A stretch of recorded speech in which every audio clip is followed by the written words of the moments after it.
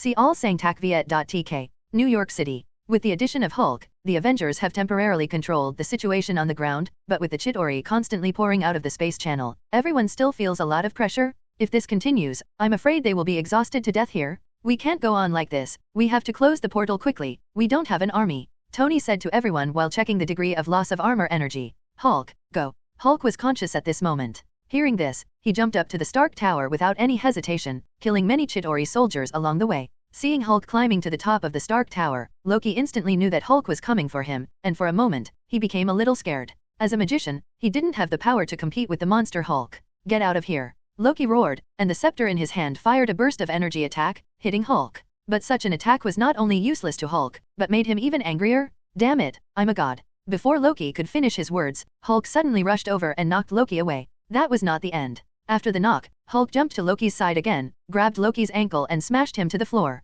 Bang bang bang. For a moment, dust flew everywhere. Hulk smashed several huge deep hits with Loki. Throwing Loki away, Hulk spat and said, God is so weak. Loki looked like he had lost all hope in life. Then, Tony suddenly received a message from Nick Fury. Tony, there is a fighter plane carrying a nuclear bomb flying towards New York City right now. The nuclear bomb will explode in about 3 minutes. You must stop it at all costs. This is not only about your lives, but also the lives of millions of people in New York City. When Tony got the news, he almost fell from the sky. Damn it! We are fighting hard here, and you guys want to kill us with nuclear bombs. Are there any of you like that? Although he was extremely angry, no one could change this fact. Now Suk didn't know whether he was alive or dead. Thor was holding back the Chitauri's air force, and Hulk couldn't fly. He had to do this by himself. Although the armor's energy was seriously insufficient, he couldn't just watch the nuclear bomb explode in New York. Jarvis, put all the armor's energy into the thrusters. Sir, the armor only has 100% energy, which is not enough to complete what you are going to do next. Then, Jarvis' voice rang out.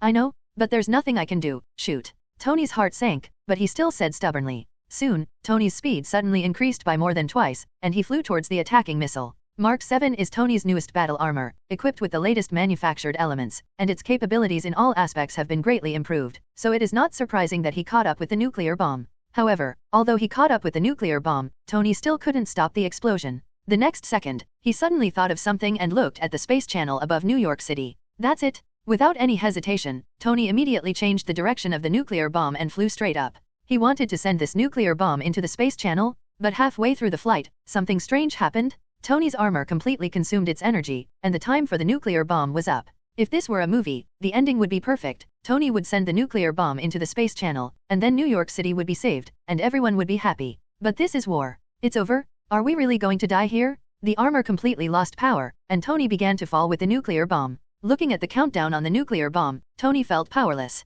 He once thought that as long as the Avengers were established, they could fight against any threat, but now it seems that he was overthinking. At the same time, other people on the ground also saw this scene in the air, and everyone fell into deep despair. 3, 2, 1. The countdown ends and the nuclear bomb explodes. Boom! But at this moment, Tony felt that the scene in front of him suddenly changed. When he opened his eyes, he had already appeared on the ground. What's going on? Tony stood up in shock. It's him, it's Mr. Suk, he's here to save us. Daisy said with tears in her eyes, pointing to the sky with a touching look. Everyone looked up and saw that at this moment, who else could it be but Suk who appeared in the sky? After blowing up the Sentinel and completely absorbing the Sentinel's energy, Suk returned to the Earth without any pause. As a result, if he had come back a second later, I'm afraid everyone would have died. The 000 exploded nuclear bomb stopped in Suk's hand in an incredible circular shape, as if Suk was holding a huge ball. Suk lowered his head, looked down at everyone like a god and said, "You have done a good job, leave it to me next. This guy just loves to show off." Tony cursed in his heart, and then he lay on the ground completely relaxed.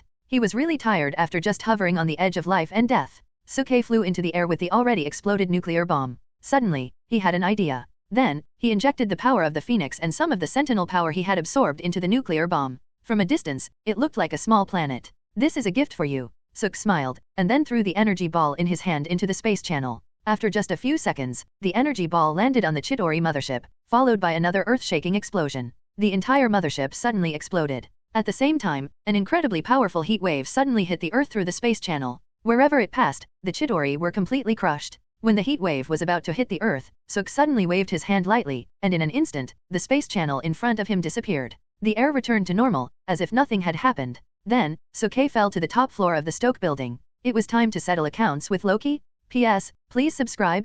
Please subscribe automatically. Please subscribe in full. But when Suk arrived at Stark Tower, he couldn't help laughing, because at this moment, someone had arrived earlier than him and was settling accounts with Loki. This person was none other than Red Tank. Loki was beaten by Hulk before, and before he could react, Red Tank suddenly came again. Although this guy was not as strong as Hulk, his method of dealing with Loki was much more powerful than Hulk. After Red Tank's torment, Loki was already bruised and swollen, and almost lost half his life, but relying on his strong physique, he did not suffer any serious injuries. Seeing Sook falling from the sky, Red Tank casually threw Loki aside like garbage, and then said with a complaining look on his face, "Boss, why didn't you tell me in advance about such a big thing? When I came, you guys had already finished fighting. How boring." Sook was speechless, because he was too busy recently, he really forgot about Red Tank. If he had brought Red Tank earlier, Tony and the others would not be so embarrassed. But it seems that there is no point in saying this now. Then, Sook said, "Okay, stop complaining, we still have Loki, today you can take revenge and complain, it's up to you." "Okay." When Red Tank heard this, his face lit up again, and he rubbed his huge hands and walked towards Loki. "Loki, you controlled me before and made me do so many bad things. I must tear your intestines out today. Don't, surrender, I have something to say." Seeing that Red Tank was not going to let him go, Loki's face turned pale with fright. Although his body was very strong, he couldn't withstand being tormented by Red Tank. "Oh, something to say? Red Tank, stop for a moment, I want to hear what he wants to say." Sitting down on a sofa, Sookie spoke. Red Tank did not dare to disobey Sookie's order, and threw Loki in front of Sookie like a dead dog. "Speak." Sookie looked at Loki calmly. "Sentinel, did you kill him?" Sook returned safely, but the sentinel disappeared. Although Loki had roughly guessed the result, he still needed to confirm it. "Not only killing him." Sookie smiled and said, "I also absorbed all his power. The explosive power of millions of stars is really strong. Loki, do you want to try it?" After saying this, a ping-pong ball-sized energy ball suddenly appeared in Sookie's hand, and this was the power of a star explosion? This time, Loki finally knew that he had completely failed. Sook is an extremely powerful being, and now he has even absorbed all the power of the Sentinel. With his current strength, even his father Odin is no match for him. With this in mind, Loki did not hesitate at all and said directly, "Regarding the deal you mentioned before, does it still count?" "What deal?" Sookie asked knowingly. "That is, I will give you the Space Stone and the Mind Stone, and then you won't kill me." As the Prince of Asgard, Loki has never been so humble, but in front of Sook, he had to be humble. "Where are the gems?" Sookie did not answer Loki directly, but just asked calmly. "Here." Loki was delighted, thinking that the deal Sook had said before was still valid, so he immediately handed the cosmic cube and his scepter to Sook. Sook first took Loki's scepter, and then gently took off the Mind Stone. "Ding! Congratulations to the host for getting the Mind Gem. Reward, 500,000 villain points, 1 chance to draw a lottery." Sookie smiled. This time, he not only absorbed the power of millions of stars from the Sentinel, but also got the Mind Gem. The system also gave him so many points and chances to draw a lottery. This wave was really worth it. After playing with the Mind Gem in his hand, Sookie put the Mind Gem in the system space. Then, he looked at the cosmic cube again.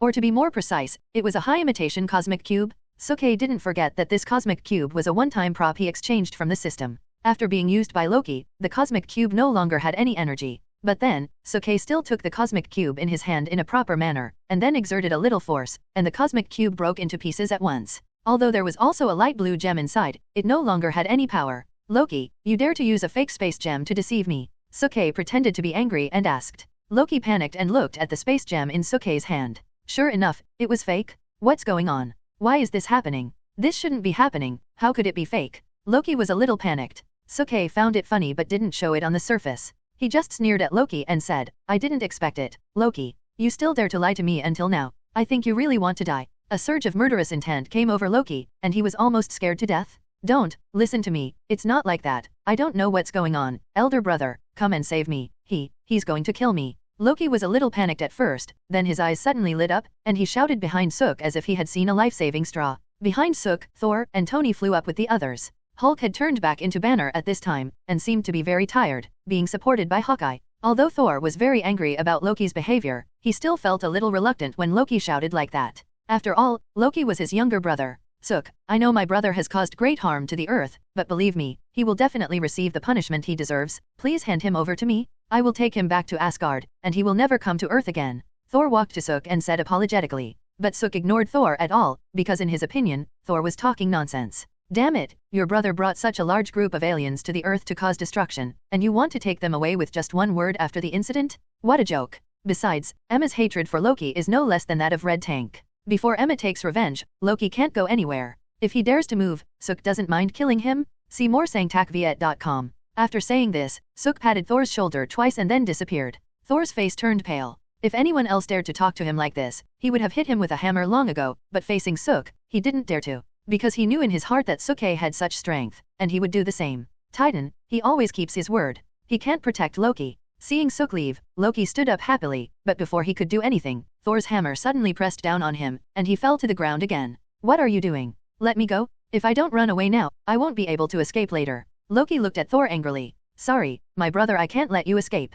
If you escape, Suk will destroy Asgard. 06 has absorbed all the power of the Sentinels. Even our father is no match for him. I'm sorry. Thor shook his head and looked at Loki sadly. Are you crazy? Loki shouted. Thor, my dear brother, I am your brother. Are you going to watch him kill me? Sorry, for Asgard. Thor said slowly, his tone was extremely sad. Although Tony, Black Widow, and others had always hated Loki, as partners who had fought together, they trusted Thor very much. Seeing Thor like this, Black Widow immediately advised Thor, don't be like this, Suk may just be talking, he may not really do it. No, Natasha, you don't understand the Titans. Thor shook his head and said, the Titans are powerful and dangerous. They always keep their promises. I can see that he is not joking, he is serious. No one can stop the Titans? For a moment, Natasha didn't know what to say. At this moment, Suk finally came back and brought Emma with him. When Suk saw the hammer on Loki, he knew that it was Thor's masterpiece. Sure enough, Thor didn't dare to go against his will. He is yours now, and I am going to kill you, Suke said softly to Emma beside him.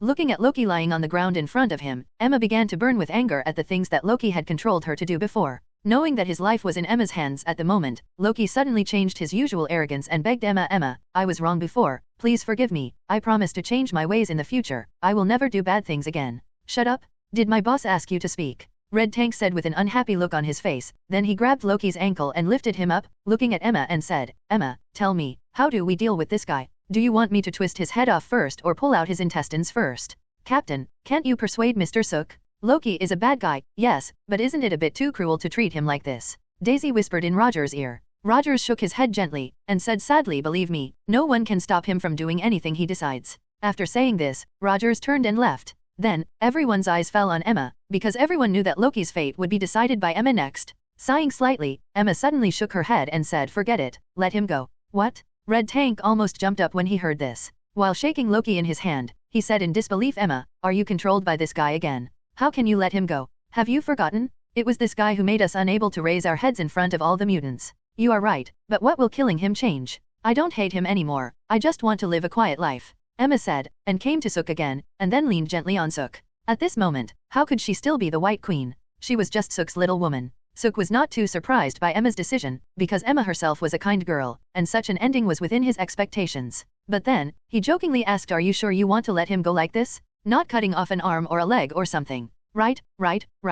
Red Tank quickly agreed, it's okay to remove a leg. Emma rolled her eyes at Suk, and said strangely, if you want to remove it, do it yourself. Send me back now, and remember to come back for dinner in the evening. Suk 000 stopped talking, just opened a space channel, and then sent Emma back. At this time, Loki finally breathed a sigh of relief. In his opinion, his life was finally saved. Sitting down on the sofa again, Suk looked at Loki and said, it's really a headache. So what should I do with you next? Although Emma has forgiven you, you still deceived me about the space gem, which I absolutely cannot forgive. Obviously, Suk was going to trick Loki. Loki just wanted to cry now. He himself couldn't figure out what was going on. It was obviously a real space gem before, so how could it suddenly become fake? But then, he suddenly thought of something and shouted, wait, ether particles, I have a way. I promise you, I will find an infinity stone for you, as long as you let me go. Thor on the side also hurriedly assured Suk, I swear as the Prince of Asgard that Loki did not lie, we will definitely find a way to find an infinity stone for you. Although the infinity stone is a very important thing, it is obvious that Loki's life is more important than the infinity stone. Fila reminds you, 3 things to do when reading, collection, recommendation.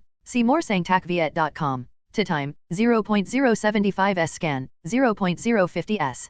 PS, dear readers, please subscribe automatically. Please subscribe in full. Ether particles, isn't this the reality gem? Suk's eyes lit up. If it was just Loki who said this, he probably wouldn't believe it, because Loki had no credibility at all. But if Thor also made such a guarantee, then it would be a different story. After all, as the Prince of Asgard, Thor's credibility is still trustworthy. Thinking of this, Suk looked at Thor and said, Thor, I don't believe Loki, but I believe you. Since you have guaranteed him, I will let him go for now, but I hope you don't forget this matter, otherwise I will be very angry. Don't worry, this is my promise, I will definitely keep it. Thor said seriously. Very good, then you can take Loki away now. Suke waved his hand. Although Red Tank looked unhappy, he still threw Loki to the ground. Of course, he didn't forget to step on. Hey everyone, welcome to our channel, and thank you for your support. If there's a favorite novel on the channel and you want the next part, you're just one step away. Become a Patreon member and I can make it depending on your tier. Thank you for your attention. Loki in the end. Loki felt wronged, but he was helpless. Baby felt so bitter. The war was over, and there was no point for Thor to stay here any longer. In addition, he had to help Suk find the Reality Stone, so Thor took Loki back to Asgard. Because the mothership was destroyed, the Chitauri and war beasts still on Earth had already lost their lives. Although they messed up New York City, the Avengers won after all. On the other side, after seeing all this, there was a cheer on the S.H.I.E.L.D.'s aerospace carrier, because they finally won. They finally protected the Earth. In the following period of time, the Battle of New York became a topic of discussion for almost everyone. All newspapers and news programs in the world were constantly reporting on this matter. Similarly, the Avengers became a heroic organization recognized by everyone. As for Suk, he completed the tasks assigned by the system. At present, his system villain points have reached nearly 2 million. He also won good things in the previous 2 lotteries. Everything seems to be perfect. But, it's not like that. Suk hasn't seen Jean for a long time. Sometimes when he called her, Jean wouldn't tell him where she was. Suk always felt that Jean was hiding something from him, but Jean didn't want to say it. She just told him not to worry. Jean was Suk's woman, and Suk didn't want to force her, so he had no choice. As for the mind gem he got, Suk felt that it was a bit useless and far less useful than the space gem, because the mind gem could mainly control people's minds and make them do things according to his commands, but Suk didn't like it, so the mind gem had been lying in the SU system space. During this time, Suk was not idle either. He was not even on Earth most of the time, but came to a desolate place in the universe, and then he skillfully mastered the power of millions of stars that he had absorbed from the Sentinels before. This kind of power is extremely terrifying. It can destroy a planet. Suk doesn't want to accidentally destroy the Earth, which would be a bit too fucked up. So in the recent period of time, he has been wandering in the universe. Generally speaking, this period of time has been relatively peaceful. Until this day, he received a call from Tony. Suk, where are you? Suk-hye looked at the sun below him and said, I am testing the temperature my body can withstand in the sun. What's the matter? Etc. You said you were on the sun? The sun in the sky. On Earth, Tony looked up at the sun in the sky with a speechless face. That's right, the power of the Sentinel not only gave me stronger strength, but also made my body stronger. For now, the sun can't destroy my body. Suk-hye said slowly, but his expression was helpless, because although the sun couldn't cause any harm to him, the clothes on his body were not the same. Every time he didn't get close to the sun, his clothes would turn into ashes in an instant. Fortunately, there were not many people in the sky, otherwise this would definitely become a big news at the cosmic level. Suk-hye had already thought of the title, A Man Running Naked on the Sun. Cell phones on Earth cannot be used in outer space, and this is when the Mind Stone that Suk had obtained came in handy. Although Tony called, Suk didn't have a phone. He just used a special method to use the Mind Stone as a phone. On Earth, Tony was a little drunk. Although he always knew that Suk was very strong, he never thought that Suk was so strong that he could walk on the sun. It seems that Suk has to join the Avengers. Otherwise, if there is another enemy like the Sentinel in the future, they will not be able to deal with it. But of course, this kind of thing can't be said at the moment. Tony came back to his senses and said, I almost forgot to tell you something serious. I'm in Washington now. There's going to be a meeting here about the Mutant Registration Act. You have a special relationship with mutants, so I think I have to tell you about this. Also, Professor X, Hank and the others seem to be here, including your girlfriend. Do you want to go? What did you say? Tony hadn't finished speaking when Suk's voice suddenly rang out, and it rang in Tony's ear. This sudden voice almost scared Tony to death. Looking back, Tony saw that Suk had appeared behind him, wearing a suit. Because he didn't have a suitable battle armor, Suk's system space always had spare clothes, so he could just change into a suit when needed. Please, can you please say hello before you show up next time? People who scare others will kill them. Tony hung up the phone and said speechlessly. Suk-hye waved his hand and asked, okay, tell me what's going on. The Mutant Registration Act is also a well-known major event in the X-Men. Suk-hye had no interest in this matter, but when he heard Tony say that Jean was here, he instantly became interested.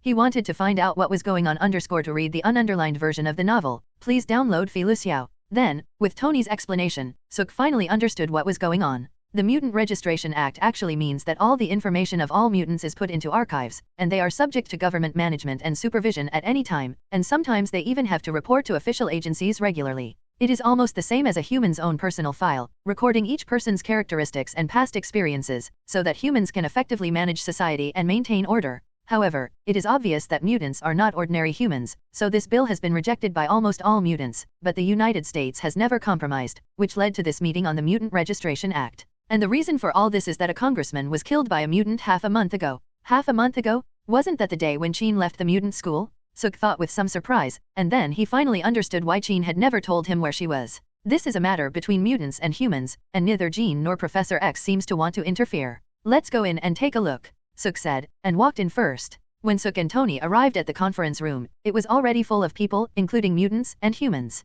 At this moment, a congressman was expressing his own theory. Suk did not deliberately look for Jean, but just found a place to sit down with Tony. First of all, I think everyone knows that mutants have superpowers. Their abilities vary. Some can walk through walls, some have telepathy, some can control objects, and there are too many to count. Some of these abilities are extremely destructive to social order in human society. For example, mind control. If the owner is a lunatic, or holds a grudge against others for some trivial matter, and controls them to make them commit suicide, and ordinary police officers do not know the existence of these mutants, will these people die in vain? Will the mutant become even more lawless as a result? Some mutants have the ability to pass through walls. Do these mutants break into banks and other people's homes at will to steal things? But because no one knows and there is no evidence, they are allowed to go unpunished. Do the losses only fall on the victims? In summary, I think the Mutant Registration Act must be implemented. If mutants want to live with humans, then they must be the same as humans. As the congressman finished speaking, all the humans present applauded, even Tony beside Suk, while the mutants were silent. Although Suk didn't like what the congressman said, he had to admit that what he said was indeed reasonable and almost impossible to refute. Then, in the center of the meeting, a man suddenly walked up, and it was Professor X. Hello everyone, my name is Charles Francis Xavier, I am a mutant and also the principal of the mutant school. What I want to tell you is that mutants are also human beings. We just want to live in peace with humans. We have been doing this all the time. I keep telling my students to believe in humans and help humans. We have never been your enemies. Professor, we never said you were the enemy. We just want you to register, that's all. Humans can register, so why can't mutants? A congressman said. Register? Are you sure you really want us to register, and not to use us for experiments? Look at the wounds on my body, this is the work of you humans. You humans only want to control us, and never thought about living in peace with us. Suddenly, a mutant ran to the center of the venue in the crowd, and then suddenly tore off his clothes. For a moment, everyone saw that the mutant's body was covered with dense needle holes and various wounds. Then, all the congressmen were embarrassed, because they all knew that they had planned to weaponize mutants a long time ago.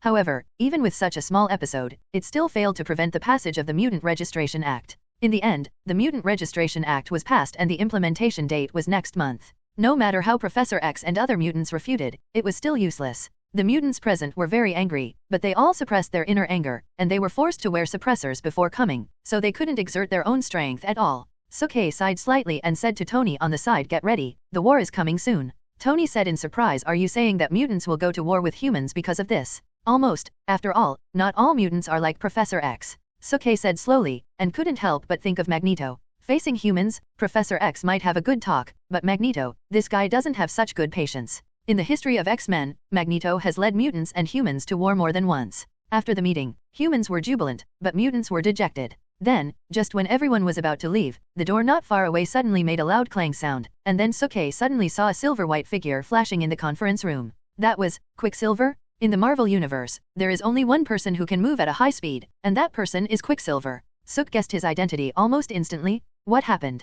Who? What happened? For a moment, the whole scene became a little chaotic. Seeing this, the guards around took out their pistols and pointed them at all the mutants. Don't do it, we have no ill intentions, this is not what we did. Seeing this, Professor X shouted nervously, and the mutants behind him were also scared at this moment. No one expected such a thing to happen. Among these people, Jean was also included. Suke's face changed. He originally didn't intend to take action this time, but seeing that someone had pointed a gun at Jean, how could he hold back? Dare to touch his woman, it's simply courting death. In a flash, Suke appeared beside Jean in an instant, and then held Jean in his arms. Jean felt a darkening in front of her eyes, and when she reacted, she saw that she was already in Suke's arms. Why are you here? Jean asked in surprise and excitement. There is no other way. You refused to tell me where you are, so I can only come to find you myself? Don't worry, I'll take care of everything. Suke said with a smile. Don't move, who are you? Put your hands up, or we will shoot. Suddenly at this moment, all the guards noticed Suk, and then all the guns were pointed at Suk again. Suk's eyes turned cold, and a murderous intent suddenly surged in his heart. But at this moment, another silver-white light flashed, and then the pistols in the hands of all the guards disappeared. At the same time, Tony had already put on the armor, then flew down from his seat, landed in front of Suk and shouted, hey, don't be nervous, don't be nervous. Tony was really worried that Suk would kill all the humans here if they didn't agree with him. At this time, Professor X and others also found Suk, but the situation was urgent, so they didn't bother to say hello. Hey, Suke, please control yourself a little and don't kill anyone, okay? I didn't bring you here to kill anyone today. Tony turned to Suke and said. I'll try my best. Suke said slowly, his eyes still following Quicksilver, who kept moving in the conference room, and it seemed that no one had noticed him until now. Did you make those guns just now? Tony looked at Sukei's hand curiously, but found that Sukei had nothing in his hand. No, I did what I did just now. Before Sukei could answer, a voice suddenly came from not far away. Everyone looked back and saw that at this moment, a boy in silver clothes was sitting on the head of a congressman. His hands loosened, and dozens of pistols fell to the ground with a clattering sound. It was indeed Quicksilver. Quicksilver's real name is Pietro Django Maximoff. There are many versions of his origin story, but it is currently recognized that he is the son of Magneto. He also has a twin sister, Scarlet Witch. Quicksilver has the ability to move at high speed, and his sister Scarlet Witch is even more powerful. She is an Omega mutant with chaos magic and the ability to modify probability. Wait, if Quicksilver is here, doesn't that mean Scarlet Witch is here too? Sukei thought with some surprise. Kid, who are you? This is not a place where you can act wild. I advise you to leave now, Tony said. As you can see, I am also a mutant, but unlike them, I will not sign this shitty mutant registration bill, Quicksilver said, and picked up the mutant registration bill on the table, and then tore it into pieces at super speed and threw it into the air. Then, he suddenly came to Professor X again, and then looked at Professor X with some disappointment and said, Professor, I originally came to seek your help, but now it seems that you can't even help yourself. I am very disappointed in you. After saying this, Quicksilver's figure flashed again, and then he ran quickly to the door. But when Quicksilver ran to the door, his body suddenly stopped, and he actually lost his speed. What's going on? Quicksilver shouted in surprise. Boy, it seems that you didn't understand the situation here before you came. There are mutant inhibitors everywhere around here. You can use your ability to get in, but you can't use your ability to get out, a guard said fiercely, and then knocked Quicksilver to the ground with a punch. Stop it. Professor X said angrily. He is just a child, he didn't hurt anyone. No, Professor, he is a mutant, and a dangerous mutant at that. He must be locked up. The congressman who was ridden on by Quicksilver before said angrily while pinching his neck. Sook has no interest in Quicksilver, but he has a great interest in his sister Scarlet Witch, because the power possessed by Scarlet Witch is chaos magic, which is a superpower that can be compared with the power of the Phoenix. But it is obvious that if you want to find Scarlet Witch, you still have to rely on Quicksilver. Thinking of this, Sook said to Jean in his arms, wait for me here, I'm going to do something. Yeah, Jean nodded obediently. Reaching out to stop the guard who had handcuffed Quicksilver, Sook said lightly, let him go. Who are you? Are you a mutant too? The guard asked with a vigilant look on his face, and he had no intention of letting Quicksilver go. Sukei was too lazy to say it a second time. His eyes turned cold, and a murderous intent mixed with domineering aura spread out. The guard was so scared that he couldn't help but take a few steps back and then knelt on the ground. Pulling off the handcuffs that handcuffed Quicksilver, Sukei asked, if I'm not mistaken, you should have a sister, right? Where is she? You, how did you know that? Quicksilver asked in surprise, do you know us? I guess so. Sukei nodded. As a Marvel fan in his previous life, he naturally knew Quicksilver and Scarlet Witch. When Quicksilver heard this, his face instantly lit up again, and he hurriedly said, since you know us, can you help me save my sister? My sister has been captured, but I can't save her alone. Captured? Sukei was a little surprised, and then asked who? I don't know either, but according to the information I got, they seem to be called Hydra.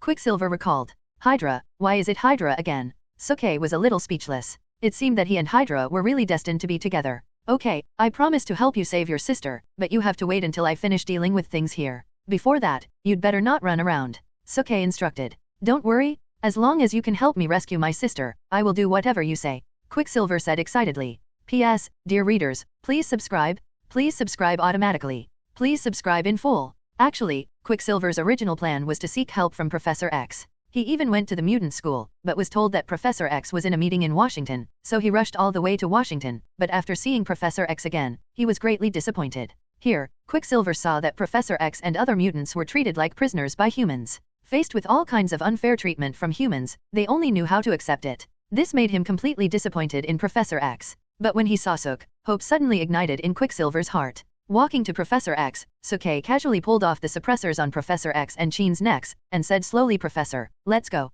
There is no point in staying here any longer. Believe it or not, humans will never truly accept mutants. There may be a short period of peace between you, but this peace will never last too long. Professor X felt bitter in his heart. How could he not know this truth? But for the sake of peace, he had been enduring it all the time. Even though he was treated like an animal and had a suppressor put on his neck, he still tried to make humans believe in mutants. But it was obvious that everything was in vain. Humans don't trust mutants. There will be no peace between mutants and humans. Unlike Magneto, he has always insisted on a path opposite to Magneto. Even if he sometimes thinks Magneto is right, he still insists on his own path. But now, he suddenly doesn't want to persist. Professor X took another look at the Mutant Registration Act in his hand, shook it gently, and then threw it on the ground like trash. Sorry, I don't agree. We don't agree either.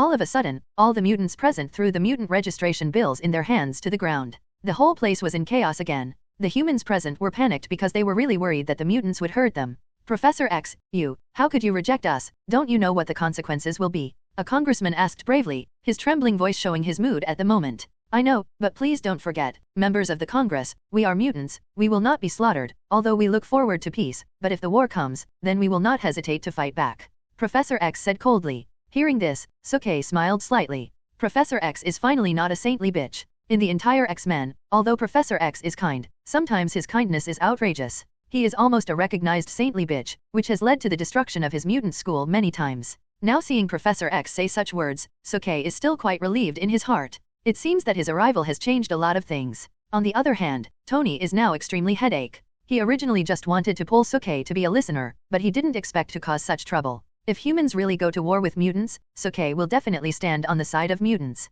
With Suke, how can humans be the opponent of mutants? When Tony thought of this, he was so angry that he wanted to slap himself. At this point, there was no need to say anything more. Then, Suke opened a passage leading to the mutant school with a thought. Let's go. After saying hello, Suk walked in first, followed by Professor X, Jean, Hank, and Quicksilver. Soon, all the mutants in the conference room left, and even Tony left with Suk, because Tony felt that he needed to persuade Professor X and Suk. After all, war is not a joke. The congressman and the remaining humans looked at each other, and finally shook their heads helplessly, because everyone knew that the world was afraid that another war would come. In the mutant school, after all the mutants were settled, Professor X sat on the chair with a headache, pinching his forehead, and began to think about what to do next. If he directly rejected the mutant registration bill, the result would be that the human army would start to arrest mutants, and his mutant school would definitely be the first to bear the brunt. There were still hundreds of mutant children here, and he had to find a way to protect them. So what should we do next? Professor X frowned and looked at the people in front of him and asked, what else can we do?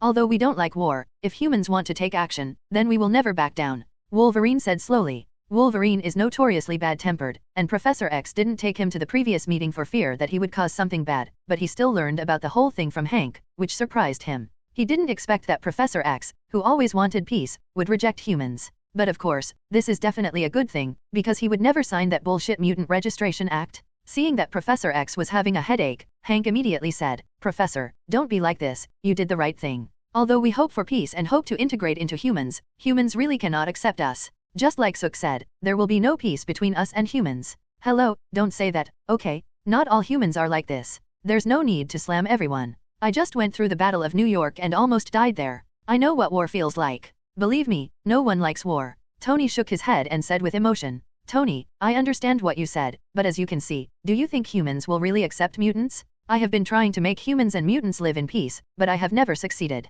Maybe, I was really wrong. Professor X looked at Tony and spoke slowly. Suk. Tony heard this and suddenly thought of something. Then he looked around and asked, wait a minute, where is Suke? I don't think I've seen him since I came back. Where did he go? Not sure, I think he took the piano to play in space. Space. Tony is a little drunk? See all sangtakviet.tk. But of course, those were not real fireworks, but the scenery produced by the explosion of a planet? When Jean said that he wanted to watch the fireworks here, Suke almost blew up a planet in front of him without thinking, and then there was this beautiful scene. But of course, not all planets in the universe have life. The planet that Suke just blew up was a planet without life. Jean did not have the ability to fly and breathe in space, but this was nothing to Suke at the moment. Since he got the power of the Sentinel, Suke was almost omnipotent. He released an energy shield at will, which allowed Jean to fly and breathe.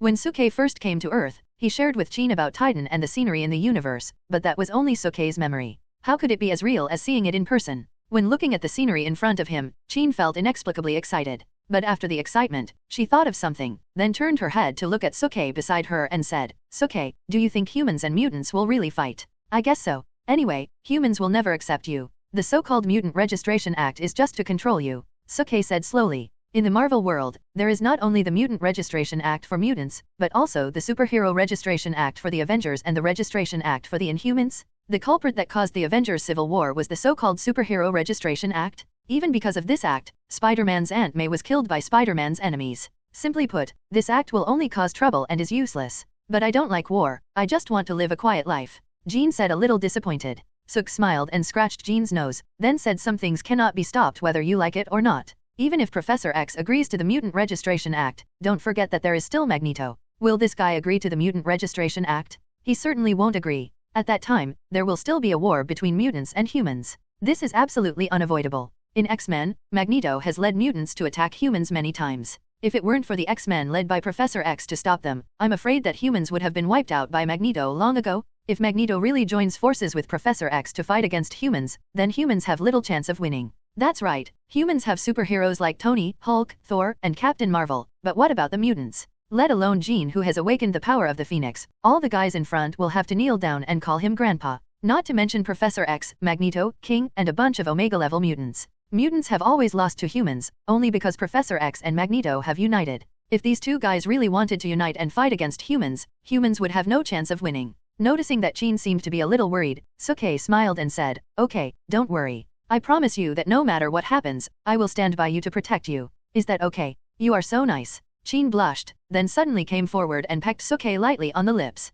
Suke licked his lips and said with a look of unsatisfied satisfaction, "This seems a little bit not enough. What else do you want?" Jean's face turned red like a ripe apple. "What do you think?" Suke said as he turned over and pressed Jean under him. For a moment, Jean and Suke looked at each other. Jean seemed to realize something as she stared at Suke's burning eyes. This is space. What's wrong with space? This is romantic. Well. Jean was about to say something, but then Suke's lips came close to hers. Then, Suke's hands began to become unsteady. In the endless universe, under the beautiful scenery of stars, Suke finally ate Jean. And it also replenished the power of the Phoenix. Although Suke had imagined the scene of eating Jean many times before, it must be said that Suke never expected that he would actually eat Jean in space in the end. After a long time, when everything was over, Suke took Jean back to the mutant school. Jean was embarrassed about what happened just now, so she hid in her room as soon as she came back. As for Suke, he came to Professor X's office. When he came to the office, Suke found that Tony had left, and Quicksilver was already waiting for him here. "Is the matter done? If it is done, please go and save my sister now." When he saw Suke for the first time, Quicksilver said anxiously, "I have promised to rescue her sister, but before that I want to find out what is going on and then make a plan." But he doesn't want to wait at all. Professor X said helplessly, "It is very dangerous to send people to rescue people without knowing anything, especially when the other party is Hydra." Suke naturally doesn't care about any danger, because all dangers are nothing to him, but before taking action, he feels that he really needs to find out what is going on.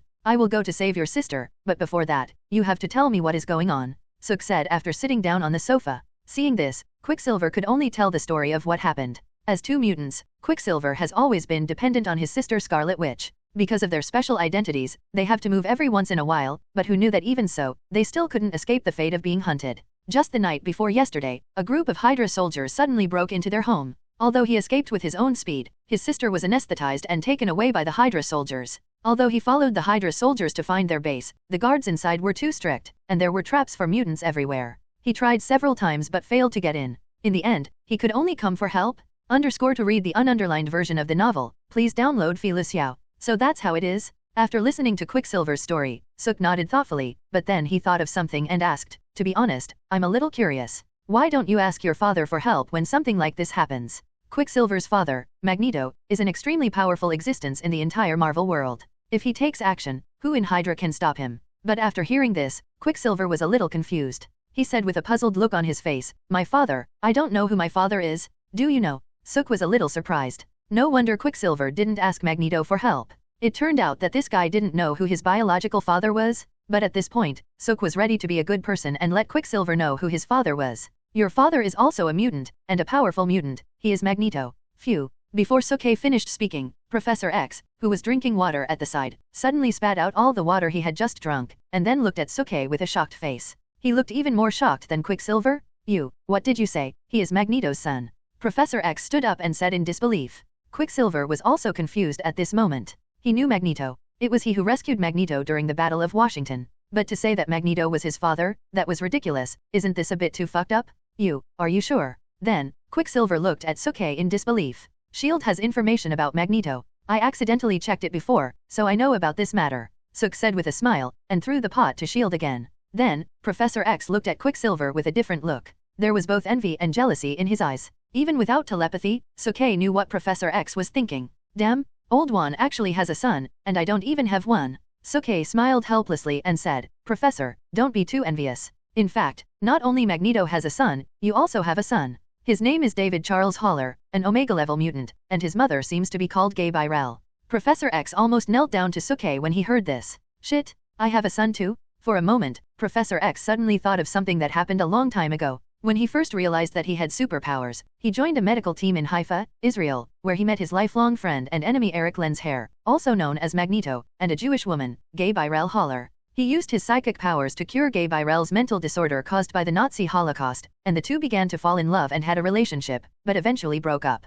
He didn't know that Gay Birel had given birth to a son for him. Sook, I'll leave it to you to help Quicksilver save his sister. I have something to do first. If you need anything, let Logan, Hank and the others do it. After saying this anxiously, Professor X hurried out without waiting for Sook and Quicksilver to reply. Sook knew that Professor X was going to look for his son. After the professor left, Quicksilver still had a hard time reacting. Sook could see that it seemed difficult for this guy to accept that his father was Magneto. Okay, you will know about your father when you meet him later. Now let's go save your sister first? Tell me where that place is exactly, Sookie said. For a moment, Quicksilver finally reacted and told Sookie the specific location. Then, Sookie's mind moved, and a space channel appeared in front of him. On the other side of the space channel was a military base built in a wilderness. That special sign, who else could it be but Hydra? This ability is really useful. With a sigh in his heart, Quicksilver followed Sook into the room. Outside the base, Quicksilver hid behind a big tree and pointed to the base not far away and said to Sookie, I have tried it before. It seems that there are things installed around this base that can suppress the abilities of mutants.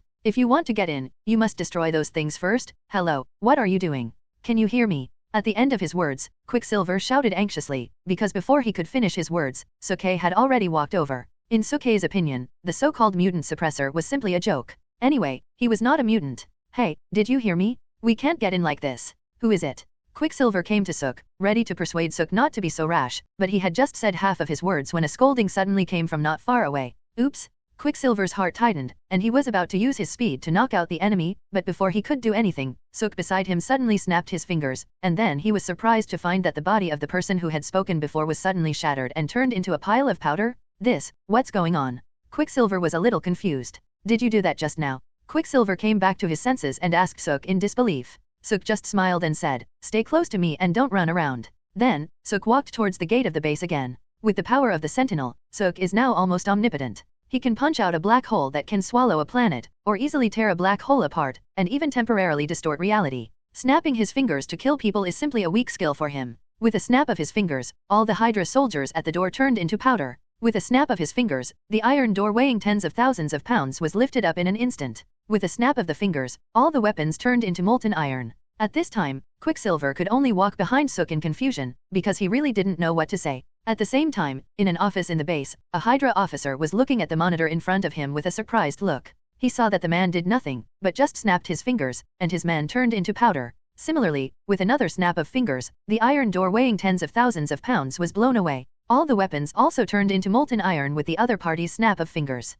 Who is this guy? A mutant? The Hydra officer asked in surprise. He had never seen anything like this before. It was simply unbelievable. Although Hydra still exists, in order to prevent being found by S.H.I.E.L.D., most of them have no contact with each other. Therefore, he knew nothing about Sook and thought Sook was just a mutant? But this seems a bit wrong. If he is really a mutant, then the mutant inhibitors placed around him should make him lose his superpowers, right? Why didn't he lose his superpowers? Waves of doubt surged into the Hydra officer's mind, but then he still gave the order. Close all entrances and exits of the base, release anesthetic gas, and tell everyone to capture him alive. I am very interested in this man. The Hydra officer was fascinated by the power of the Scarlet Witch he had captured before. He did not expect that another powerful mutant would come at this time. To be honest, he was really excited. What's going on? At the same time, Sook and Quicksilver, who were looking for the Scarlet Witch in the base, also noticed something wrong. All the doors in front and behind were closed in an instant. At the same time, a gas began to spread throughout the base. Not good, there's something wrong with this gas.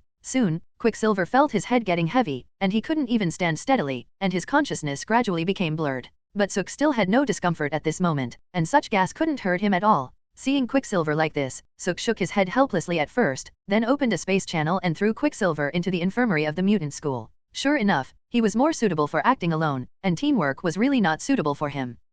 What ability is this? Space teleportation. The Hydra officer was surprised to see through the monitor that Sookie could actually open the space channel. Of course, what surprised him even more was that the anesthetic gas had no effect on this man. Is this man not a human? On the other hand, after sending Quicksilver away, Sook's actions became more unscrupulous. Before, because Quicksilver was following him like a tail, he didn't dare to make any big moves, fearing that he might accidentally hurt Quicksilver. But now that Quicksilver had left, he had no scruples. If it weren't for saving Scarlet Witch, Sook wouldn't have needed to go through so much trouble. He could just throw these guys into space with the base. However, in order to save people, he could only be patient. He killed 3 Hydra soldiers wearing gas masks again. Suk suddenly thought that instead of searching aimlessly, it would be better to catch someone and ask. Soon, 2 more Hydra soldiers came to the door. This time, Suk didn't kill them, but teleported in front of them, and then said softly, "Where is the girl you caught before? Tell me." For a moment, the mind gem in the system space was sensed, and the 2 soldiers instantly became Suk's puppets. "The girl is locked in a secret room in the basement," a soldier said, and even pointed out a way for Suk. "Very good." Suk patted the soldier on the shoulder, and then whispered in his ear, "Kill the other guy, and then commit suicide." After saying this, Suk left without looking back. Soon, 2 more gunshots rang out behind him, and then 2 bodies fell to the ground. With the guidance of the Hydra soldiers, Suk quickly arrived at the basement. Although there were many Hydra soldiers here, they all turned into powder with a snap of his fingers. This is the simplest and most flawless way to kill? Melting the iron door of the basement, Suk finally saw the Scarlet Witch, who was in a coma. It has to be said, this guy is really beautiful, even more beautiful and sexy than in the movie. "Who are you? Why are you looking for trouble with us?" Just when Suk was about to rescue Scarlet Witch, a voice rang out in the secret room. Suk heard it, but he ignored it, because in his opinion, except for himself and Scarlet Witch, everyone else in the base was going to die. What was there to say to a dying person? After being ignored by Suk, the Hydra officer instantly became a little angry. At the same time, he also knew that he could not stop Suk from rescuing Scarlet Witch. With the mentality of burning both sides, he opened a drawer next to him and took out a button. "Go to hell, bastard." In the secret room, the sleeping Scarlet Witch was suddenly awakened by a strong electric current. The strong pain made her unable to control her power at all. For a moment, a powerful force began to surge out of her body, and then instantly shattered everything around her. "This is chaos magic?" Suk was a little surprised. He didn't expect that Hydra had already figured out how to stimulate Scarlet Witch to unleash her power. Just like when the Sentinels exploded before, the Chaos Cube could no longer spread when it got close to Suk, and was then completely destroyed by Suk. Inhaled into the body. Then, Scarlet Witch also fell to the ground, but before she fell to the ground, Suk had already stepped forward and hugged her in his arms. This really has no end. Feeling the new power in his body, Suk smiled and shook his head again. It seemed that the mysterious power was becoming less and less valuable recently. Suk casually opened a space channel, carried the Scarlet Witch and walked out, and then appeared outside the base. "Goodbye." With a slight smile, Suk snapped his fingers again. In an instant, the Hydra base in front of him suddenly disappeared completely. At the same time, a Hydra base suddenly appeared in space. Then, just when Suk was about to take Scarlet Witch away, the Scarlet Witch in his arms gradually woke up. But when she saw Suk for the first time, a red light flashed in her hand, and then hit Suk's chest. Bang! The red light dissipated in an instant, and Scarlet Witch felt as if she had hit a piece of metal, and her wrist was hurting badly. Suk looked down at the Scarlet Witch in his arms speechlessly and said, "Hey, what are you doing? Is this your way of repaying your savior?" "Savior?" Scarlet Witch was stunned at first, then seemed to remember something, and began to look around. "Here, where is this place? How did I get here? I seem to have been caught before, etc. Did you save me?" At this moment, Scarlet Witch finally reacted. "Is there anyone else here besides you and me?" Suk smiled helplessly. Scarlet Witch blushed first, then said, "Thank you for saving me, but could you please put me down first?" "Forward." Suk then realized that he was still holding someone. After putting Scarlet Witch on the ground and resting for a while, Scarlet Witch looked at Suk and said, "Are you a mutant too? And how did you find me? Don't get me wrong." Suk shook his head and said, "I'm not a mutant, and of course I'm not a human.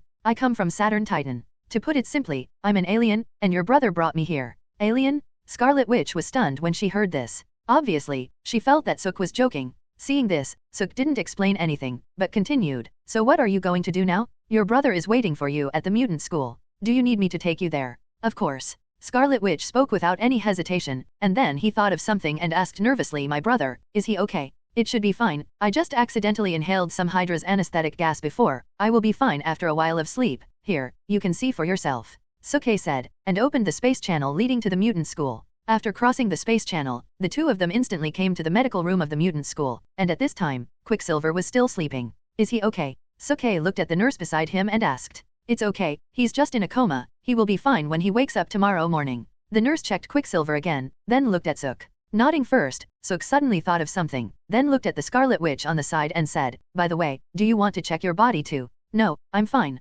Scarlet Witch shook her head gently, then looked at Quicksilver. "Come on, I'll take you to rest. When you get up tomorrow, he'll be fine," Suk said, and led the way again. But after walking out of the medical room, Suk found that the atmosphere in the school was a little weird. It was already night, but the lights were still on, and it was a little scary how quiet it was. What happened? Suk thought with some surprise. The next second, the door not far away was suddenly slammed open, and then Wolverine fell to the ground in embarrassment. Then, a middle-aged man wearing a helmet walked in slowly. Just one glance at him, Sookie recognized his identity. Magneto? Magneto's real name is Eric Lanshair. He is a powerful mutant who can control the Earth's magnetic field and use it to make himself fly. He has been a friend of Professor X for many years. He parted ways with Professor X for human reasons and founded the Brotherhood of Mutants. Because of the cruelty of World War II and the crazy attack of humans on mutants, Magneto hates humans very much, and has repeatedly fought with the X-Men who tried to stop him, the Avengers, and other superhero teams as enemies. It is worth mentioning that Magneto's ability is not actually to control metals, this is only a small part of his ability. He can control the electromagnetic field of the entire Earth and manipulate it to achieve a variety of different effects at the same time. He can use magnetism to subdue the army, raise islands from the bottom of the sea, move mountains, change the direction of rivers, and threaten to destroy the world with floods and earthquakes. It can be said that Magneto can control any form of magnetic field to an almost infinite degree. Sook was somewhat surprised. He didn't expect to meet Magneto here. Is this guy here to recognize his son and daughter? It doesn't make sense. I just rescued Scarlet Witch, and this guy arrived right after. This is obviously unscientific. Just as he was thinking about it, Magneto slowly walked in, then looked at Wolverine on the ground and said, "Logan, you are still as stupid as before. When will you realize that you can never defeat me?" There is no doubt that Wolverine is a powerful mutant, but when facing Magneto, Wolverine is always completely restrained, because Magneto can control the Amanda metal in his body, which makes him unable to get close to Magneto at all. "Eric, why did you come here? You should know that you are not welcome here." Then, Hank and others came in from outside, helping Wolverine up and said, everyone looked nervous.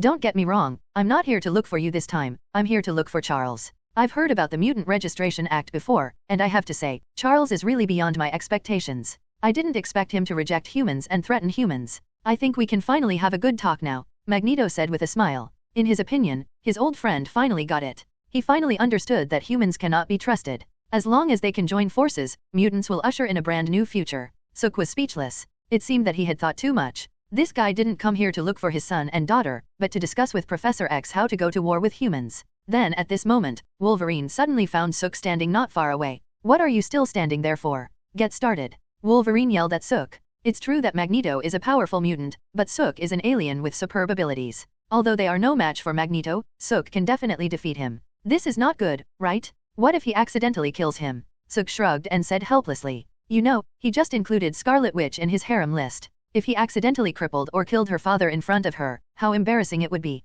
Magneto, Wolverine, Hank. Everyone looked at Sook in silence, especially Magneto, whose sharp eyes made him want to skin Sook alive. Who is this guy? Is he a mutant? Magneto looked at Hank and asked, his tone full of uncontrollable anger. No, he is. That's right. Before Hank could finish his words, Magneto suddenly waved his hand violently. In an instant, the whole room suddenly trembled, and then countless iron objects began to condense in the air, and then turned into sharp iron spikes. If you were a mutant, maybe I would spare you, but you are not even a mutant, so I cannot forgive you. After saying this with a cold look in his eyes, Magneto clenched his fists fiercely, and then the iron spikes in the sky began to stab towards Sook. Wolverine and others were not worried at all at this moment, they even wanted to laugh, because everyone knew that Magneto was going to be in big trouble. Although Sook found Magneto's attack a little funny, he still stretched out his hand and grabbed the air. In an instant, the space was broken, a black hole appeared, and all the iron spikes sank into the black hole. Then, before Magneto could react, Sook came to Magneto, opened a space channel in the air, and threw him in. At the other end of the space channel was a space.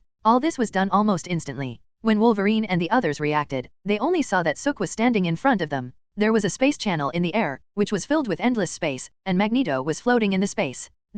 Although they already knew that Magneto would not be a match for Sook, Wolverine and the others did not expect that Sook would defeat Magneto in an instant and throw him directly into space. This was really too incredible for them. Magneto actually knelt down in a second. Outside the gate, the mutants brought by Magneto were also stunned. Their boss was killed in an instant. Sook, stop! Don't kill him! Then at this moment, Mystique finally appeared. The moment she appeared, she shouted anxiously. At this moment, Magneto, who was floating in space, was about to die due to extreme cold and lack of oxygen. In fact, even without Mystique's reminder, Sook would not kill Magneto. After all, this guy will become his father-in-law in the future. If he really kills him, Scarlet Witch will not be able to explain. With a snap of his fingers, Magneto, who was floating in the air, suddenly fell through the space channel and fell heavily to the ground. Wolverine wanted to go up and stab him, but was blocked by Mystique. Logan, forget it. Believe me, after the lesson just now, he won't mess around again. After hearing this, Logan retracted his steel claws in dismay, and then went with Hank to comfort the students who were panicked by Magneto's arrival.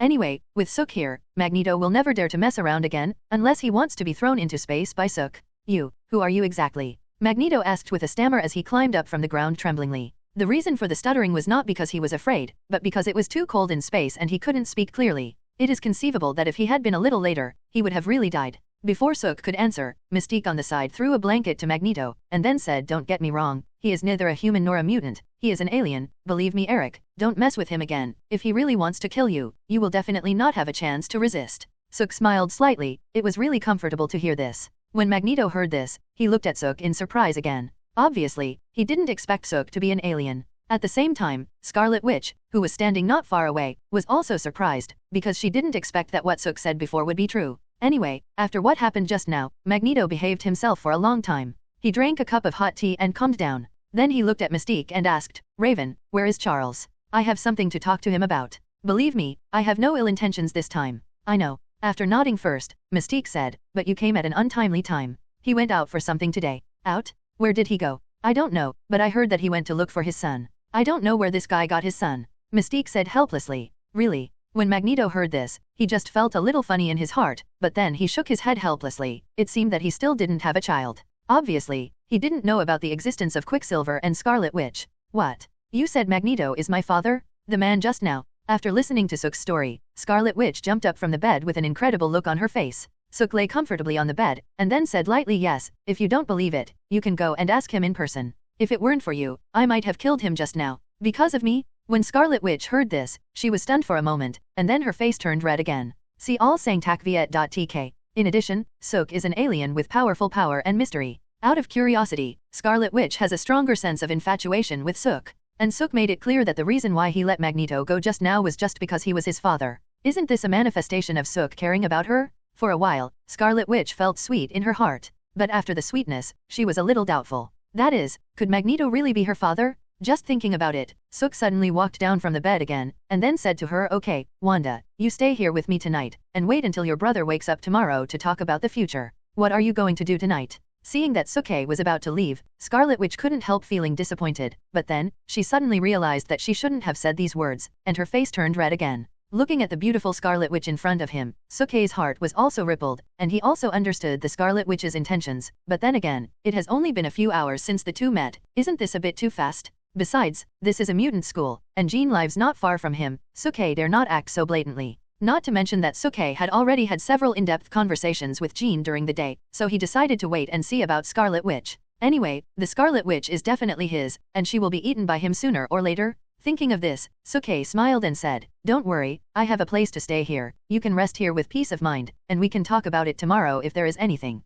Well then. Seeing this, Scarlet Witch couldn't say anything more, and she really needed some private space to digest what Sookie had said before. There was something about Magneto being her father. After leaving his room, Sook immediately walked towards Jean's room. Although the mutant school did not allow boys and girls to live together, who dared to control Sook? If someone dared to say anything, Sook would not mind throwing that person into space to let him calm down. Boom boom boom. Knocking gently on the door, Sookie whispered, "Jean, are you there?" "Not here." Jean's somewhat angry voice came from inside the room. Sookie felt amused and walked in immediately. He saw Jean lying on the bed wrapped up like a dumpling. He didn't know what was going on. "What's wrong? Who made you angry again? Tell me and I'll teach them a lesson," Sookie said, pulling back the quilt, and then Jean looked unhappy. "Who else is there besides you? Tell me, who is that woman next to you?" "Teacher Rowan is right, you men are always fickle," Jean said angrily. "Please, you misunderstood me, okay? Do you remember Quicksilver? The guy who ran very fast. Didn't he ask me to save his sister before? That's his sister. It was his first time here and she didn't know anyone, so she followed me," Sook said with a smile. When Jean heard this, her face instantly became much better, but she still asked uncertainly, "Is what you said true?" "Of course. I just gave my room to her, otherwise why would I come here?" Speaking of this, Sookie took off his shoes and socks without any hesitation, and then jumped onto the bed. Jean blushed and said, "What do you want to do? This is a school. If the teachers find out, it will be very troublesome." "What are you afraid of?" Sookie said nonchalantly while holding Jean. "If anyone dares to talk nonsense, I will make him go to space for a spin." "You are such a scoundrel." Jean cursed with a red face, but her body could not help shrinking into Sookie's arms. For a moment, the wolf in Sookie's heart began to move again. Then, another good show started. Early the next morning, when Sook woke up, Jyn was still sleeping. Considering that Jyn was a bit tired last night, Sook did not disturb him. At this time, Quicksilver and Scarlet Witch had also woken up and were eating breakfast in the restaurant. In addition to them, Magneto was also there, but it was obvious that the children and teachers in the school did not like him and kept a distance from him. Sook was too lazy to pay attention to Magneto, and directly brought breakfast and JYN to Quicksilver and Scarlet Witch, and then sat down. Seeing Sook's arrival, Quicksilver and Scarlet Witch both showed a friendly expression. Thank you so much for what you did yesterday. If it weren't for you, we siblings wouldn't have been reunited so soon. Thank you. Quicksilver looked at Sook with gratitude. Scarlet Witch said nothing, but nodded to Sook with a red face. Sook smiled and said, "You're welcome. This kind of thing is just a piece of cake for me. It's no big deal. But, aren't you going to recognize him?" Sook said, pointing at Magneto who was eating breakfast with a spoon. Hearing this, Quicksilver and Scarlet Witch's faces changed slightly. Quicksilver sneered, "What is there to recognize? He may not even know of our existence. Is there such a father in the world?" Scarlet Witch still didn't speak, but Sook could see that she also hated Magneto. Seeing this, Sook didn't say anything. After all, this was a family affair between Magneto, Quicksilver and Scarlet Witch, and he couldn't interfere. Then, just as Sook was about to say something, there was a sudden noise outside, which instantly attracted everyone's attention. It's the professor. The professor is back, and he brought back a child. It seems that he is his son. Son? How come the professor also has a son? I don't know, but that guy looks pretty handsome. Then, a sound suddenly rang out from outside. Sookie smiled slightly. He knew that Professor X had found his son. An Omega mutant named Dakin? Phila reminds you, 3 things to do when reading, collect and recommend. The real name of the group is David Charles Haller. He is the son of Professor X Charles Xavier, an Omega-level mutant, and a severe multiple personality disorder patient. He can absorb the consciousness of others and has thousands of personalities and thousands of abilities. He can constantly send different personalities to fight. In simple terms, this guy can possess the power and personality of anyone he absorbs consciousness from. But of course, at this time, the group is far from mastering his own abilities, because he is just a little kid of 15 or 16 years old. "Eric, why are you here?" Professor X was immersed in the joy of finding his son, but he didn't expect to see Magneto when he came back, and his face suddenly darkened. "Charles, can you stand up?" When Magneto saw Professor X, he was also a little surprised. "This is none of your business. What are you doing here? You are not welcome here," Professor X said to Magneto with a stern face while asking Hank to take care of the large group. Magneto was not angry, but just smiled and said, "Don't be like this, old friend. I am not here to cause trouble this time. I have something very important to talk to you about, but before that, I have to congratulate you on finding your son."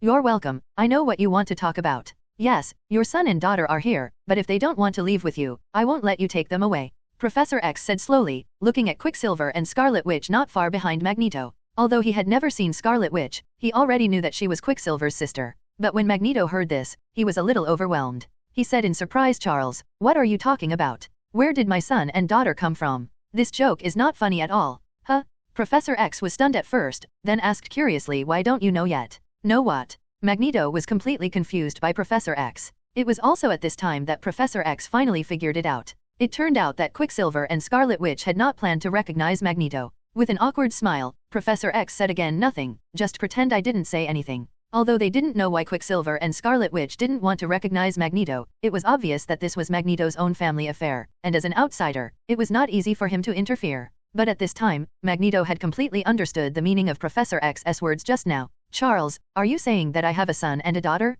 And they are here now? Please, you have to explain this to me clearly." Magneto began to get a little excited. Looking at his old friend's appearance, Professor X couldn't hide anything anymore, so he could only say slowly, "They are not far behind you. Although this is a little hard to believe, Eric, this is true. If you want to try to be a father, then change yourself." After saying this, Professor X walked away without looking back. Magneto was a little surprised at first, and then he remembered what Professor X had just said. He turned around in an instant, and then Quicksilver and Scarlet Witch, who were looking at him not far away, suddenly appeared in his sight. Seeing this, Sookie just smiled slightly, because he knew that a drama of father and son recognizing each other would soon be staged here. However, he had no interest in this matter and went directly to Professor X's office. Since he found his son, Professor X was really in high spirits. When he saw Sookie coming in, he said excitedly, "Sook, thank you so much for this. If it weren't for you, I wouldn't know that I have a son. And you are right, he is indeed an Omega mutant, and his power is stronger than mine. It's okay, it's just a piece of cake," Sookie said with a smile, not taking it to heart at all.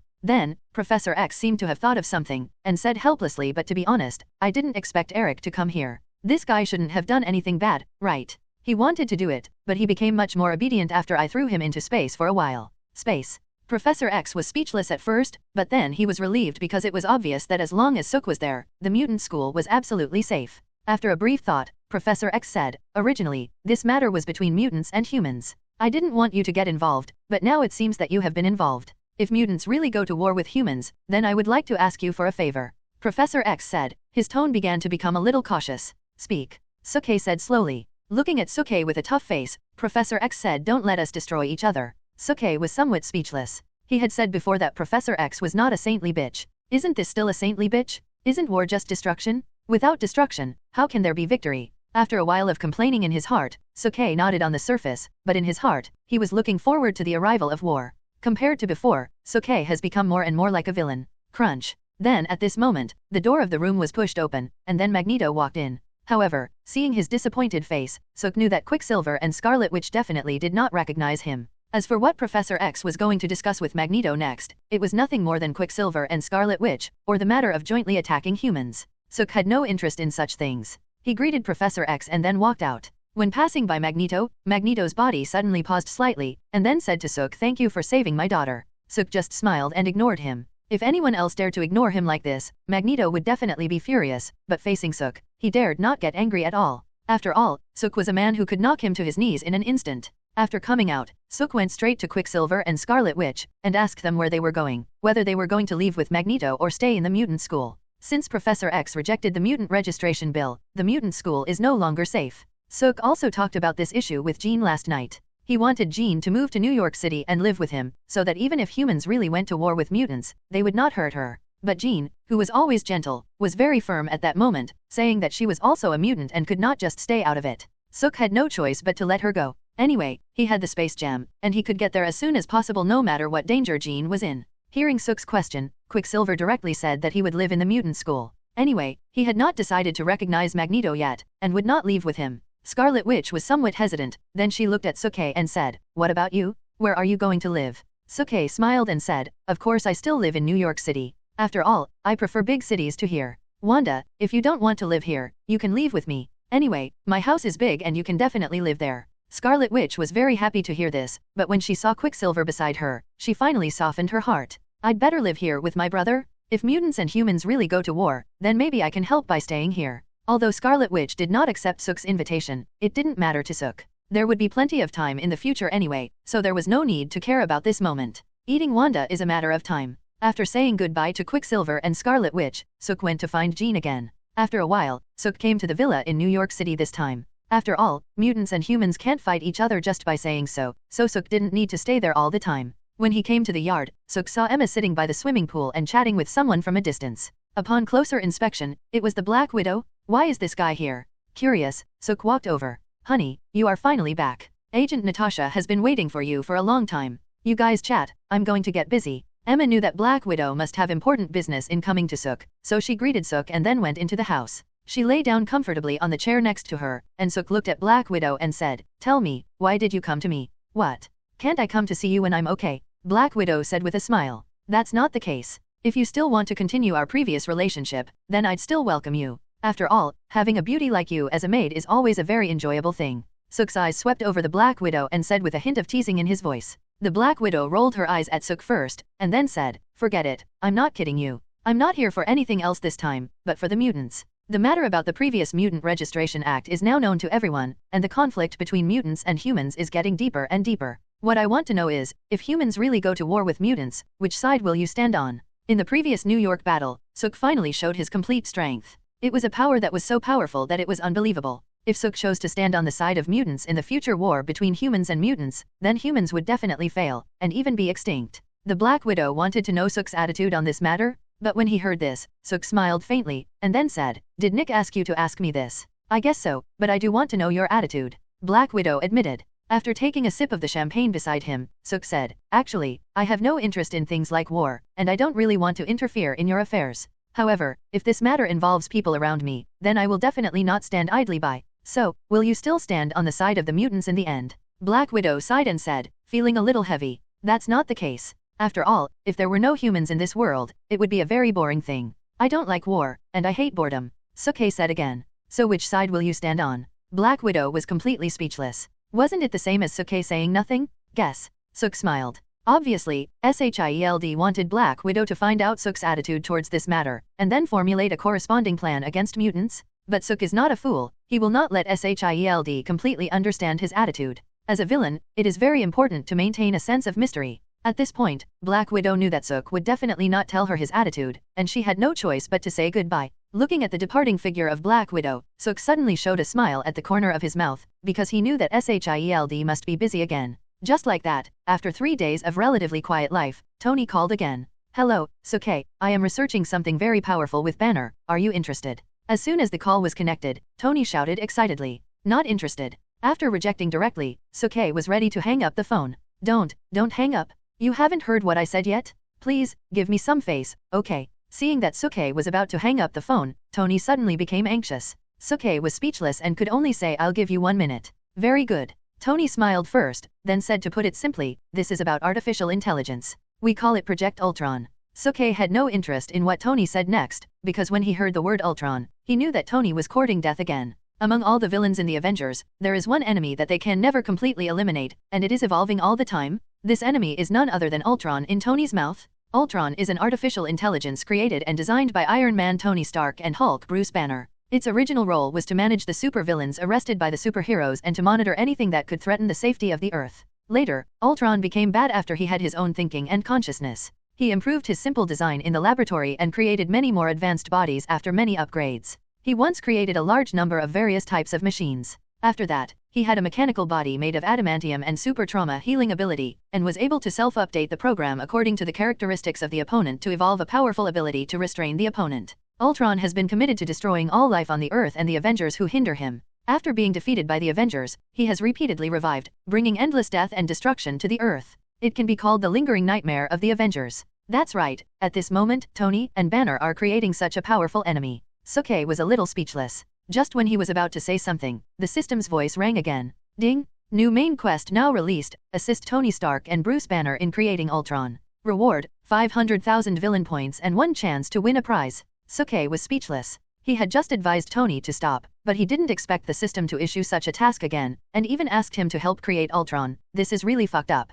Hey, are you listening? Just say something? This is a great invention, okay. Tony was still very excited on the other end of the phone. You're going to die. After cursing in his heart, Sook hung up the phone, then opened a space channel and appeared in Stark Building in an instant. Then, he saw Banner busy in front of a pile of data, and Tony was still talking on the phone. Okay, stop feeding me, I'm coming. Sook said as he walked to the bar and poured himself a glass of wine. Please, can you give me a heads up next time you come? Tony complained as he threw his phone aside. Seeing Sook coming, Banner also put away his work. The 3 of them sat down on a sofa. Tony looked at Banner excitedly and said, Banner, you see, I was right, right? I knew Sook would be interested. Interested? Your sister's interest? You are courting death, don't you know? Sook couldn't help cursing in his heart. But on the surface, he pretended to be very interested and asked, I want to ask, Tony, are you also going to use this thing to deal with mutants?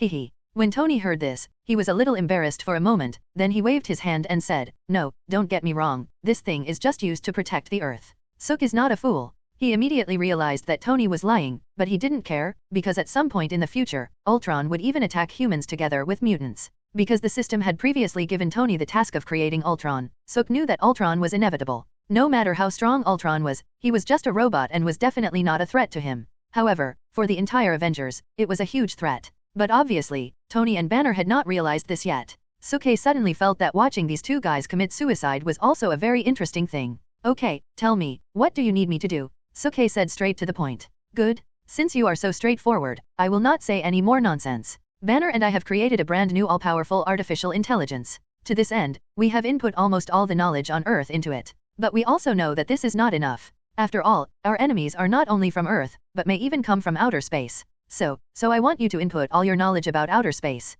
Tony felt a little embarrassed at the end. But at this moment, Sook couldn't help laughing. Although he knew that Tony was courting death, he didn't expect that this guy would do it so thoroughly and so powerfully that he actually asked him to give Ultron all his knowledge about the Eternals. Was he going to let Ultron dominate the entire universe and become a cosmic villain? Are you serious? Sook looked at Tony and Banner helplessly and said, Of course I am serious. Believe us, the appearance of Ultron will definitely shock the whole world. This will be a revolution. Banner vowed. Revolution? Yes, but I am afraid it will be Ultron's revolution. Shaking his head slightly, Sook said, everything else is easy to talk about, except this one. Why? Tony asked with some confusion. You will know later. Sook did not explain anything, but just spoke lightly. Then, he no longer paid attention to Banner and Tony, but opened another space channel and left. Although the system had previously issued a task to help create Ultron, it did not say how to help, so in Sook's view, even if he went over to meet him, it would be considered helping. Anyway, his heart is not as big as Tony and Banner. In his opinion, these two guys are just courting death, and they will cry when the time comes.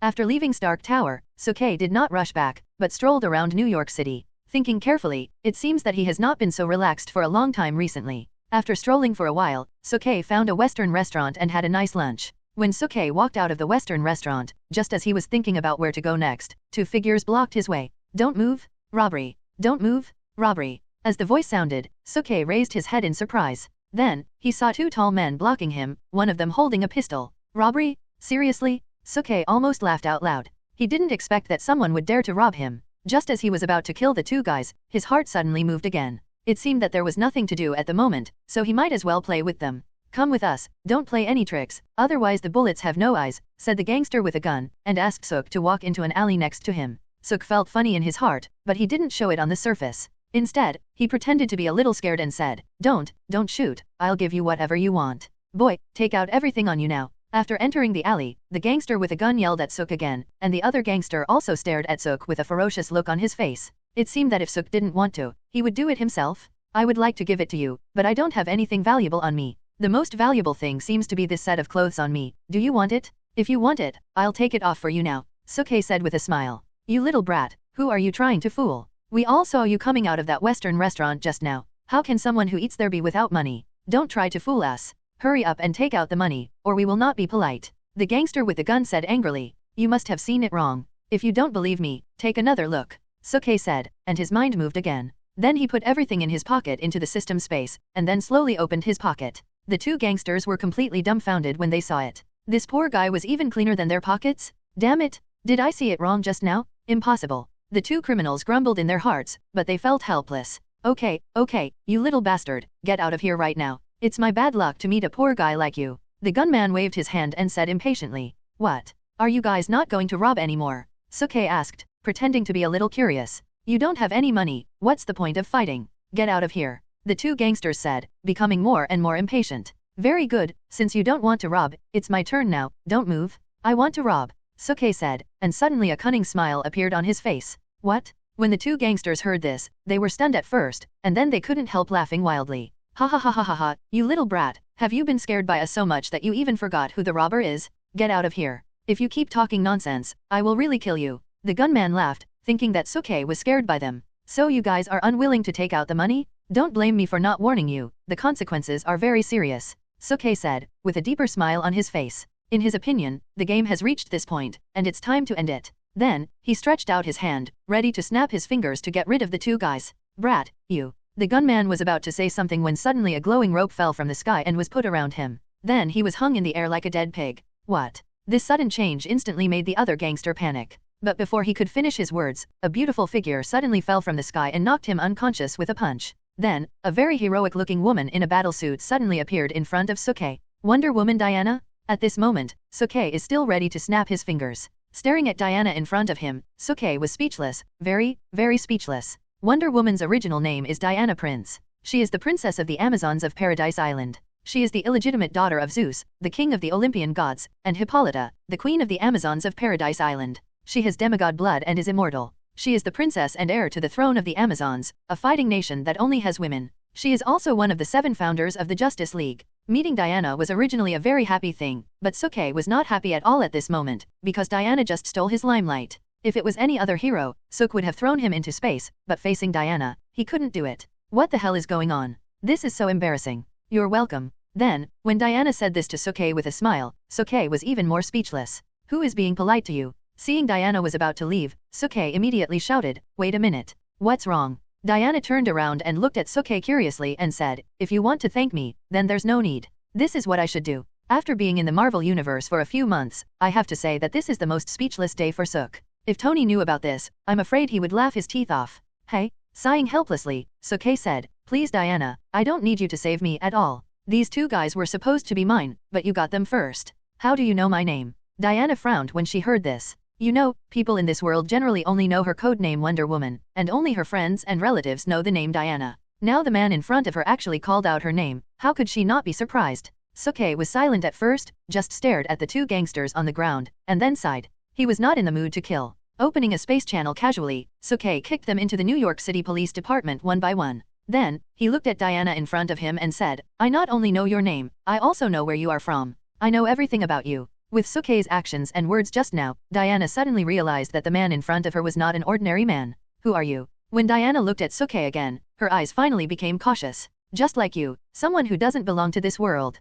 Sukei smiled and didn't directly answer Diana's question. Diana's heart sank and she whispered, the power you just displayed seems to be more than just opening a channel. You can control space. This is not a power that humans should have. Are you a god? God? You can say that. Suk said with a smile. Even a guy like Thor Loki can be called a god. It seems that he is more than qualified to be a god. At the same time, he was a little surprised. As a member of the DC universe, Diana should not know about the space gem, but she still felt such power, which was enough to show that she was very extraordinary. Where are you from? What's your name? Diana asked again. My name is Sukei. As for where I come from, I think you wouldn't know even if I told you. But I'm curious, Diana, what are you doing in New York? Wonder Woman from the DC universe actually ran to Marvel's New York. This is really surprising. Sukei was a little curious. It's a war. Diana said slowly. I felt there would be a war here on Paradise Island before, so I came here, but obviously, I came a little late. When I got here, the war was over. Obviously, Diana was talking about the previous Battle of New York. Sukei felt funny when he heard this.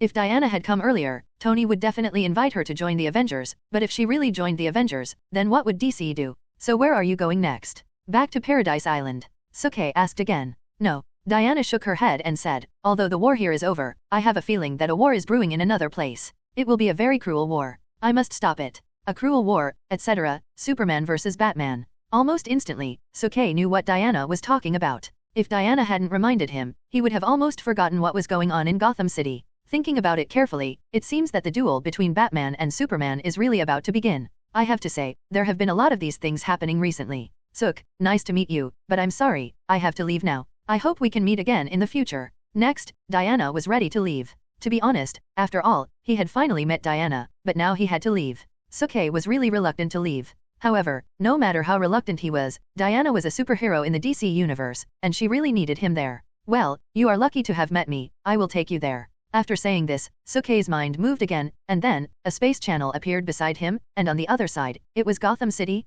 If I'm not mistaken, this is the city where the war you predicted happened. Good luck to you, Suk said with a smile. Thank you. Diana smiled at Sukei and walked in. Staring at Diana's gradually disappearing figure, Sukei touched his chin thoughtfully. Diana is also a beauty, and a female warrior. I wonder what it feels like to be in bed with such a woman. After saying goodbye to Diana, Sukei did not rush back, but continued to wander aimlessly. Not long after, a room that looked a little strange suddenly appeared in front of him. Isn't this the New York Temple? How did I get here? Sukei thought with some surprise. That's right, what appeared in front of him at this moment was not some other place, but the New York Temple, one of the 3 great temples of the Supreme Sorcerer. Thinking of Guyi's stinky face, Sukei instantly lost interest in continuing to wander around. Just as he was about to open the space channel to go back, he suddenly thought of something. Why not get the time stone of Ancient One? Before, he and Ancient One were about the same strength, so he had never thought of this, but the current situation was obviously different. After absorbing the power of the Sentinels, he was several times stronger than before. With the power of the Space Stone and the Mind Stone, was he still afraid that he could not defeat Ancient One?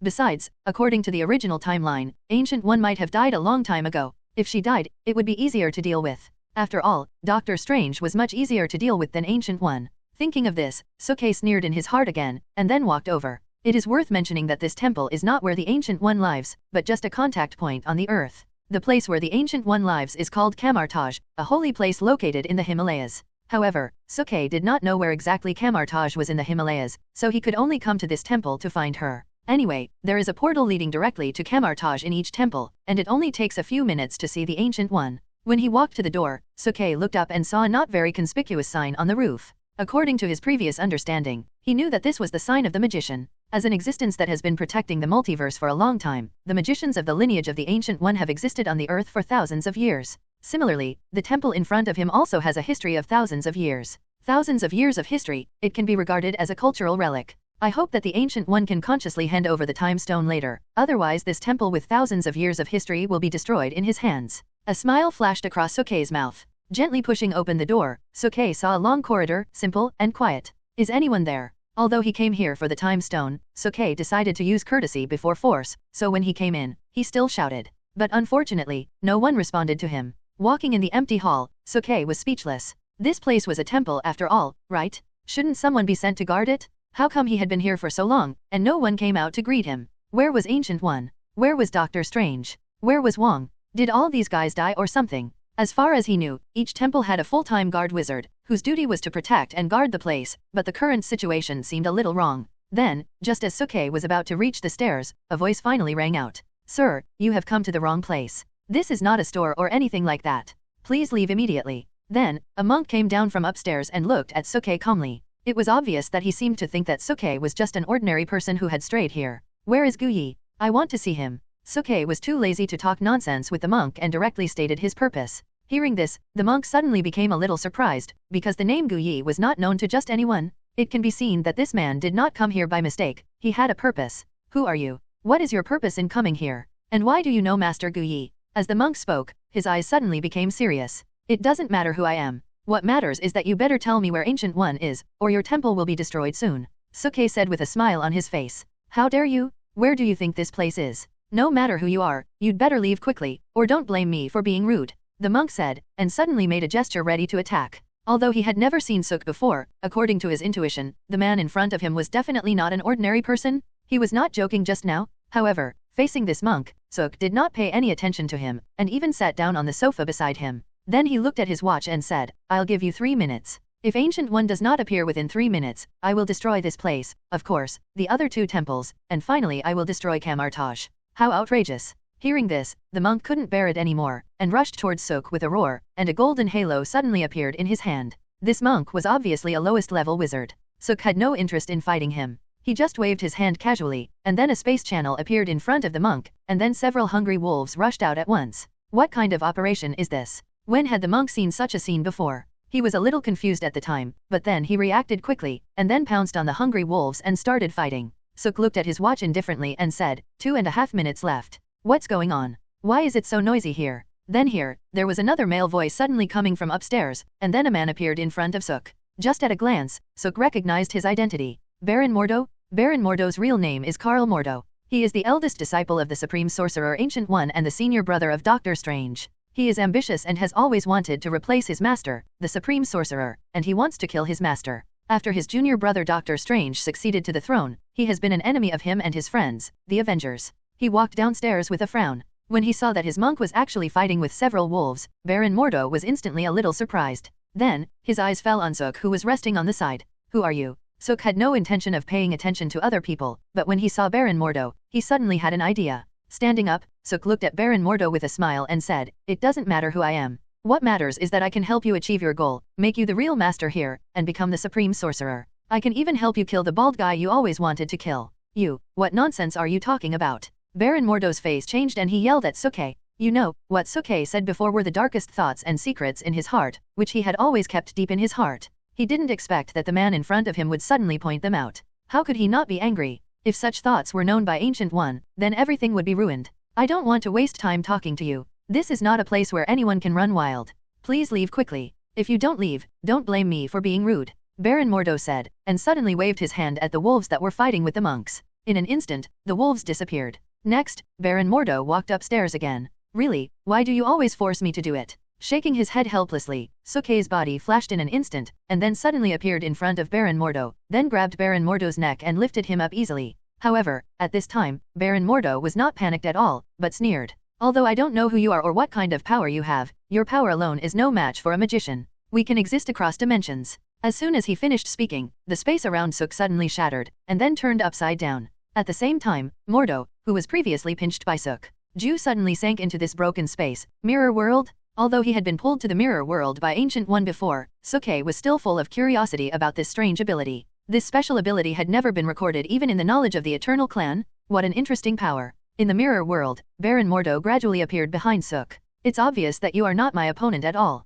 If you beg for mercy now, I may consider letting you go, but if you still dare to disrespect me, I will keep you trapped here until you die. Baron Mordo said arrogantly. Suk just felt funny in his heart, turned around and looked at Baron Mordo behind him and said, I'm afraid that even your master Ancient One doesn't dare to talk to me like this. You dare to say such big words. Aren't you afraid of biting your own tongue? After saying this, Suk didn't hesitate at all, and punched the mirror world directly. In an instant, the entire mirror world suddenly shook violently, and then it was completely shattered, and the two returned to the previous temple. This is impossible, Baron Mordo said with a look of shock. Just a simple punch shattered his mirror world in an instant. This seemed almost impossible to him. Even his master Ancient One couldn't do it. But such an impossible thing was actually done by this guy in front of him. For me, nothing is impossible. You may have the ability to cross dimensions, but I can easily shatter dimensions, Suke said, and waved his hand gently. Then, Baron Mordo's body floated up involuntarily, and then was imprisoned in the air? You want to kill me? Don't hang up, didn't I remind you, my teacher is the supreme sorcerer, he will not let you go.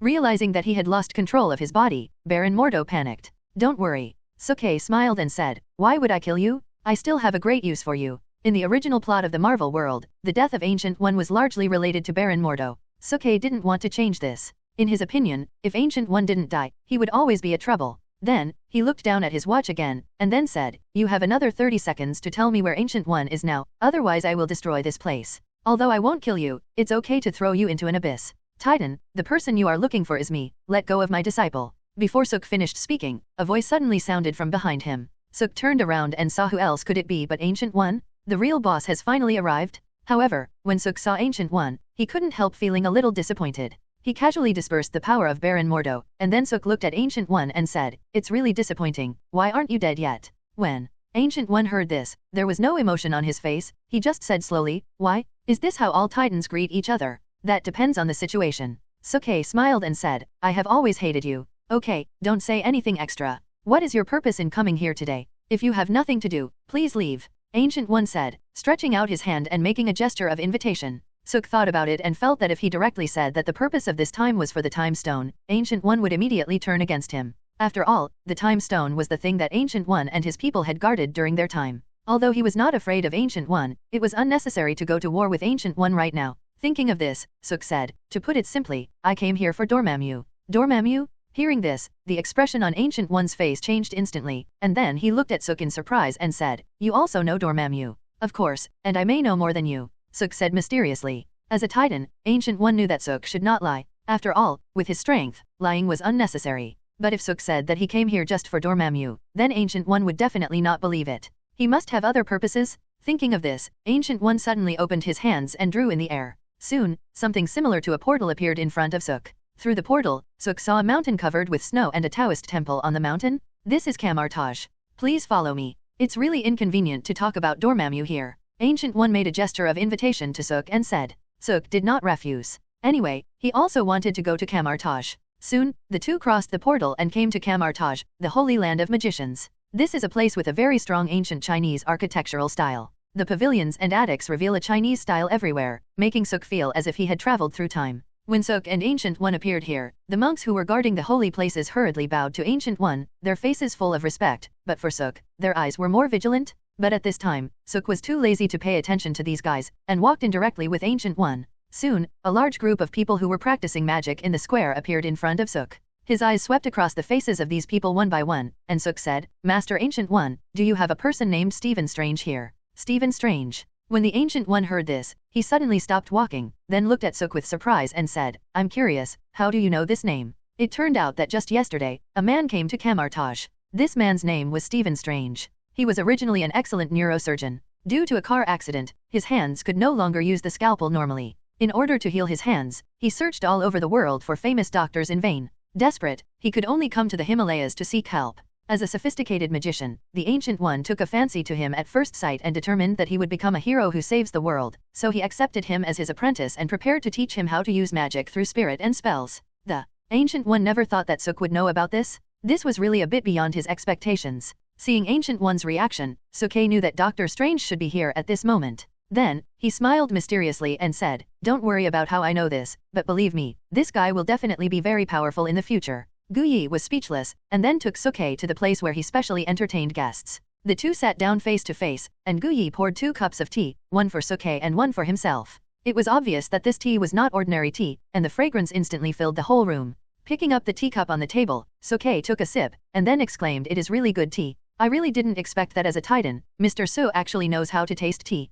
Guyi said slowly. Hehe. Suk just smiled and didn't say anything, but in his heart, he was somewhat surprised, because he suddenly found that Guyi seemed to be stronger than when he met him before. But then, Suk suddenly felt relieved, because if he guessed correctly, Ancient One should have begun to absorb magic from the dark dimension. It was this magic that made her powerful and even immortal. Thinking of this, Suk said slowly, Master Ancient One, as a human being, have you lived too long? Excuse me, although the power of darkness can extend your life, the damage to your body and soul cannot be restored. If you continue like this, you will fall into darkness. When Ancient One heard this, his hand trembled, and the teacup fell to the ground and shattered. His face was full of shock. The fact that he drew power from the dark dimension has always been his biggest secret. He has never told anyone, and no one has ever known how long he has lived. But to his surprise, Suke actually told his biggest secret all of a sudden. How did you know about this? Guyi asked slowly, suppressing his inner surprise. You may not believe this, but I know almost everything, including yours. I even know when you will die. If you want to know, I can tell you.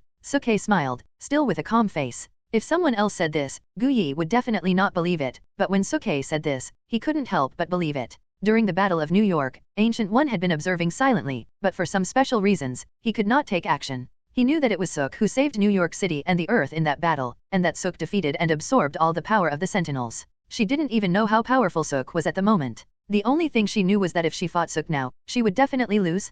Thinking of this, Ancient One slowly said, no need, I have already had a premonition of my own death. It is inevitable. Let's get back to the topic. You said before that you came to me because of Dormammu. Now tell me, what's going on? After drinking another cup of tea, Suk smiled and said, to put it simply, I actually want to make a deal with you. I will help you get rid of Dormammu, but in return, you must give me something. When Ancient One heard this, he was a little surprised at first, then he smiled bitterly and shook his head. This is impossible, Dormammu can't be killed. But then, Ancient One suddenly thought, if Suk really couldn't do this, then why should he say it? You mean you have a way to deal with Dormammu? Ancient One's eyes began to show a hint of expectation. The reason why he is still alive until now is largely because of Dormammu, the king of the dark dimension. Hundreds of years ago, Ancient One encountered Dormammu for the first time. That time, he almost used up all his strength to seal Dormammu, but this was not a permanent solution. The power of the seal was always weakening. In order to prevent Dormammu from breaking out of the seal and threatening the Earth, he could only draw power from the dark dimension, because in this way he would not die. Only if he was not dead could he continue to resist Dormammu.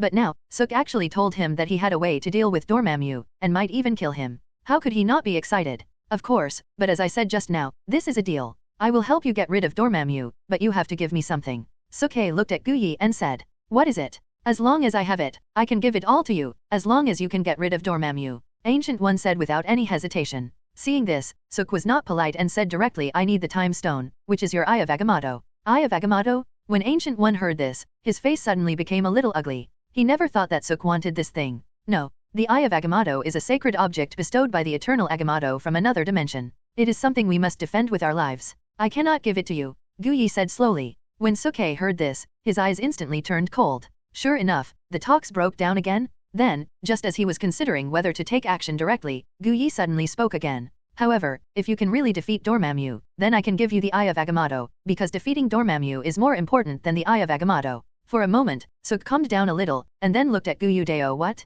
Are you doubting my power? That's not the case, it's just that Dormammu is not a simple existence, but the monarch of the dark dimension, an existence that does not belong to this world at all. It is not easy to defeat him. The Ancient One shook his head. Suk was not angry when he heard this, but just smiled slightly, and then said, Master Ancient One, do you know the Infinity Stones? Infinity Stones? Hearing this, the Ancient One was a little surprised for a moment, and then he understood how Suk wanted to deal with Dormammu. As the Sorcerer Supreme on Earth, Ancient One certainly knew about the Infinity Gems. Even the Eye of Agamotto he possessed was the Time Gem, one of the Infinity Gems? You mean you want to use the Infinity Stones to fight Dormammu? Asked the Ancient One. That's right. To be honest, I have been collecting Infinity Stones recently. I already have the Space Stone and the Mind Stone. If I add the Time Stone in your hand, then defeating Dormammu shouldn't be a difficult task, right? Suk said with a smile, not hiding the fact that he had the Space Stone and the Mind Stone. Ancient One was silent again, because he didn't know that Suk had the Space Stone and the Mind Stone. With Suk's power, plus the power of the Infinity Stones, he could indeed defeat Dormammu. Besides, Suke didn't seem to give him a chance to refuse. As early as when he rejected Suke, he had already felt the murderous intent emanating from Suke. If she didn't hand over the Eye of Agamotto, Suk would definitely take action. And she would never be able to stop Suk. At the beginning, Suke could have taken the Time Stone by himself, but he didn't do that. Instead, he tried to get the Time Stone by making a deal with her, which showed that he didn't want to fight her at all. Of course, if she refused Suke, I'm afraid Suke would fight him in the end. Don't even mention that the Eye of Agamotto will be snatched away by Suk. I'm afraid she will die in Suk's hands. Titans are all crazy, he will definitely do this. After a short silence, Ancient One finally made a decision. I can give you the Eye of Agamotto, but in addition to defeating Dormammu, you must also promise me one thing. Guyi looked at Suke and said, tell me about it. Seeing that Ancient One had decided to hand over the Time Stone, Sokei's mood instantly improved. As the Supreme Sorcerer, I must warn you that messing with time at will is a very dangerous thing. It will cause the original timeline to split and affect the real world. So I hope that after you get the Eye of Agamotto, you will never do anything that affects the timeline? This is my request, do you agree? Gu Yi looked at Sokei solemnly. I promise you. Without any hesitation, Sokei agreed immediately. Then, Gu Yi stood up and took a box from the cabinet next to him. But when the box was opened, it was empty. Sokei was a little curious, but when he saw Gu Yi's calm face, he knew that things must not be as simple as they seemed. Soon, Gu Yi began to recite a spell that Sokei could not understand, and as his spell sounded, a special-shaped amulet-like object suddenly appeared in Sokei's sight. This is the Eye of Agamotto. Now I give it to you. I hope you can keep your promise. Gu Yi took the Eye of Agamotto with both hands and slowly handed it to Sokei. Finally, the Time Stone is mine. Resisting the excitement in his heart, Sokei reached out and took the Eye of Agamotto, and then slightly exerted force in front of Gu Yi, and the Eye of Agamotto instantly shattered. Then, a gem-emitting green light appeared in Sokei's hand. This is the Time Stone? Among all the gems, Sokei wanted the Time Stone the most, because once he had the Time Stone, it was equivalent to owning time and controlling time, and time was everything. He could resurrect the dead before, restore the things that were destroyed before, and even allow himself to travel through time and space at will to change the past. In Sokei's view, the Time Stone is the strongest Infinity Stone. And now, this is his thing. Looking at Sokei's excited face playing with the Time Stone in her hand, Ancient One felt a sense of loss in her heart, because she knew in her heart that she had never truly controlled the Time Stone, and she couldn't even touch the Time Stone directly. This was because human power could not control the Time Stone at all. As a powerful Titan, Sok is fully capable of controlling the Time Stone. Perhaps this kind of power should belong to people like him, right? Ancient One also had her own plans for handing the Time Stone to Sok. First, Sok could help deal with Dormammu, and second, Ancient One had already foreseen her own death, and this death was irreversible, which meant that she was about to die. And a long time ago, she already knew that the Earth would face many unknown dangers in the future, and these dangers were even more terrible than Dormammu, and she and her disciples alone could not resist them at all.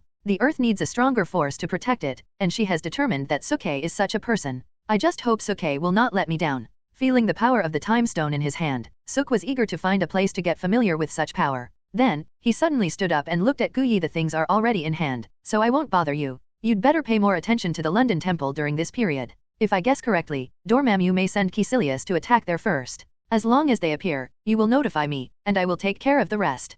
Caecilius? He even knew this name? And he also knew which palace Dormammu would attack first? With a sense of loss in his heart, Gu Yi nodded. Then, without the slightest hesitation, Sok crossed the space channel and disappeared in Camartage. According to the original timeline, Dormammu's appearance happened after Stephen Strange became Doctor Strange, and now Stephen Strange has just arrived in Camartage, which means that there is about a year before Dormammu arrives. Because of this, Sok is not in a hurry at all. Next, in the endless space, with a space channel opening, Sok walked out. In the void, Sokei stretched out his hand, and the Time Stone instantly appeared in front of him. A burst of green light emanated, as if taking him into a long river of history. In this long river of time, he saw the Avengers, the Justice League, Jean, Emma, and everyone he knew. Likewise, he also saw countless versions of himself and countless futures of himself. It was a feeling that was hard to explain. Whenever he tried to observe carefully, time would restart. This is only because he has just obtained the Time Stone and has not yet mastered it. After all, the power of the Time Stone is very strong. Even for him, it takes some time to get familiar with and master it. However, in a trance, Sokei suddenly thought that since he has mastered time and has the Time Stone, doesn't it mean that he can also cross the time dimension at will? He can exist in any timeline, in the past and the future, and at any time? Or, he does not actually exist in any timeline, because he is time himself? Shaking his head, Sokei began to feel that this was really hard to explain. Sure enough, time is the most powerful force. This kind of power cannot be explained by science and knowledge. But there is one thing Sokei can be sure of, that is, at this moment, he is above time. After carefully experiencing the long river of time again, Sokei still shook his head. Sure enough, the power of time is difficult to fully master, and it consumes a lot of energy. Even as strong as he is a little weak after a short period of time. It still takes some time to fully control time, but what he lacks the least at the moment is time. Let's go somewhere else and try out the most basic abilities? Thinking of this, Sokei opened another space channel and came to an unknown ocean on Earth. Let's go back 10,000 years first. Thinking of this, Sokei suddenly had a time magic circle similar to a clock in his hand. He gently set the time on the magic circle to 10,000 years, and then he waved his hand at the ocean in front of him. In an instant, the time stone began to show its power. As the time magic circle rotated rapidly, the ocean began to disappear gradually, and then land appeared. Towering trees rose from the ground, and unknown creatures began to appear. Soon, what appeared in front of Sokei was no longer an ocean, but a vibrant primitive jungle. This is the power of time. Looking at the scene of 10,000 years ago that he had restored with time, Soke felt extremely happy. As expected, it felt great to have power. After experiencing the power of time, Soke opened another space channel, stepped into it, and appeared in his own home. Thinking about it carefully, today was really busy. First, I went to Tony's place and learned that Tony was creating Ultron. Then, during dinner, there was a robbery. Later, Diana rescued him heroically. Then, I got the time stone from the Ancient One. This day was really fulfilling. Despite this, Soke still didn't let Emma go that night. In the next few days, Sook didn't go anywhere, but stayed at home to familiarize himself with the power of the time stone. On this day, someone from S.H.I.E.L.D. came again. "Dear, Agent Coulson from S.H.I.E.L.D. is here to see you." Sook was getting familiar with the power of the time stone by the swimming pool when Emma's voice rang again. Why is it someone else this time? Not Black Widow? Sook thought to himself, and then shouted, "Let him in." Soon, Coulson in a black suit walked in. "Mr. Soke, nice to meet you." When Coulson saw Soke for the first time, he immediately greeted him with a smile. "Come on, Coulson, it's not the first day we've known each other. Stop calling me sir all the time. It sounds a bit awkward. Just call me by my name," Soke said slowly. "Since you said so, I won't be polite," Coulson said with a smile. It was obvious that Soke had regarded him as a friend, which made him a little flattered. However, as a professional agent, he quickly returned to normal. "Tell me, what did Nick Fury ask you to come to me about? To be honest, I'm a little busy recently. If it's not something important, you should let Tony and Banner do it, so that they don't have to do anything else and do something stupid," Soke said. There is no doubt that Soke was referring to Ultron at the end. But Coulson naturally didn't understand this. "I assure you that this matter is definitely important, and it is about mutants. Because you have a special relationship with mutants, the director thinks it is better to tell you about this matter first," Coulson said. His face suddenly became a little serious. "About mutants?" Soke listened curiously, and then nodded and said, "Go on, I'm listening." Then, in Coulson's narration, Soke finally knew the whole story. 2 days ago, there was a very important meeting in New York City. Because it was about a global topic, the leaders of some countries came. There were about 30 people. The original time was to arrive in New York City that afternoon, but until that evening, the person in charge of reception still did not wait for the arrival of these other national leaders. More than 30 people, 30 planes, and they didn't receive a single one? This time, the President of the United States was completely panicked, and then he began to send people to contact those countries to ask what happened. After all, if so many people got into trouble in the United States, then he would definitely not be able to continue to be the President of the United States. As a result, the information given by more than 30 countries was roughly the same, that is, they didn't know either. Leaders of 30 countries, along with 30 planes, disappeared inexplicably. Recalling the previous Mutant Registration Act incident, the president pointed the finger at mutants for this incident, believing that mutants were responsible, and ordered Nick Fury to find out what was going on as soon as possible. Then, Coulson came. After listening to Coulson's story, Sook suddenly thought of another thing. In the original timeline of the X-Men, Magneto once had a plan, which was to turn humans into mutants, but of course, this plan was finally stopped by the X-Men.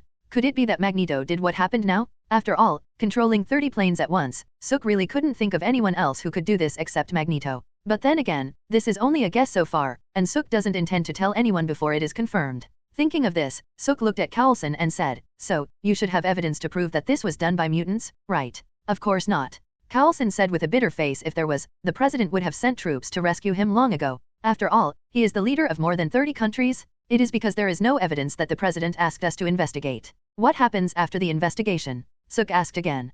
Coulson's face changed, and then he shook his head and said, "I don't know, but according to my inference, if this incident was really done by mutants, then humans are likely to go to war with mutants directly. After all, capturing the leaders of more than 30 countries at once is something that humans absolutely cannot tolerate. Since you are suspicious, you can go to Professor X to confirm it." "Why are you looking for me? I am not a mutant," Sook said helplessly. "No. Ever since the Mutant Registration Act incident, the president has issued an order prohibiting any further contact with mutants. Moreover, the attitude of mutants towards S.H.I.E.L.D. is getting worse and worse. As soon as we show up, they will think that we are going to arrest them, and it is easy for something bad to happen. That is why we would like to ask you to make a trip. If this incident was not done by mutants, then everything is fine. But if this incident was done by mutants, then please ask them to return these leaders to us. After all, this is not a trivial matter," Coulson replied. After thinking for a while, Sook finally decided to go to the mutant school, because if he didn't go, S.H.I.E.L.D. would go there. Once these guys showed up at the mutant school, they would definitely cause a lot of trouble. For Jean and Wanda, he decided to make a trip. Thinking of this, Sook nodded and said, "Okay, I know about this matter. Don't worry, I will go back to investigate." Hearing what Sook said, Coulson was secretly relieved, and then replied, "In that case, I'll leave it to you. I'll take my leave first." After saying this, Coulson was ready to leave. Wait. But at this moment, Sook suddenly thought of something and called Coulson. "Is there anything else?" Carlson looked back and saw something similar to a magic circle suddenly appeared in Suk's hand, emitting bursts of green light. What is this? Carlson was a little curious. Suk didn't explain anything, but just fiddled with the magic circle in his hand, then pointed it at Carlson and said, Carlson, this is a gift for you. The power of the time stone instantly took effect on Carlson, making Carlson 10 years younger. What happened? Why do I feel a little different? At the same time, Carlson also noticed the changes in his body. His body seemed to become younger, which made him a little unbelievable. Okay, go back and take a good look in the mirror, Suke said with a smile.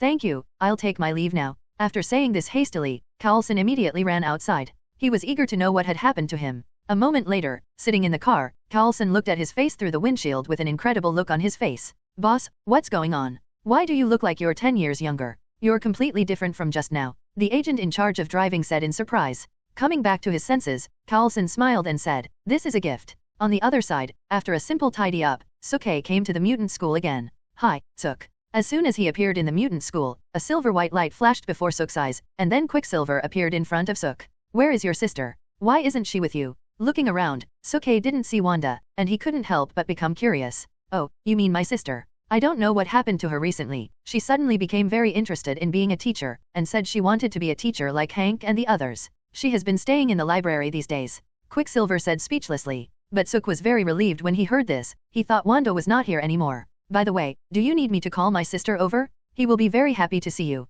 Then, Quicksilver suddenly thought of something and said hurriedly. Suk shook his head and said, don't worry, let's talk about this later. I'm here for something serious, and it may be related to your father. Is he still here now? When he heard Suk mention Magneto, the smile on Quicksilver's face disappeared instantly, and then he said unhappily, he's gone for a long time. He left in the afternoon when you left, and he left with the group of mutants he brought with him, and he hasn't come back since then. So that's it? Suk nodded thoughtfully, and at the same time became more and more certain that Magneto was the one who did it. This guy really has crazy? However, in order to further confirm, Suk went to Professor X's office. He thought Professor X should know something. When Suk found Professor X was teaching a group of children. When he saw Suk, he immediately shouted to the children, okay, children, today's class is over. The topic just now is the homework for you. Go back and study hard. I will check it tomorrow. After the children left, Professor X looked at Suk and said, what's wrong? Is there anything wrong? Suk sighed slightly, and then said, Professor, Magneto is causing trouble again. What's going on? Upon hearing this, the smile on Professor X's face instantly disappeared.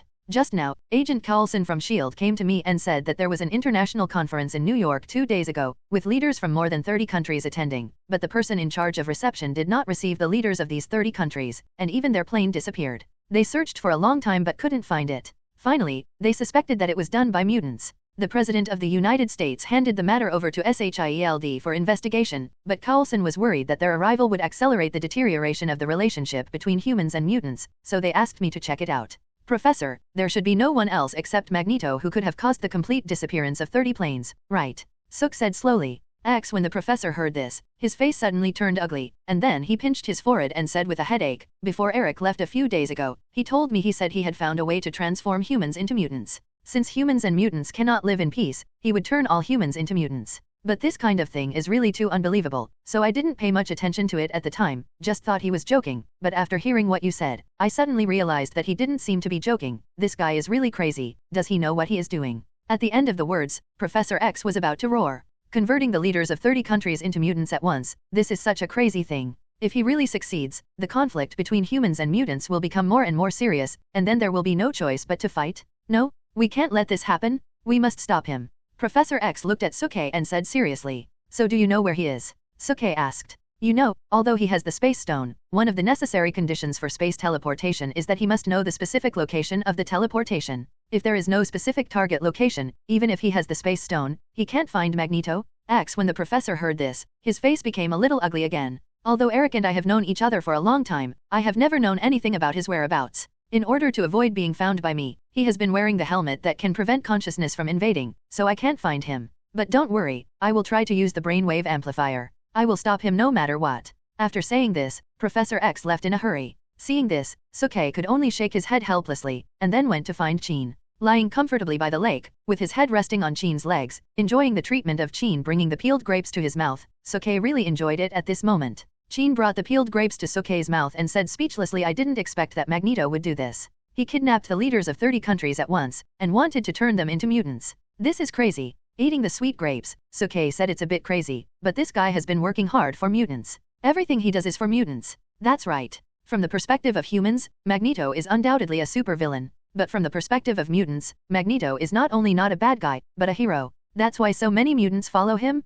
Jean paused and suddenly said, actually, I suddenly feel that this is not so bad, right? Turning the leaders of those countries into mutants and letting them feel our unfair treatment is not a good thing. Maybe humans will change their attitude towards us by then. How can it be that simple? Suke shook his head and said, the reason why mutants are mutants is because their genes are different from those of humans. If you want to turn humans into mutants, you need a complete genetic change. This kind of thing is not so easy, and it is very dangerous. In the original plot, Magneto successfully transformed a human congressman into a mutant, but not long after, this human congressman died. This is because Magneto cannot completely change human genes. If he really succeeded in transforming those 30 national leaders into mutants, then there is no doubt that these people will die. But it is obvious that Magneto does not know this flaw. I have to say, this is really a crazy plan. But for Suke, this is not a troublesome thing, because he has the power of the Time Stone. Even if Magneto really turns those national leaders into mutants, he can easily change this kind of thing, etc. Just when he thought of this, Suke's heart suddenly moved again. If that's the case, then why should he stop Magneto?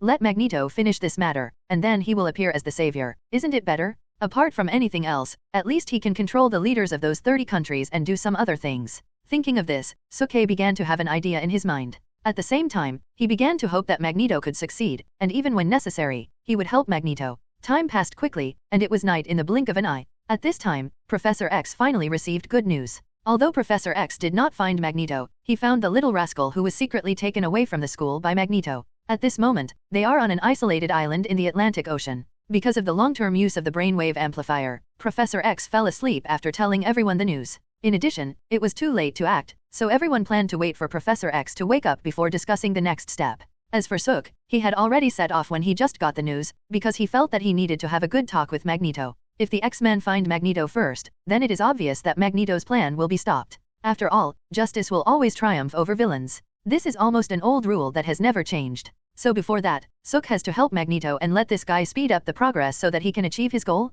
As soon as he stepped out of the time and space channel, Suk instantly appeared on an isolated island in the Atlantic Ocean. Who is it? Just when Suk appeared, the mutants in charge of guarding the island discovered his presence. Suk smiled faintly and stared at the mutants in front of him. He knew that these mutants should be members of Magneto's Brotherhood. Where is Magneto? I want to see him. Suk didn't waste any words and directly stated his purpose. After hearing this, several mutants became more alert, but before they figured out the situation, they didn't dare to act rashly. They could only ask with a vigilant look on their faces, who are you? You idiots, get out of here right now, this guy is the boss's guest. Before Suk could say anything, a scolding suddenly came from not far away, and then a mutant walked towards Suk. Suk looked up and suddenly remembered that it seemed that this guy came with Magneto when he came to the mutant school. As for why Suk had an impression of him, it was because this guy was too ugly, with black hair all over his face and exposed teeth, just like a werewolf. This mutant who looked like a werewolf obviously had a certain status here. After hearing his words, the mutants who had been blocking Suk before left consciously. Hello, my name is Tiger, welcome here, our boss has been waiting for you for a long time, please follow me. Tiger smiled politely at Suk, and then made a gesture of invitation. Suk was surprised. How did Magneto know that he was coming? Are there mutants here who can foresee the future? Curious, he did not hesitate, and followed Tiger indirectly. Magneto's base was built using the mountains on the entire island. The huge mountain was hollowed out from the middle by them, and the space inside was extremely large. As soon as he entered, Suk saw a large open space with about 30 planes parked on the open space. Obviously, these should be the planes of the missing national leaders. His guess was right. Then, in a room with a pretty good environment, Suk finally met Magneto, and at this time, Tiger also consciously withdrew. Please take a seat. Magneto pointed to the sofa next to him and said to Suk, the environment here may not be as good as that of the mutant school. Please don't mind, and welcome. Suk sat down and asked in surprise, how did you know I would come? Very simple. Magneto said with a smile, because no matter whether it is human or mutant affairs, you will intervene, and they will all ask you for help. Then do you know why I came here? Suke looked at Magneto with interest. I don't know, but then again, even if I knew, what would it matter? Anyway, I can't stop you, because you are really powerful. When saying this, Magneto couldn't help feeling a sense of loss in his heart, because in his opinion, Suk was most likely here to rescue the national leaders who had been kidnapped by him before. If other people came to rescue people, he would definitely start fighting without saying a word, but facing Suk, he didn't even dare to think about it, because in front of Suk, he absolutely had no chance to resist. As long as Suk is willing, I'm afraid they will all be killed in an instant. This is a strong man? A real strong man. Sensing the loss in Magneto's eyes, Sook just felt funny, and then he didn't keep it a secret, and said directly, don't get me wrong, the reason I came here is just to tell you that Professor X has discovered this place, and he will send the X-Men tomorrow. No matter what you have to do, you'd better finish it tonight, otherwise you won't have a chance tomorrow. When Magneto heard this, he was a little surprised, and then looked at Sook in disbelief and said, wait, aren't you here to save people? Aren't you here to stop me? Don't think too much. What do those humans have to do with me? Why should I stop you? I'm just curious about what's going to happen next, and I don't want this to be interrupted by the X-Men, so I want to tell you, just do what you should do. Sook said lightly. When Magneto heard this, a smile suddenly appeared on his lips. But then, Sook suddenly thought of something and asked, by the way, your plan this time shouldn't harm the little rascal's life, right? Of course not. Magneto immediately assured the little rascal is just a medium. When it's over, she will be injured at most, but she won't die. Very good, then take me to see the mutant converter. I am very interested in this thing. Sook said, and then stood up. I'm glad you think so. It seems that Charles's old-fashioned ideas have not affected you. Please follow me, it's about to begin. After making sure that Sook would not stop him, Magneto finally relaxed completely. Then, the two of them came to a very large cave, one after the other. In the middle of the cave was a huge machine with a glass window on the machine. Inside was a girl who was in a coma. It was Little Rogue. Facing the machine was a group of people locked in cages. Looking at their clothes, Sook was sure that these should be the leaders of the 30 countries who were captured. Magneto's crazy plan is about to begin. My people have always been oppressed by humans. Even though everyone keeps saying they want peace, when have we ever truly had peace among us? What are we in the eyes of humans? We are lab rats, we are their weapons. Is this what peace should look like? Don't you think that such things should not happen again? Don't humans look down on mutants? Then let's make the most powerful people among humans become mutants, so that they can also experience our pain. Magneto stood next to the mutant converter and shouted at the mutants around him. Obviously, his mobilization work was very successful, and all the mutants were excited by his words, and the leaders of the countries trapped in the cage were so scared that they almost wet their pants. This made Sook, who was standing far away and watching all this, speechless. Can't they just start quickly? Soon, Magneto's mobilization work was finally completed. Then, he walked to the side of the machine and reached his hand into it. To transform humans into mutants, a powerful mutant is needed as an energy source, and Magneto is this energy source. The moment the switch was pressed, Magneto suddenly became a little weak. His life and abilities were instantly transferred to the sleeping Rogue through the machine. As more and more energy was transferred, Magneto became weaker, while the energy in Rogue became more and more. Soon, the converter began to condense a beam of strong radiation, and then shot it directly towards the humans trapped in the cage. Because they were all trapped in the cage, no one in the cage could avoid the incoming light. They could only huddle together and wait for the mutants' light to shine on them. Under the light, everyone felt the changes in their bodies. Their blood was burning and their internal organs were in pain as if they were torn apart. Ah, please let me go, I'll give you whatever you want. Kill me, please kill me. Why do you do this to us? For a while, wailing sounds resounded throughout the entire cave. But no one paid any attention to them, and all the mutants looked at it coldly. After the transformation was completed, Magneto took his hand out of the machine. Then, his body shook and he almost couldn't stand. Fortunately, a mutant jumped up in time and supported him. Sook appeared next to the machine in a flash, and then reached out to test the little rascal's breathing. Fortunately, the breathing was stable and it didn't look like she was injured. Magneto didn't lie. Time is really a wonderful thing. Originally, in the current timeline, the little rascal should not have been born yet, but she still appeared in the mutant school. Similarly, this incident should have happened decades later, but it happened now. Obviously, Sook's arrival really changed a lot of things. Boss, you go and take a rest first, leave this to me. Looking at the weak-looking Magneto, Tiger said hurriedly. But at this time, Magneto waved his hand and said, no need, I must see the plan succeed with my own eyes, otherwise I will be worried. After hearing this, Tiger had no choice but to help Magneto walk to the iron cage. When he saw that those humans had begun to grow tentacles and scales, Magneto knew that his plan had succeeded. Pushing Tiger aside casually, Magneto was extremely excited at this moment. Success? He finally succeeded? He transformed all the leaders of more than 30 countries into mutants? I'm going to rest now. I'll leave this place to you. Remember, they are no longer human. Don't treat them the same way as before. Magneto suppressed his inner excitement and told Tiger beside him. I know what to do. Tiger nodded and said, then asked two mutants to carry the little rascal out and then sent him back to the room. Staring at the panicked people in the cage, Sook didn't know what to say for a moment, but the only thing he could be sure of was that the war between mutants and humans should be inevitable. Magneto knew this would be the result, but he still chose to do it. Obviously, the world will not be at peace again. Shaking his head slightly, Sook opened another space channel and returned to the mutant school. The next morning, Professor X's spirit was obviously restored. Then, after a simple preparation, under Sook's leadership, everyone came to Magneto's base again. However, with Sook's reminder before, Magneto had already made preparations. Therefore, when Professor X and others crossed the space channel, Magneto had already led everyone to wait on the other side. Eric, you Charles, don't be angry, the people you want are here, take them back. When Professor X saw Magneto for the first time, he was ready to curse, but before he could curse, Magneto interrupted him, and then Tiger came over with a group of people. When he saw those people, Professor X was completely desperate. He didn't expect that he was still a step too late. Eric, you bastard, do you know what you did? Professor X roared. Charles, you can say whatever you want, but you can't change this fact. Get ready, old friend, the war is coming soon, and I hope you will stand by my side. Magneto said calmly. In the end, the two sides did not take action, because everything had become a foregone conclusion, and even if they took action, they could not change anything. Moreover, they had more important things to deal with right now, which was how to resettle these humans who were transformed into mutants by Magneto. There were 30 national leaders who were transformed into mutants by Magneto, plus the security personnel and crew members on each plane, adding up to a total of 360 people, but those security personnel and crew members were not transformed into mutants by Magneto. Even so, all of them must be taken back to the mutant school. After all, this is Magneto's territory. In this way, the group returned to the mutant school in a mighty manner. Faced with such a situation, Professor X's head was about to explode. As soon as the 30 mutants arrived at the mutant school, they cried and shouted for Professor X to change them back, while the others cried and shouted to go home, making the entire mutant school restless. Then, everyone began to gather in Professor X's office to discuss countermeasures.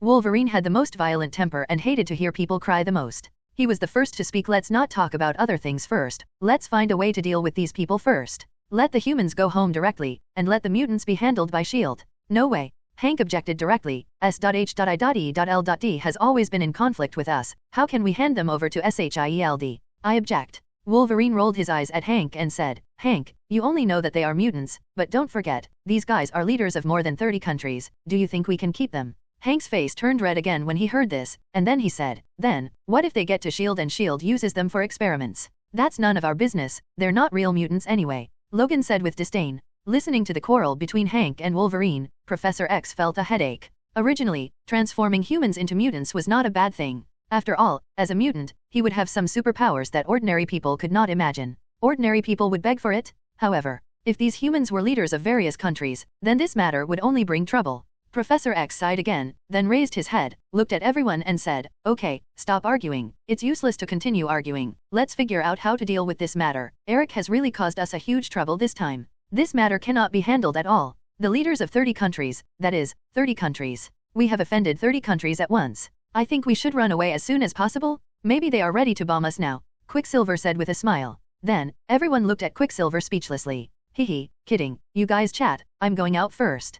Quicksilver flashed out immediately after realizing that the atmosphere was not right. Eric has done a lot of bad things before, but compared with this incident, those things he did before can be ignored. This guy is really crazy. Mystique sighed and said, feeling helpless. What Quicksilver said before was right. They have indeed offended more than 30 countries at once, and it is obvious that this incident will definitely become a fuse between humans and mutants, and there will never be peace between them and humans again. Seeing that everyone had a sad look on their faces, Suke was unusually relaxed at this moment, because he knew that the leaders of the 30 countries would soon kneel in front of him and call him Grandpa. If he guessed correctly, these humans who turned into mutants would die soon, and then only he could save them? Oh no, S.H.I.E.L.D. seems to be here. Then at this moment, Quicksilver, who had left before, suddenly appeared in the office again, and brought back a more annoying news. Professor X's head hurt even more. He originally planned to deal with this matter first and then notify S.H.I.E.L.D., but he didn't expect S.H.I.E.L.D. to come so soon. Soon, Nick Fury came to the mutant school with a team of fully armed special forces. Let the special forces wait outside. Nick Fury came to Professor X's office alone, and at this time, Professor X had asked everyone else to leave, leaving only Sook alone. Coming to the mutants' territory alone, it would be a lie to say that he was not nervous, but as the director of S.H.I.E.L.D., Nick Fury's mental quality is definitely strong, and he is sure that Professor X will not attack him. But when he saw Sook was also here, Nick Fury's heart jumped again. What he was most afraid of was that Sook would get involved with mutants, but he didn't expect that what he feared would come true. Nick, please take a seat. Seeing Nick Fury coming in, Professor X said politely. Nick Fury did not refuse, and then sat next to Suke. If I'm not mistaken, you should have found the missing people, right? Nick Fury said slowly. That's right, but forget it, let me tell you. Seeing Professor X seeming to be hesitant to speak, Suke interrupted him and said to Nick Fury next to him, yes, we did find those people, but it was a little too late when we found them. The leaders of 30 countries were all transformed into mutants by Magneto. What? When Nick Fury heard this, he stood up with a bang, his face full of disbelief. The leaders of more than 30 countries were transformed into mutants at once. What the hell is this? The President of the United States has been planning to contact various countries to suppress mutants recently, but the leaders of more than 30 countries were transformed into mutants at once.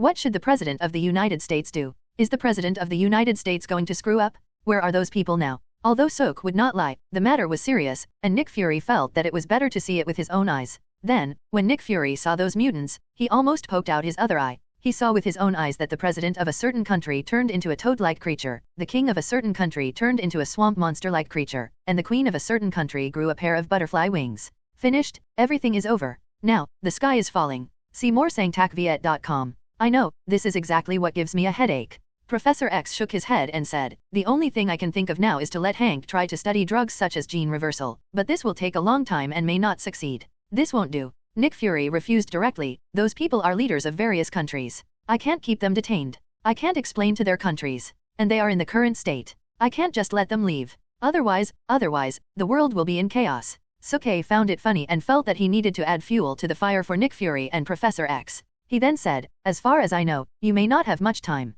What does that mean? Hearing this, Nick Fury and Professor X looked at Suke at the same time and told them directly that the matter seemed to be even more serious. Suke did not keep the secret any longer and spoke directly. To put it simply, Magneto's forced gene conversion has a big flaw, and this flaw is fatal. I estimate that it will take at most 3 days for all the humans who were transformed into mutants by Magneto to die. All dead? The professor felt a black screen in front of his eyes and almost fell to the ground. Nick Fury's face turned pale and his body began to tremble. Although this incident was done by Magneto, at this moment, Nick Fury really wanted to kill all the mutants, because these guys are so damn good at causing trouble. 30 countries, either world powers or technologically advanced countries, let alone what would happen if they united. Even any one of them could constrain the United States in some way. And if all the leaders of these countries really died in the United States, then there is no doubt that the Third World War would definitely break out. And this time, the United States is the target of all countries? It is worth mentioning that China has never been very interested in the United States, so it did not attend their meetings, but their younger brothers Japan and Han all came, and inadvertently, China escaped this disaster.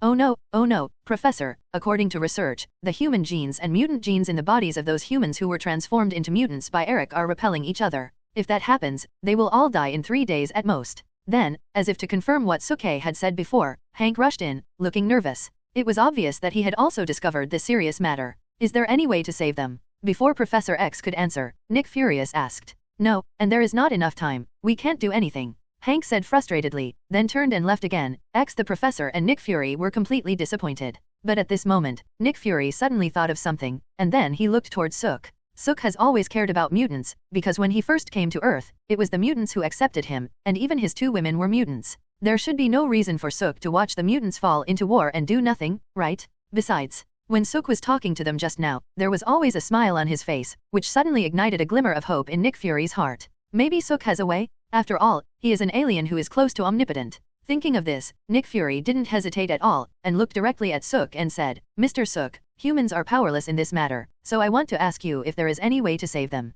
Yes, Sook said with a smile, looking nonchalant. Professor X and Nick Fury almost jumped up when they heard this. What the hell? It turns out that you have always had a way? Why didn't you say it earlier, making us worried for so long? With a complaint in his heart, Nick Fury hurriedly said, Great, please help us. At the same time, Nick Fury and Professor X finally breathed a sigh of relief. In their opinion, this matter can finally be saved. But at this moment, Sook suddenly raised a strange smile on his lips, and then looked at Nick Fury and said, But I have a question, that is, why should I help you? What does the life and death of those humans have to do with me? Nick Fury's face froze, and then he forced a smile and said, After all, this incident was caused by mutants. If those national leaders who were transformed into mutants by Magneto cannot be turned back into humans, I am afraid that humans all over the world will declare war on mutants. With me here, Nick, do you really think anyone can hurt mutants? Tony, Banner, or Thor? Before Nick Fury could finish his words, Sook suddenly interrupted him. This time, Nick Fury was completely speechless, because it was obvious that Sook had decided to stand on the side of the mutants.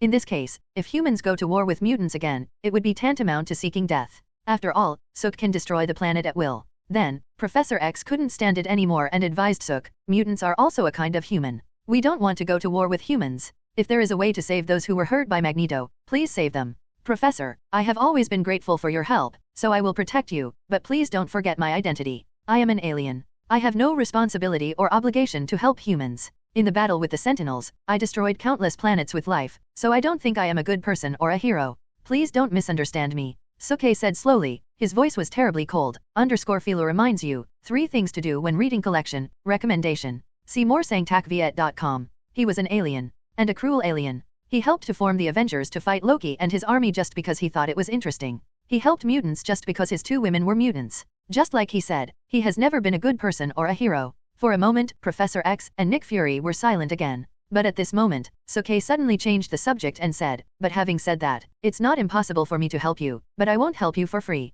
I will only make a deal with you," Sook said, looking at Nick Fury again. "What deal? You tell me, as long as it is something I can do, I will definitely satisfy you." Without any hesitation, Nick Fury immediately promised. However, at this time, Sook shook his head slightly. "Nick, even if you are the director of SHIELD, your rank is too low. I don't want to talk to you. Let your president talk to me. Of course, remember to bring the leaders of those 30 countries with you, because this is a matter of their lives." Sook's words were somewhat sarcastic, but Nick Fury was not angry at all. In his opinion, as long as Sook was willing to help, it didn't matter even if he was pressed to the ground. "Okay, I will discuss this matter with Mr. President as soon as possible. I will inform you when I am ready." After Nick Fury said this, he left in a hurry. After all, the leaders of the 30 countries only had 3 days and there was no time to waste. As for the president, Nick Fury knew that he would agree, because if he didn't agree, the leaders of the other 30 countries would die. When the war came, he would become the sinner of the United States. The president was a smart man and he knew what to do. As for the deal that Sook wanted, it was actually very simple.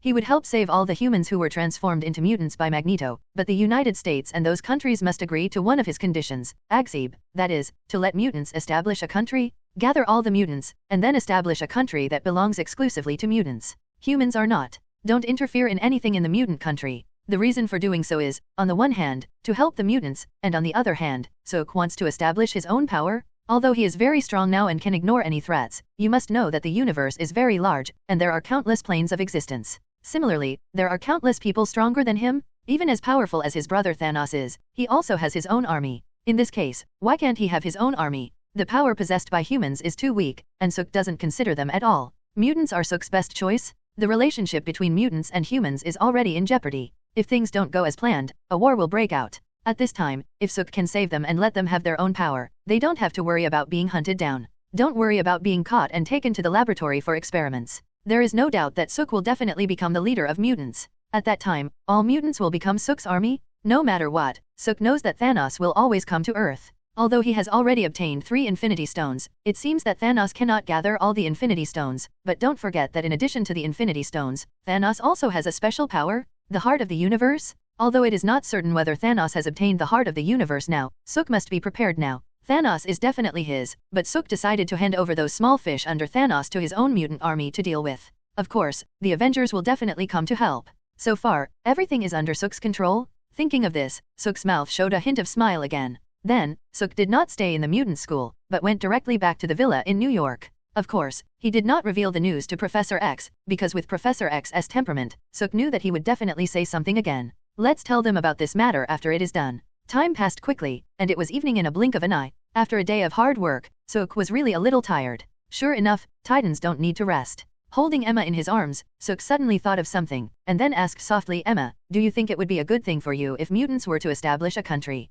Establish a country? Emma's eyes were confused when she heard this, and she didn't seem to understand what this meant. Sook smiled helplessly and explained, to put it simply, it is to gather all mutants together, and then establish a country that belongs exclusively to mutants. Humans are not allowed to interfere in anything in the mutant country. Mutants have the right to decide all matters in their own country. It's just like the human country, except that humans are replaced by mutants. This time, Emma finally understood, but then she looked at Sook speechlessly and said, "Okay, but this kind of thing is really impossible. Humans themselves are afraid of mutants. How can they let us establish our own country? That's not." Just as she said this, Emma suddenly thought of something, and then looked at Sook in disbelief and said, "Wait a minute, what do you mean by that? Do you want to help us build a country?" During the time she spent with Sook, Emma knew that Sook would not talk about something for no reason, so she immediately guessed what Sook was thinking. This little girl is really smart. With a slight smile, Sook said, "I do have this plan at the moment, but the specific situation will have to be discussed later. If there are no accidents, I think this thing will definitely work." Sure enough, when Emma heard this, her excitement was simply indescribable. After all, as a mutant, how could she not want to have her own country? "You are so nice." Emma blew softly in Sook's ear, and suddenly she went into the quilt with a red face. It was obvious that she wanted to reward Sook. Soon, the wolf in Sook's heart appeared again. To read the ununderlined version of the novel, please download Fula. When Nick Fury left the mutant school, he took away the 30 national leaders who had become mutants, as well as their security personnel and flight attendants. Although he didn't know how Nick Fury arranged them, Suk didn't find similar reports when he checked the news the next morning. Suk knew that it seemed that S.H.I.E.L.D. and the United States were preparing to conceal this matter. But of course, for him, this would not affect his plan, because paper cannot cover fire. Nick Fury was very efficient. At noon the next day, Suk received a call from Nick Fury, saying that he was ready and the president had arrived, just waiting for Suk. Without the slightest hesitation, Suk opened a space channel and appeared in S.H.I.E.L.D. At this time, the faces of the S.H.I.E.L.D. agents were a little weird. Obviously, they already knew about the 30 mutants. Then, in an office, Suk finally met the President of the United States, and of course the other 30 national leaders who had been transformed into mutants by Magneto. Although he knew that the mutants around him were once humans, the President of the United States still felt very uncomfortable sitting among them, especially the guy with a toad face. He wanted to vomit at the first sight of him. But at this moment, he could only hold it in. Seeing Suk coming in, Nick Fury hurriedly introduced everyone, please look, this is the person who can help you turn back into humans and save your lives. His name is Suk. When they heard this, everyone present stood up all of a sudden, even the President of the United States was no exception, because the President of the United States already knew Suk's true identity from the previous New York report. He knew that Suk must not be offended. As for the others, they knew that their lives and deaths were in Suk's hands at the moment, so naturally they did not dare to neglect him in the slightest. Faced with such a situation, Suk only felt amused in his heart, but then he waved his hand for everyone to sit down, and then sat down in the most conspicuous seat. Then, the meeting began. Mr. Suk, as you wish, I have invited the President of the United States and leaders of 30 countries here. Please discuss any deal you want to discuss. Nick Fury said to Suk respectfully. This matter is serious, he had to be cautious. And he was really a little worried. What if someone among these people said something unpleasant and was killed by Suk? Based on his understanding of Suk, this kind of thing is still very likely to happen.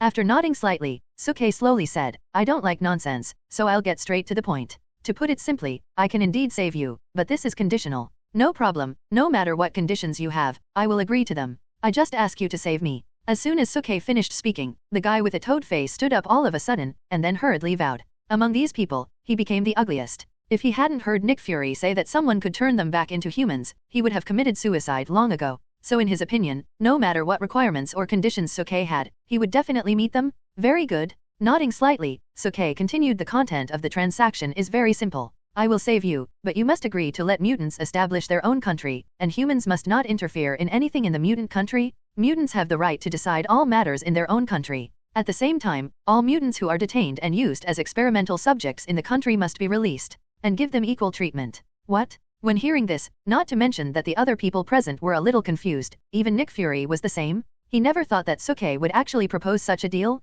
I object. Then, the US president was the first to object. I can agree to everything else, but I won't agree to this one thing. The damage that mutants have caused to the United States is incalculable. Let them establish their own country, and give them equal treatment? No, I can't do it. Although mutants are distributed all over the world, most of them are concentrated in the United States. Similarly, the damage to the United States is the greatest. So when the President of the United States heard this, he refused without hesitation. In his opinion, even if he refused, he would not be the one to die. Anyway, he would never let mutants establish a country. With the refusal of the President of the United States, other people began to talk about it, and most of them were against Suk's deal. No, mutants have always been a threat, and if they were allowed to gather together and form a nation, they might destroy us. Yes, mutants are too powerful to be allowed to establish a country. But if we don't agree, we will die. Hearing that everyone else seemed to be on his side, the US president was really very proud at the moment. In his opinion, since so many people disagreed with this matter, Suk would definitely change to another deal, but it was obvious that he was overthinking.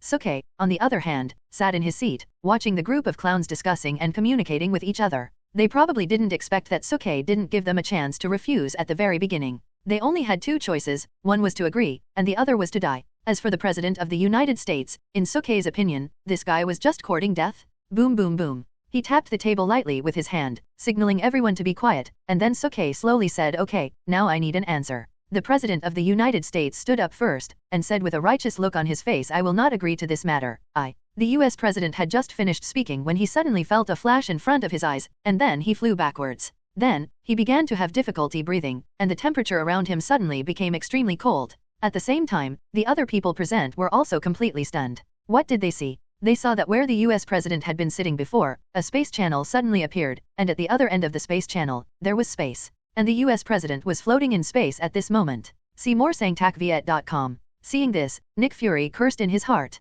Then, without any hesitation, Nick Fury came to Suke and said nervously, "Mr. Suke, don't be angry. Mr. President is just upset for a while, just give him some time, believe me, he will agree. You don't have to kill him, give him another chance." Although Nick Fury didn't quite agree to let mutants establish a country, it was obvious that he was more afraid that Suk would kill everyone here. If that were the case, Suk would be completely hostile to humans. If he got mad, maybe he would 000 and exterminate humans without waiting for the mutants to take action. Suke ignored Nick Fury and walked to the space channel. He smiled and said to everyone, "I'm sorry. I didn't make it clear. You have no right to refuse me. You have no right to bargain. You only have two choices. Either agree or die." After saying this, Suke snapped his fingers. Then, the President of the United States fell from the space channel again, trembling all over. Although he only stayed in space for less than 10 seconds, for him, these 10 seconds were almost like a lifetime. After a short rescue, the US President finally returned to normal, but he couldn't help trembling all over. Walking behind the crowd with his hands behind his back, Suke said slowly, "All of you are presidents, queens, or kings of a country. Maybe in your eyes, your life is very precious, but in my eyes, it is worthless. Believe me, I don't care about your life or death at all. Of course, don't think that the world will stop functioning if you die. Think carefully about how many people in your country are eager to take your place. I'm afraid you can't even count them, right? If the president is gone, just elect another one. If the queen is gone, there is another queen. The king is even simpler. Your son can directly take your place. Tell me, are you really important?" As soon as these words came out, everyone fell silent again. Because they found that Suke was right, they were not the only capable people. As long as the subjects of their country were willing, there would be another person to replace them immediately. Although agreeing to the mutants establishing a nation is a very bad decision, it is the only way for me to survive. Well, my patience is limited. I don't want to wait any longer. I need you to give me an answer now. Agree, or die. Then, Suke suddenly spoke again. "I agree." As soon as Suke finished speaking, a voice rang out. Look, it was the US President who had just opposed it. Seeing that the US President had agreed, why wouldn't the leaders of other countries agree? "I agree.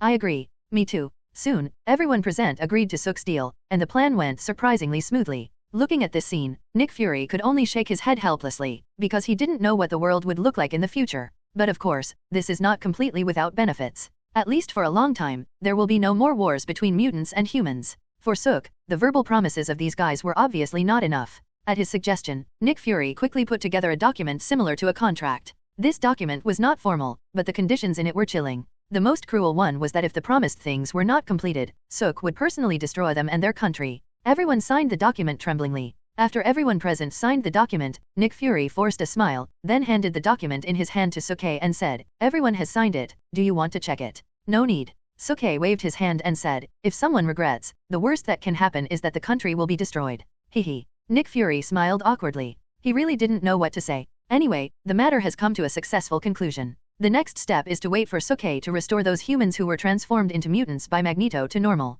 And this is when the time stone will show its power. Adjust the time on the time stone back to the time before these people became mutants, and then gently move them. In an instant, everyone returns to normal. Is that the end? When Nick Fury saw this scene, he almost vomited blood. He thought it must be a very troublesome and complicated matter, but he didn't expect that Suke could turn these people back to human beings so easily. Nick Fury suddenly felt that everyone was calculated by Suke. The leaders of more than 30 countries returned to normal in an instant, and the first thing they did was to rush back to their own countries. After all, they did not forget the unequal document they had signed before. No one doubted Suk's power, because they were not stupid. They had already noticed from Suk's previous actions that Suk could not only control space, but also time. With such power, there was nothing he couldn't do in this world. Some even suspected that Suk was a god. In any case, Suk's goal had been achieved. Those present, including the President of the United States, all 31 major countries agreed to the establishment of a mutant nation. As for those who did not come, Suk believed that with the establishment of a mutant nation, they would also compromise. And he believed that no one would dare to disobey him, because the consequences of disobeying him would be very tragic. The matter of mutants has finally come to an end. To read the ununderlined version of the novel, please download Fu Luxiao. See more sangtakviet.com. This time, Professor X did not give Magneto face. Not only did he forbid him from entering the mutant school, but the X-Men were also fully armed. Everyone stared at Magneto and his mutant fraternity members with resentment. "Charles, don't get me wrong, I'm not here to fight." Magneto signaled the fraternity members behind him not to act rashly, and said to Professor X, "Bullshit. Eric, you damned guy, do you know what you have done? Not only did you kidnap the leaders of 30 countries, you even killed them. You pushed all of us into a dead end? Is this the result you want?" Professor X was so angry that he cursed directly. But when he heard this, Magneto was at a loss. "What are you talking about? I just turned them into mutants, I didn't kill them. Idiot, do you think gene reversal is so easy? Let me tell you, their transformation into mutants is only temporary. After 3 days, all of them will die, and it's all thanks to you? Congratulations, Eric, you can finally bring the war to us. At the end, Professor X was about to roar. When Magneto heard this, he fell silent, because to be honest, he didn't know that the mutant converter had such a defect, but it seemed that it was useless to say these things now. Forget it, let them die. Anyway, these guys were not mutants originally. Charles, no matter how much you hate me or scold me, it can't change the fact that humans and mutants are about to go to war. At this point, do you think the things between us are still important? If you don't want our people to be completely wiped out by humans, then we must cooperate. Only if we cooperate can we defeat humans. Magneto looked at Professor X with a firm face. Professor X gnashed his teeth in hatred. Although he and Magneto were both mutants, their personality ideals were completely opposite. Magneto was a radical who believed that humans could not coexist with mutants, so he always wanted to lead mutants to defeat humans, but he didn't think so. He always believed that humans and mutants could coexist. However, with Magneto's plans again and again, the conflict between humans and mutants became more and more tense, until now it has reached an irreversible point. Although the ex-police did not do anything to harm humans, in the eyes of humans, they are also mutants like Magneto. No matter how many good things they do, humans will still regard them and Magneto together. This made him very annoyed. Although he knew that the relationship with humans had been restored, Professor X still could not accept declaring war on humans with Magneto, because there were hundreds of students in his school, and their youngest was only 7 or 8 years old. They should not be involved in the war. Professor, stop talking nonsense, let's fight back. Wolverine said viciously, showing his steel claws. Although he was no match for Magneto, as a member of the X-Men, how could he be absent from such a thing? Then, Mystique also stood up. Eric, take your people back, we will not cooperate with you. Magneto shook his head helplessly and said, Raven, I thought you should understand me. No one will understand you, Eric, you are too crazy, it is you who pushed us to the brink of extinction. If one day we are all extinct, then remember that all this is your responsibility. Mystique said with a hint of sadness. Obviously, he also thought that Magneto's move this time was too crazy. Eric, I'll say it one last time, go, take your people away from here, or I promise you, I will show no mercy. Professor X said, and then he was ready to use his telepathic ability. Then, Wolverine, Hank, Mystique, Jean, Cyclops, Wanda, and Iceman, Colossus, and Rogue who had just rushed back from outside all entered the combat state. As an old friend of Professor X, Magneto knew clearly how powerful Professor X was, but he was unwilling to leave him like this. He didn't understand why Professor X was still unwilling to cooperate with him at this point. I won't leave like this. Charles, we must cooperate. Just for our people. Magneto rejected Professor X word by word. Then, all the mutants in the Brotherhood of Mutants also entered the battle state. For a moment, the atmosphere became a little tense, and danger was imminent. But at this moment, a space passage suddenly appeared between the two groups of people, and then a familiar figure walked out. It was Suke. After stepping through the space passage and seeing the scene in front of him, Suke was speechless. What are you doing? Suke looked around Professor X and Magneto and asked. I came to discuss something with Charles, but he doesn't want to discuss it with me at all. Magneto said slowly while signaling the mutants behind him not to act rashly. His Brotherhood of Mutants is made up entirely of mutants, with a number of about thousands. Relying on such strength, Magneto has never taken anyone seriously, but it is obvious that Sook is an exception. As long as Sook is willing, he can kill all mutants in an instant. This is exactly what Magneto is worried about. On the other side, Professor X still yelled at Magneto, Eric, I will not cooperate with you, you dumb guy, this is all your fault. Hey? Sighing slightly, Sook said speechlessly again, please, don't you guys watch TV? If you watched today's news, there wouldn't be so many troubles. Not long after, in Professor X's office, everyone crowded together and stared at the TV in front of them, and what was being broadcast on TV was news about mutants. Fila reminds you, 3 things to do when reading, collect, recommend. See more sangtakviet.com.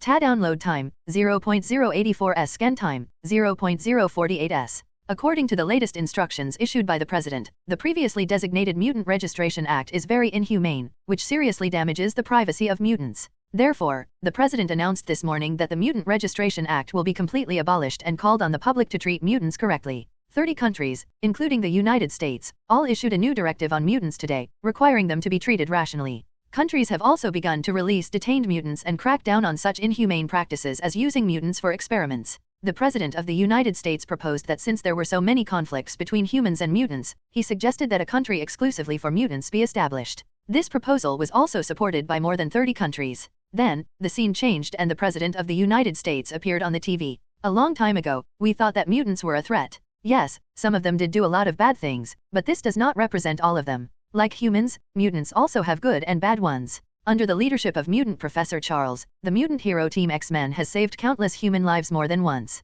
So here, I call on everyone to treat mutants correctly. The news is almost over here, but at this moment, everyone is confused. Did I hear it wrong? Or am I dreaming? The President of the United States actually called us heroes. Wolverine shook his head, looking incredulous. I think it might be a dream. Mutants founded a nation. How could such an outrageous thing happen? Is it possible that this is a conspiracy? Hank was also incredulous. You know, humans have always had a bad attitude towards mutants. Magneto kidnapped the human leader before. In this case, it's good enough that humans don't come to hunt them down. They even help them build a country. What a joke. Then, Professor X and Magneto looked at each other, and both of them were dazed, because they knew that this was real. Turning his gaze to Suke, Professor X could not suppress his inner excitement and asked tremblingly this, what is going on? Is this something you did?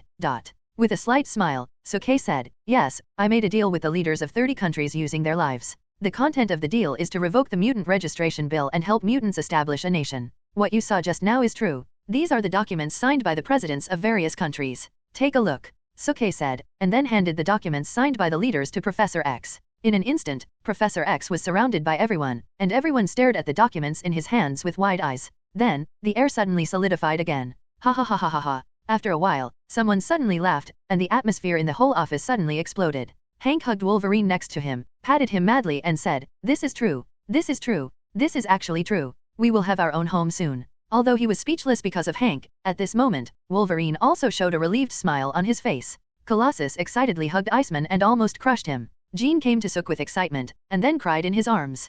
Thank you. Outside the house, after hearing the news, the mutants brought by Magneto were a little confused at first, and then they began to celebrate, scaring the children in the mutant school to tears. For a moment, the joy of victory filled the entire mutant school. Okay, everyone, go out, we still have something to discuss. Hank, remember to help me entertain those people that Eric brought. Then, Professor X seemed to have thought of something, and then instructed Hank, who was excited on the side. Professor, don't worry, I know what to do. Hank agreed with a smile and then walked out. Soon, others also walked out one after another, but when they went out, everyone was excited. Today is the most memorable day for all mutants. After everyone left, Magneto looked at Sook and said with a wry smile, so, you were just using me before. Not entirely. Suke smiled and said, but this matter would not have been so smooth without your cooperation. Hearing the conversation between Magneto and Suke, Professor X felt confused, but soon, he didn't care, because this kind of thing is no longer important. What is Magneto and all his efforts for? Isn't it to allow mutants to obtain proper treatment and rights? And with the establishment of the mutant nation, all their efforts will be realized.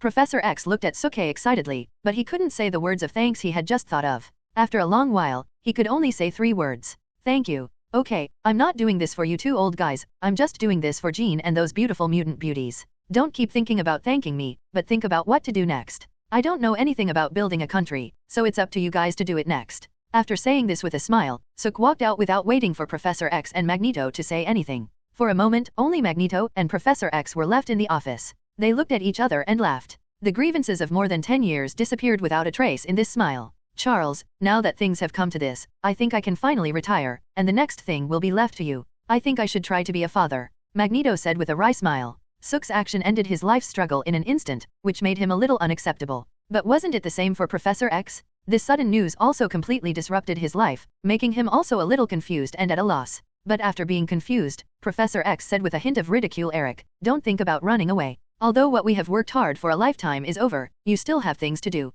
Based on your ability, I think it would be a good idea to let you be a builder. Looking at this lifelong friend, Magneto smiled helplessly. To read the ununderlined version of the novel, please download below. In the next few days, everyone in the mutant school started to get busy. They had to attend various meetings held in the United States and receive mutants detained by various countries. Even Jean and Wanda transformed into diplomats to negotiate with various countries. Of course, Emma, who lives in New York City, was not idle either. She also began to contact the mutants in New York City to return to the mutant school and wait for the next instructions from Professor X. In general, the mutants have been very busy recently, but of course, despite being busy, Jean and Emma did not forget to reward Sook, which he benefited a lot. At the same time, in a remote church, a group of people dressed very strangely were gathering here. How is it? Nothing unexpected happened. A very tall man in the church whispered. Soon, a man replied, don't worry, Cassius, we have found a way to lure away Ancient One. She has other things to do now and has no time to find us. Very good. Silius nodded first, and then told everyone, listen carefully, before Lord Dormammu arrives, no one can relax, and we must not let the Ancient One destroy our operations.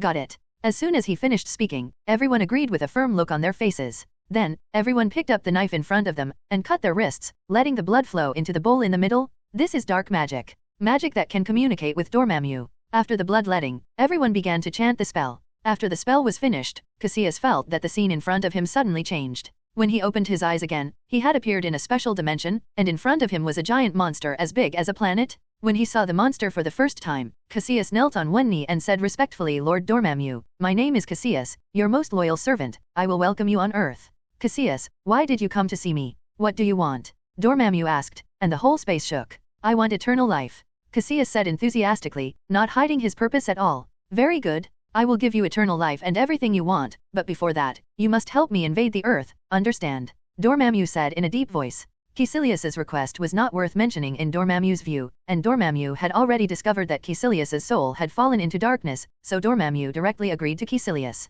"I understand, my master, please tell me, what should we do?" Cassius asked. "There are 3 temples on Earth. Because of the existence of these 3 temples, I cannot appear on Earth. What you have to do is very simple, destroy the 3 temples. When I come to Earth, I will not only give you endless life, but also give you more powerful power," Dormammu said. Cassius was delighted, and immediately said fanatically, "Master, I understand, you just wait for our good news." Then, the picture flashed again, and Cassius returned to the church. Although he spent a lot of time talking with Dormammu, because of the difference in space, only 1 second passed in reality. "Boss, what's going on?" a believer asked excitedly. Caecilius said in a deep voice, "Lord Dormammu has agreed to us, but before that, we have to help Lord Dormammu invade the Earth first." "So where are we going now?" someone asked. "London Temple." After saying this with a cold look in his eyes, Cassius began to lead his followers towards the London Temple. Soon, Camartage. Oh no, Supreme Mage, we just received news from the London Temple that Cassius has attacked them. The situation is very dangerous, we must provide support immediately."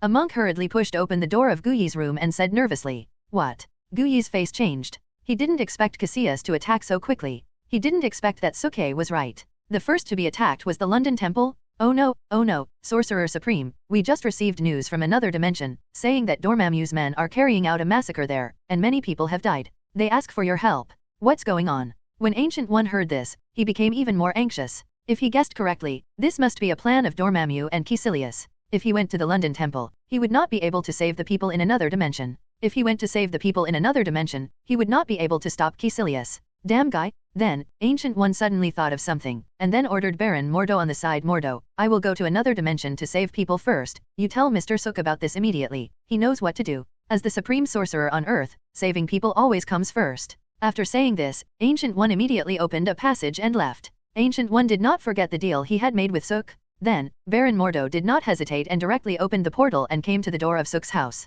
Cassius was an extremely powerful guy, and even Ancient One was not sure he could take him down, so Baron Mordo naturally did not want to die. But then, just as he was about to knock on the door in front of him suddenly opened, and Sook walked out. "Mr. Sook, stop talking, I know everything." Before Baron Mordo could finish his words, Sook stopped him. As early as this morning, Sook noticed that the time on Earth had become a little unstable, as if something was trying to squeeze in. After a careful investigation, he discovered that it was Dormammu who was coming. Dormammu's arrival made Sook speechless, because it was obvious that Dormammu came a little too early, and at this time, Doctor Strange was just an apprentice of a magician. Although it was a bit speechless, but since he was here, Sook didn't mind getting rid of this guy Dormammu as soon as possible. Then, a space channel opened, and Sook brought Baron Mordo to the London Temple. As soon as they appeared, bursts of roaring sounds rang out. Sook took a closer look and found that there was a fierce fight inside. All the magicians were not the opponents of Cassius. They were simply being suppressed by Cassius at the moment. Sook took a closer look and did not see the figure of Ancient One. Then he looked at Baron Mordo beside him with some curiosity and said, "Where is Ancient One?"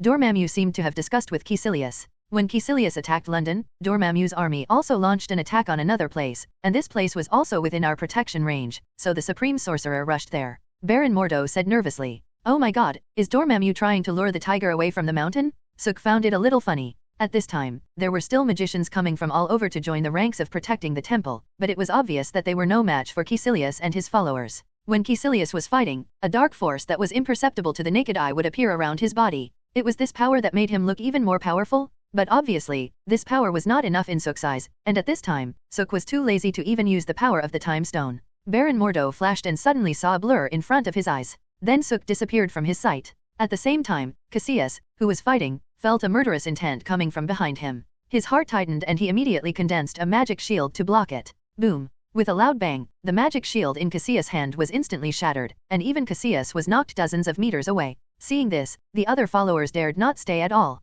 They gave up the fight and quickly gathered around Cassius. After finally getting up, Cassius looked at Suk in surprise and said, "Who are you?" The power of the punch just now made Cassius feel the fear of death. If he hadn't condensed the magic shield at that time, he would have died by now. Suk smiled and said, "Do you think I need to say anything to a dying person? Anyway, it doesn't make any sense. I'm sorry, since you are here, don't even think about leaving." As soon as the voice fell, Suk suddenly dodged again, and then appeared behind Cassius, and suddenly pinched Cassius' neck. With a little force in his hand, Cassius' neck was immediately twisted by Suk. But at this moment, Suk was shocked to find that the person in his hand was not Cassius, but a follower of Cassius. What is this? A substitute technique? Shaking his head helplessly, Suk threw the corpse out, and then looked at the group of Cassius followers next to him. Then, he saw that those guys had opened a series of channels similar to broken mirrors and were jumping in one after another. Obviously, Cassius is ready to escape. But Suk will not give him a chance to escape. Gently raising his right hand, a green magic circle suddenly appeared in Suk's hand. He quickly flicked the magic circle, and then Suk waved to Cassius. In an instant, the power of the time gem began to cover this space. Time began to flow backwards.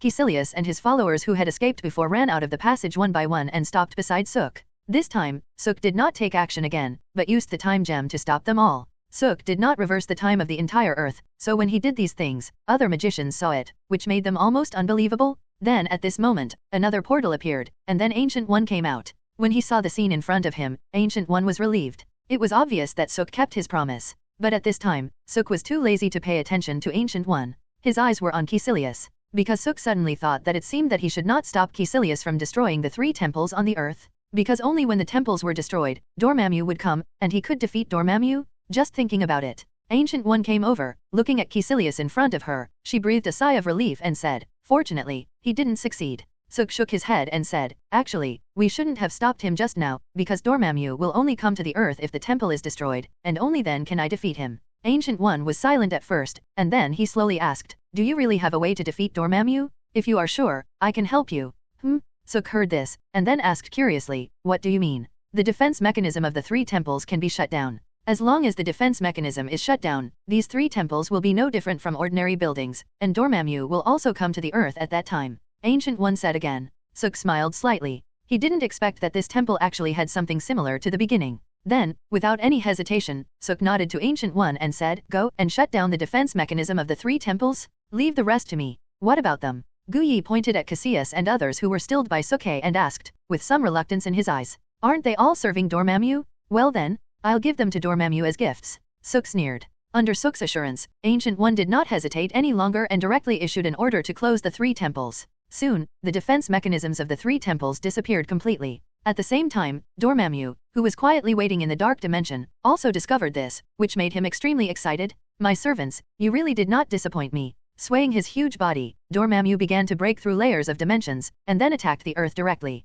It is worth mentioning that the place where he landed was not New York, nor London, but Hong Kong. A space channel opened, and Suk and others instantly appeared in Hong Kong. Looking up, Suk saw that at this moment, the sky had been broken and was completely shrouded by layers of darkness. In the darkness, a huge figure was slowly approaching the earth. But of course, this is just an illusion. You must know that Dormammu's speed at this moment is almost close to the speed of light. The reason why it looks slow is just because he needs to break through the dimension. Dormammu's size is comparable to a planet. If he is allowed to completely descend on the earth, it will definitely cause incalculable deaths, so immediately afterwards, Suk began to prepare for action. Ding! Realizing that Dormammu is about to invade the earth, a side quest is now being issued. Stop Dormammu from invading the earth. Mission reward, 200,000 villain points, 1 chance to draw a prize. Then at this moment, the system's voice rang in Suk's mind again. This made Suk speechless. The system really knows how to choose the time. "Gu Yi, I leave this to you." He greeted Gu Yi, and created an energy shield to wrap up Cassius and others. Suk then took them to the sky. After flying to a certain height, Suk punched the air directly, and suddenly opened a space channel leading to Dormammu. Without the slightest hesitation, Suk rushed in. The further he went, the more Suk felt the pressure brought by this space. It was a dark, negative special force that made him feel very uncomfortable, but of course, it was only a moment, and Suk had already gotten used to this feeling. "Who are you? How dare you come in front of me?" I don't know how long they flew. A sound like thunder suddenly rang out in the entire dark dimension, shaking people's ears. Looking up, Suk saw a huge monster floating in the dark dimension, and around him were planets of varying sizes. In comparison, Suk felt that he had underestimated Dormammu, because this guy's body was much larger than a planet. "Dormammu, you don't need to know who I am now. After I defeat you, you will naturally know my name. Here, this is a gift for you," Suk said, and threw Cassius and others to Dormammu, and at the same time lifted the time freeze on them. Dormammu is not a fool. Seeing this, he has understood that Cassius and others should have failed, and the reason why he can still come here is entirely because of the man in front of him, Owner. On the other side, when they saw Dormammu, Cassius and others couldn't help but cheer. But it was obvious that in Dormammu's eyes, these guys were losers. A bunch of trash. I don't need a bunch of trash to be my servants. With a roar, Dormammu opened his mouth wide, sucked Cassius and others into his mouth, and then swallowed them alive. Cassius and others didn't expect Dormammu to treat them like this, but by the time they reacted, it was a little too late, because Dormammu had eaten all of them. I didn't expect this. These guys have been working for you all the time, but you treat them like this. Suk said with a hint of sarcasm. If you want to be my servant, you can't fail. I won't tolerate failure. Of course, there are bugs standing in front of me. After saying this, Dormammu suddenly opened his mouth again, and then a large amount of dark energy containing the power of destruction shot directly towards Suk. Go to hell, Ant. Seeing this, Suk just sneered, then raised his right hand, and saw that the dark energy was completely absorbed into Suk's body when it approached Suk, without hurting Suk at all.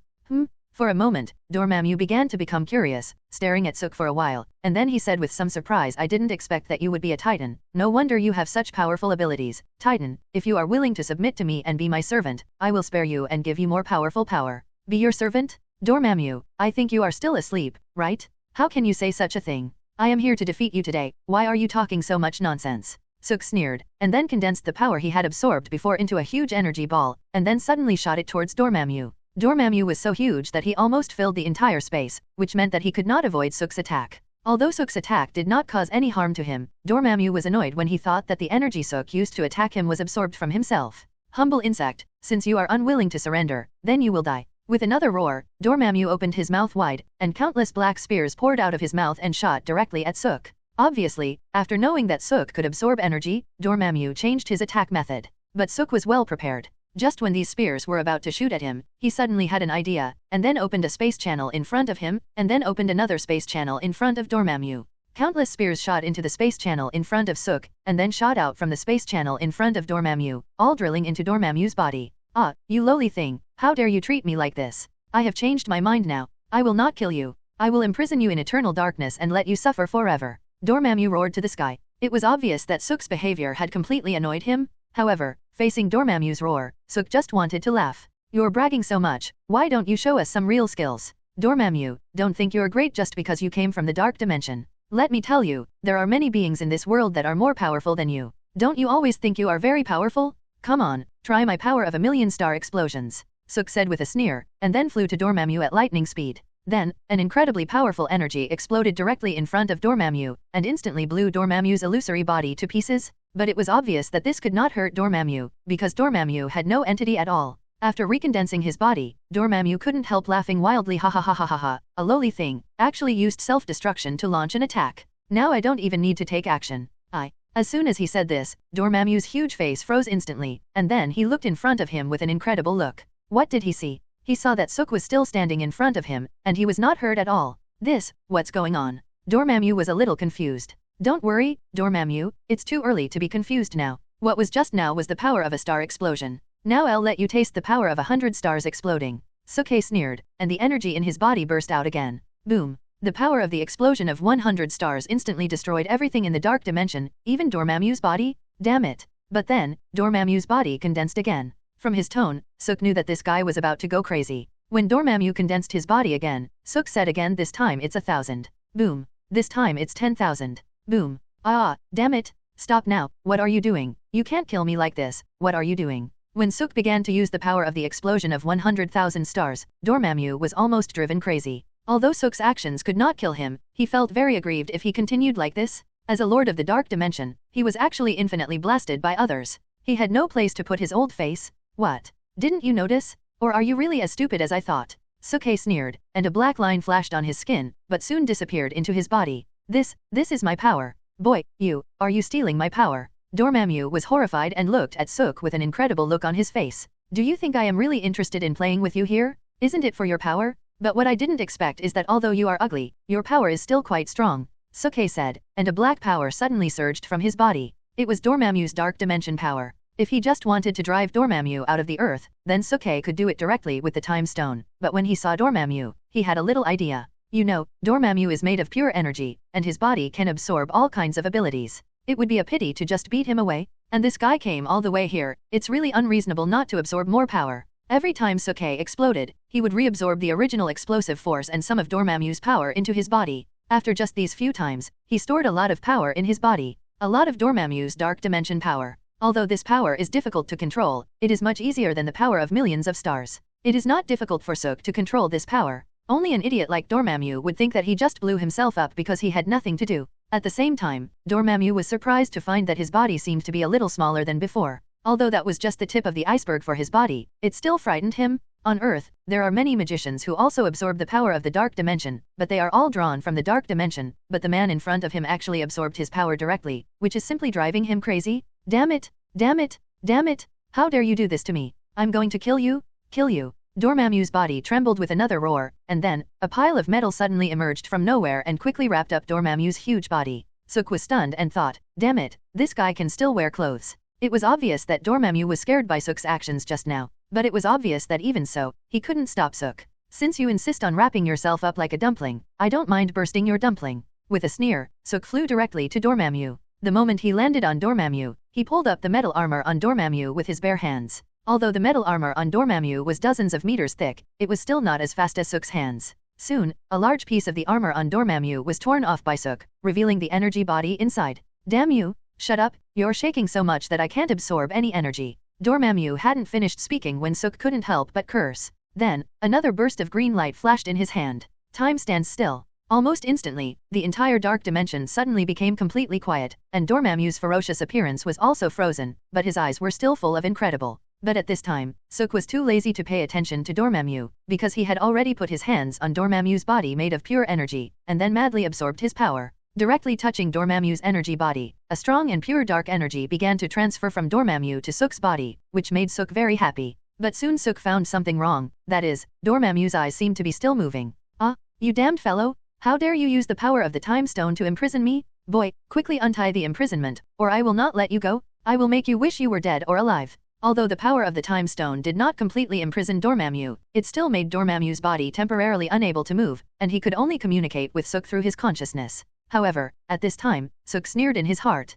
Dormammu, you've shouted this line at least a dozen times since I got here, but have you ever really hurt me even once? If you have the guts, stop talking nonsense and show some real skills. You, how dare you look down on me? A lowly ant? At that time, Dormammu's huge head had already turned around with great effort, and a pair of eyes comparable to planets were staring at Sook. Obviously, he had gradually gotten rid of the control of time. Sook was a little surprised at first, but soon he was relieved, because he suddenly thought that Dormammu was a creature without the concept of time, so the power of time could not play a big role on him, and in the dark dimension, Dormammu was almost invincible, and even Sook could not kill him directly. Sook could kill Dormammu by absorbing Dormammu's power, but you have to know that Dormammu's body is connected to the dark dimension. If you really want to kill Dormammu by absorbing energy, Sook is afraid that it will take 10,000 years. This is indeed a very fucked up thing. But think about it carefully, probably only he can play with Dormammu like this. If it were the Ancient One or someone else, I'm afraid they would have died 10,000 times. Soon, Sook absorbed enough dark energy, and Dormammu also completely got rid of the power of time stopping. When he looked at Sook again, Dormammu finally didn't dare to underestimate Sook, but his expression became more and more gnashing. From before until now, this man has been absorbing his power. Although it is not much, it is just a drop in the bucket for him, but this humiliation is unbearable for him. But he can't bear it, because this man is very powerful, so powerful that he can't do anything to him. If he continues to consume like this, he will lose face, and it is obvious that this man will continue to absorb his power. Although his power in the dark dimension is close to infinite, what if this man can also absorb energy without limit? Does this mean that he will be sucked dry sooner or later? Thinking of this, Dormammu is really angry and aggrieved. I thought there was only one guy like Ancient One on Earth, who knew there was another Titan who controlled the time stone. This Nema suddenly changed from novice difficulty to hell difficulty. What the hell? This is unplayable. Thinking of this, Dormammu yelled at Sook, who was not far away, and I will let you and the Earth go this time, but next time, I promise you will not have another chance. When I come to the Earth next time, you will all die. Although he was preparing to escape, as a king of the dark dimension, Dormammu felt that he could not lose his momentum. However, at this time, Sook, who was standing in the void, shook his head and said, Dormammu, you are really stubborn. If you slip away with your tail between your legs, I might just let you go. But you said you have nothing to do, so why are you pretending? Next time, do you think I will give you another chance? After saying this, Sook suddenly sneered, and then the space gem and the time gem took effect at the same time. A terrifying crack began to appear on Dormammu's head, and it was still expanding. It soon spread to the entire dark dimension space, as if it was going to swallow up the entire dark dimension. Inside the crack, there was nothingness, and at the moment when the crack appeared, Dormammu clearly felt that he seemed to be constantly decomposed and sucked into the void space. What did you do to me? What's going on? At this moment, Dormammu was completely panicked. He realized that he could not resist the crack that was enough to swallow the entire dark dimension. He was so scared that he almost peed. If he could pee. Just kidding. But at this time, Suk just watched all this with cold eyes. This void space is a special space that Suk discovered when he used the time gem and the space gem at the same time. In this void space, there is no concept of time and space, let alone life, but only endless nothingness. Dormammu is a very ambitious guy. If he is let go, he will always come back, so to deal with him, Suk can only uproot the grass. Although the void space cannot kill Dormammu, the special structure can imprison Dormammu forever. This feeling is probably more uncomfortable than killing him, right? No. Let's make a deal. No matter what you want, I will satisfy you, as long as you let me go. Dormammu roared. At this time, half of his body had been absorbed by the void. Realizing that Suk didn't speak, Dormammu roared again. I promise, I will never come to Earth again, as long as you let me go. Suk still didn't speak. Then, it seemed that he understood that Suk would not let him go no matter what, and Dormammu's face finally became ferocious again. Titan, I'll remember you? Just wait, I'll be back. When the time comes, I won't let you go. Suk still didn't say anything, just quietly watching Dormammu being swallowed by the void. This feeling is so comfortable. Soon, with Dormammu's final roar, the void finally swallowed him completely. Seeing this, Suk waved his hands, and the time stone and space stone took effect again. Soon, the void completely disappeared. After all, if the void continued to swallow, it would swallow the earth together. This was not the result Suk wanted. Then, just as Suk was about to leave, the system's voice rang again. Ding! Congratulations to the host for successfully stopping Dormammu from invading the Earth. Reward, 200,000 villain points and a chance to draw a lottery. Do you want to draw a lottery now? Let's draw, Suk said with a smile. He was in a good mood at the moment. Maybe he could draw something good. The next second, a huge lottery compass suddenly appeared in front of Suk. Suk's mind moved, and the compass started to spin rapidly. Ding! Congratulations to the host for drawing the super spark from the Transformers world. Transformers? Super spark? When Suk heard these words, he was slightly stunned. The next second, he felt that there was something in his hand. Upon closer inspection, it turned out to be an energy ball condensed from white unknown energy. When Suk looked over, information about it automatically appeared in his mind. The super god spark comes from the Transformers world. It is the most basic and mysterious component of the Transformers. It gives the Transformers their bodies and lives, and it will never go out and cannot be destroyed. Fuck. Suk was a little speechless. He never thought that he could draw this thing. Doesn't that mean that he will soon have his own Transformers? Suk just laughed when he thought of Tony's look when he saw the Transformers. Then, he carefully checked the super spark in his hand. Suk then placed him in the system space, preparing to find a suitable carrier for him after returning to Earth. Dormammu has been banished to the void space by Suk, and the energy of the dark dimension has completely disappeared. There is no point in staying here any longer, so Suk immediately returned to Earth. Hong Kong. Staring at Suk who fell from the sky, everyone had a complicated look on their faces. Suk, did you really defeat Dormammu? In the end, it was the Ancient One who spoke first. The Ancient One had been drawing power from the dark dimension, and because of that, he could always feel the presence of Dormammu, but just now, she suddenly couldn't sense Dormammu anymore, which made him guess in his mind that Suk had killed Dormammu. But thinking about it carefully, this kind of thing was a bit too unbelievable, and in order to further confirm it, she couldn't help but ask. Suk smiled and said, Ancient One, you should have felt it, right? What's the point of asking again? Don't worry, Dormammu will no longer be a threat in the future, he has completely disappeared. The void is a very special space. Dormammu will never come back. Therefore, Suk said that Dormammu has disappeared from this world. It is not an exaggeration. Hearing Suk's words, Guyi immediately showed a very relieved smile on his face, and the whole person seemed to have aged a lot. Suk noticed that the power of darkness was disappearing from Guyi, which means that Guyi is about to die. Guyi is a human being. She could only live for 100 years at most, but by absorbing the power of darkness, she has lived for hundreds of years. In other words, her life actually depends on Dormammu's dark dimension, but now Suk has already. Dormammu was banished to the void, completely cut off from this world, and the Ancient One also lost the power to sustain life. Suk could give the Ancient One some power from the dark dimension to help him sustain life, but from the previous conversation with the Ancient One, Suk knew that the Ancient One did not want to do so. She really longed for death and wanted to have permanent peace. At most, the Ancient One would be dead in 3 days. Relieved, the Ancient One looked at Suk and said, Mr. Suk, thank you for saving the world. Our deal should have ended here, but I think you should also know that I'm going to die soon. Before I die, can I ask you for one more favor? Tell me about it. Suk said. After I die, I hope you can help take care of my disciples. If they encounter any problems that they cannot solve in the future, please help them. This is my last request as a dying man. Guyi said slowly. I promise you, Kamartaj, I will help you protect it in the future. After saying this lightly, Suke opened another space channel and disappeared in front of everyone. After Suk left, all the magicians, including Baron Mordo, knelt before the Ancient One, because they also felt that the Ancient One was about to die. After returning to the villa, Suke took out the super fire that he had won earlier, and then thought about what kind of carrier he should find for it.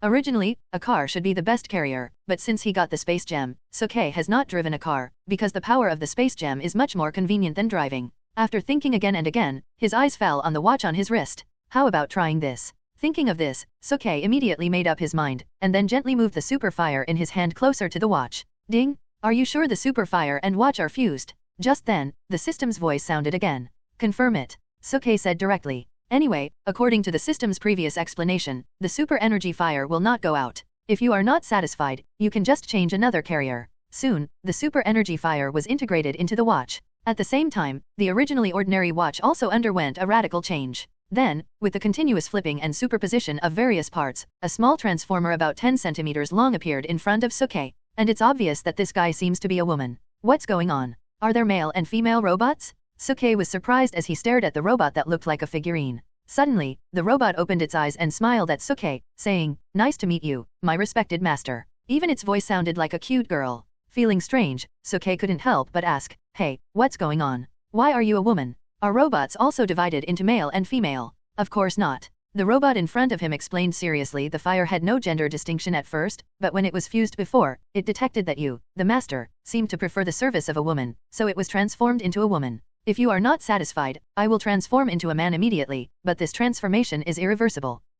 No, let's just leave it like this? I feel good this way. Suke smiled and shook his head. He didn't expect this result. I have received the instruction and have decided to keep my current gender. Please give me a name. Then the robot spoke again. Name? Suke was stunned at first, then he thought of something and smiled. Okay, then you will be called Elena from now on. Elena, this name comes from an American TV series The Vampire Diaries that Suke watched in his previous life. When the robot asked Suke to give himself a name, Suke suddenly thought of this name for some reason. Received the designation, confirmed the name. Dear Master, I am Elena, happy to serve you. Then, the robot smiled again. Sitting comfortably on the sofa, Suke looked at Elena and said, Elena, now tell me what you can do, or what are you useful for? Master, I am a living mechanical life form. I can invade any database, computer, and network at will. I can also transform my body between various machines. For example, my current body is a watch, but as long as you give the order, I can change to a new body immediately. Elena said seriously. So powerful? Suke was excited when he heard it.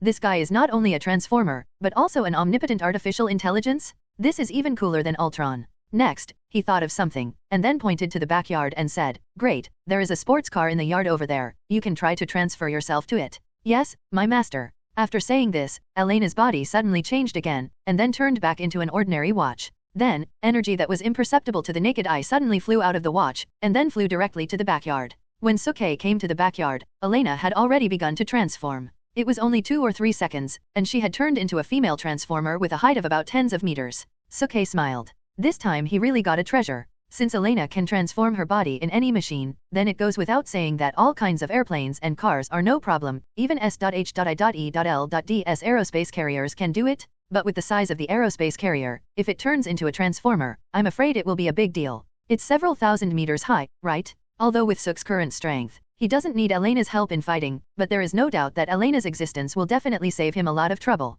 Because she can not only transform into a combat-type transformer, but also become an artificial intelligence to help herself obtain any intelligence. With her around, some things will become much easier in the future. Of course, more importantly, Elena can be carried with you. I have to say, today is a really good day. Then, just as Suk was about to say something, the phone in his pocket rang. He took it out and saw that it was Tony calling again. Suk was a little speechless, thinking that this guy didn't want him to help create Ultron again, but then, he still answered the phone. Hello, Suk, are you free tomorrow? As soon as the phone was connected, Tony's voice rang out. No time, I'm going to go to the sun tomorrow. Suk refused. Tony was speechless when he heard this. You are really awesome. The next second, Tony thought of something again, and then said, Don't get me wrong, this time it's not because of Ultron, but because of something else. There will be a large science and technology expo in Stark Industrial Park tomorrow. I call it Stark Industrial Exposition. There will be many novel things at that time. I just want to invite you to visit. And tomorrow, Banner and I will show the preliminary research results of the Ultron plan. It would be a pity if you don't come. The creator of the Stark Industrial Exposition is Howard Stark, the father of Iron Man Tony Stark. The expo was created very early, but it was not called Stark Industrial Exposition at that time, but the Tomorrowland Science and Technology Exposition. At that time, it was still World War II. Because of the desire for technology, Howard Stark and a large number of like-minded scientists jointly founded this Science and Technology Expo called Tomorrowland, focus on displaying some advanced science and technology and concepts. In the plot of Captain America 1, Howard Stark once showed an anti-gravity flying car at the Tomorrowland Science and Technology Exposition, which was definitely a black technology at the time. It was obvious that Tony was not the only genius in the Stark family, his father was also a genius. After Tony took over the Tomorrowland Science Fair, he unceremoniously changed the Tomorrowland Science Fair to the Stark Science Fair. This kind of place must be a place full of science fiction for ordinary people, but for aliens like Suke, it was simply boring, so he had no interest in it. Besides, he just got a transformer and artificial intelligence Elena, what technology could be more powerful than her? But then, just when Suke was about to reject Tony, he suddenly thought of something, and then looked at Elena who had changed back into the form of a sports car. The next second, he laughed again. There was no doubt that Tony had originally planned to display Ultron's research results at tomorrow's Science and Technology exhibition, and then show off in front of everyone. And he would call me later. It should not just be to invite me to take a look, it should be more of a show-off, right? How could I miss such a wonderful thing? Tony wants to show off, right? Very good. Then I will take Elena to give him a good slap in the face. Thinking of this, Suke smiled and said to Tony on the other end of the phone, Tony, I promised you, I will come tomorrow, but I hope your research will not disappoint me. Of course not. On the other end of the phone, Tony said excitedly, this is the result of my research with Banner, it is guaranteed to surprise everyone. Very good, then I'll wait for you to surprise me tomorrow. With a slight smile, Suke hung up the phone. Looking at Elena in front of him, he could almost imagine Tony's shocked expression. Suke didn't want to hit Tony in the face, but seeing Tony's face stretched out to him, he had no choice but to hit him. Sometimes, people are just so mean. The next morning, after a simple packing, Suk drove to Stark Industries. Of course, to be more precise, it was not Suk who was driving, but Elena? That's right, at this moment, Elena has moved to the sports car. Lying comfortably in the driver's seat and looking at the scenery outside the window, Suk realized that he seemed to have not been relaxed for a long time. Recently, it was either the mutants' affairs or Dormammu's affairs that made him a little too busy. Although the mutants' affairs have been resolved and Dormammu is no longer a threat, you have to know that this is the Marvel world. Who knows what will happen tomorrow? In this world, no matter what happens, it's normal. Dear Master, we are here. Do you need me to wait for you here? Just when Suke was thinking about something, Elena's voice rang again, bringing Suke back to reality. Coming back to his senses, Suke took out his mobile phone and said, no, just transfer it to this phone and follow my command line later. Yes. Elena agreed obediently, and began to transfer from the sports car to Suke's mobile phone. Then, holding the mobile phone, Suke got out of the car and threw the car keys to the waiter beside him. Hey, Suk. As soon as he got off the car, a voice rang out. Suk looked up and found that it was Tony who was talking. Next to him, there was a sexy beauty in a black evening dress. It was the Black Widow? Strange, why is the Black Widow here too? Thinking of this, Suk walked over. Why are you here too? Suke stared at the Black Widow beside Tony. The Black Widow smiled and said, why? Am I not allowed to come here? Of course not. Suke smiled and said, I just think you should have a lot of things to do now. I'm just a person, and a woman at that. I need to rest, too, okay. The Black Widow shook her head, with a look of loss in her eyes. Tony, who was standing by, was speechless when he saw this, but then he said to Suk, Suk, the reason why Natasha came here is entirely because of you. Originally, she didn't want to come no matter what I said, but when I mentioned that you would come, she agreed immediately. I really envy you. Tony, shut up. Before Tony finished speaking, Black Widow's face suddenly turned red, and then she glared at Tony. Tony shut up instantly, then made a gesture of surrender and said, all right, I know what's going on. Don't worry, I won't disturb you. You can do whatever you want. By the way, Suke, there are a lot of beauties here today, so don't be polite.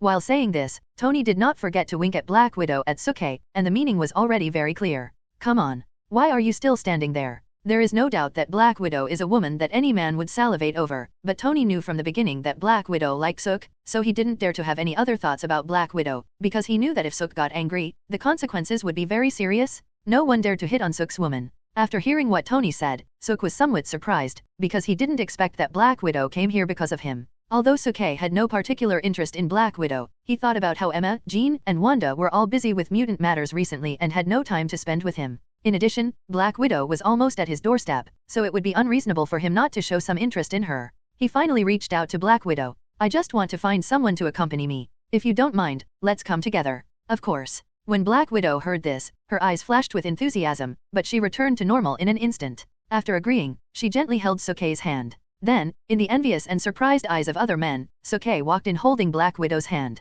P.S. The author has not actually figured out how to deal with Black Widow. After all, in the Marvel worldview, Black Widow is a beauty, but she is a beautiful woman with a bad lifestyle. Jean, Emma, these protagonists ended up early, so they are all virgins, but Black Widow, it's a little different? But I can't say I won't collect it, because to be honest, including the author, I don't like the character of Black Widow, but the actress who plays Black Widow, Scarlett Johansson, because she is really beautiful and sexy. Therefore, the author decided to accept Scarlett Johansson? Yes, you heard it right, we accepted Scarlett Johansson, not Black Widow, and the author will definitely think of a good way to accept her. Please rest assured. That's it. I hope everyone can continue to support this book. If you don't like this plot, it's okay to skip it. Thank you again for your support. Tony is rich, and the Stark Technology exhibition is a very important thing to Tony, so Tony is very concerned about this exhibition. Apart from other things, there are thousands of exhibition stands alone. Anyone who is invited or approved by Stark Company can get a booth of their own for free. Because of this, scientists and inventors from all over the world gather here. On the exhibition stand, all kinds of high-tech exhibits emerge in an endless stream, which is really dazzling. Of course, the number of people who come to participate in the exhibition is also outrageous. Even if there are only a few, there must be tens of thousands of people. It seems that the previous mutant incident did not cause much impact on ordinary people. Suke looked around, then smiled and said to the Black Widow beside him, Natasha, Nick didn't send you here again this time, did he? The Black Widow rolled her eyes at Suke and said with some complaints, you are wrong this time. I'm afraid Nick will never let me come to you again in the future. Because of your previous threat to the president has ordered that S.H.I.E.L.D. is prohibited from contacting you again. I took a big risk to come here this time. Really? Then I am really flattered. Suke said with a smile. You don't have to be flattered. Just look at me more. Don't you really not understand my feelings? The Black Widow said, and her charming eyes looked at Suke again. This woman really knows how to seduce men. Suke sighed in his heart, but a cunning smile suddenly appeared on the corner of his mouth, and then he said, of course I understand. If you have time tonight, remember to come to my house to find me. I am alone at home now. I think we can have a good talk about your feelings in bed. Hearing this, even though Black Widow is an agent, she blushed a little. You're really welcome. Are you kidding? Why should I be polite to you? Suk smiled and didn't take it seriously. At the same time, on the other side, as the Marvel Universe's showman, Tony suddenly parachuted into the middle of the entire convention center wearing his armor. Not far behind him was the tallest exhibition stand in the entire venue. Pepper Potts and Bruce Banner were there at the moment. Next to them was a big thing, but it was covered with a white cloth. Suk knew without looking that this should be the original version of Ultron. Sure enough, Tony was going further and further on the road of courting death. Tony appeared in the entire venue in the most flamboyant posture, instantly attracting everyone's attention. For a moment, the reporters who were taking pictures in the venue suddenly rushed over like crazy and surrounded him in an instant. Mr. Tony, as the founder of the Avengers, what do you want to say to everyone? Mr. Tony, it is said that it was not the Avengers who saved New York before, but someone else. Do you have anything to say about this? The president previously proposed allowing mutants to establish their own country. What impact do you think this will have on human society? Stark Enterprises hasn't supplied weapons to the military for a long time. How do you make money? According to the information we received, you seem to have an illegitimate child outside. Is this true? If so, who is his mother? At that moment, more than 10 microphones were extended in front of Tony, and the mouths of those reporters were just like machine guns talking non-stop. Tony was completely speechless. The previous questions were fine, but what about the last illegitimate child? Although he has always been a playboy, he has never had children outside. These reporters are just too fucked up. Black Widow smiled and pointed at Tony and said, look, this is the treatment of being a hero. Do you want to try it? After all, you saved New York and the Earth. Forget it. Suke shook his head and said, if those people treated me like this, they would have died long ago. Also, don't take me as a hero. I have never been a hero. Sometimes the reason why I do good things is just because I need to get something, that's all. Haha. Black Widow just smiled and stopped talking. Hello Mr. Stark, my name is Jukka, can you please come and see my robot? This is my latest intelligent robot. It can do many things that other robots can't do. I believe you will be interested. Just when Tony was surrounded by reporters, a tall and thin man suddenly squeezed in, and then shouted at Tony with a robot. For a moment, Tony seemed to have grabbed a life-saving straw, and hurriedly shouted, robot? I am very interested in this, come on, take me to see it. The man named Jukka was excited when he heard this, and then he didn't know where he got the strength from, and he pushed the reporters who blocked Tony aside, and then took Tony to his own exhibition stand, but it was obvious that those reporters would not give up, and they immediately chased after him. But what surprised Tony was that when he came to Jukka's display stand, he found that Suk and Black Widow were also here. This was actually a coincidence, because Suk didn't expect that the exhibition stand next to him was Jukka's exhibition stand. It's a bit noisy here, how about we go to a quieter place? Knowing that Suke doesn't like noise, for the safety of everyone here, Black Widow he hurriedly spoke. However, Suke shook his head when he heard this, and then said with a smile, no, I am very interested in this guy's exhibits. Anyway, our work can only be done in the evening. Before that, let's take a look first. Hearing this, Black Widow's face turned red again. But at this time, Suke ignored Black Widow and looked at the exhibition stand next to him with interest.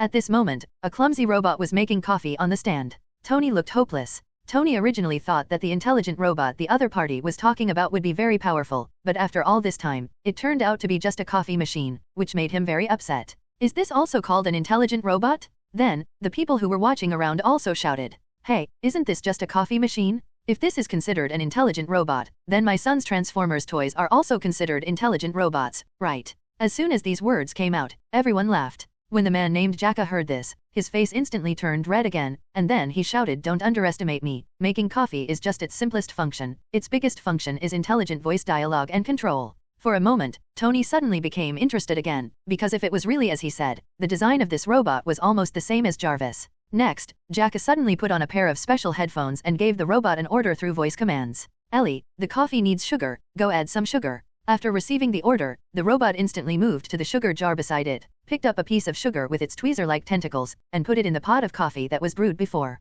This is quite interesting. For a moment, everyone was attracted by this little robot again. Hey, even if he can add sugar, he is just a coffee machine that can add sugar. What does this thing have to do with intelligent robots? Then at this moment, a discordant voice suddenly rang out. Everyone looked back curiously and saw Suk walking over with Black Widow. Hearing someone belittle his work, the man named Jacka was naturally very angry, but then, he suppressed his anger, looked at Suk with a fake smile and said, sir, since you belittle my robot so much, then I guess you should have a better robot, right? Why don't you take out your robot and show it to everyone, so that they can judge which one is better? Tony on the side was a little nervous, but before he could say anything, he saw Suk winked at him, as if telling him not to interfere. What is this guy going to do again?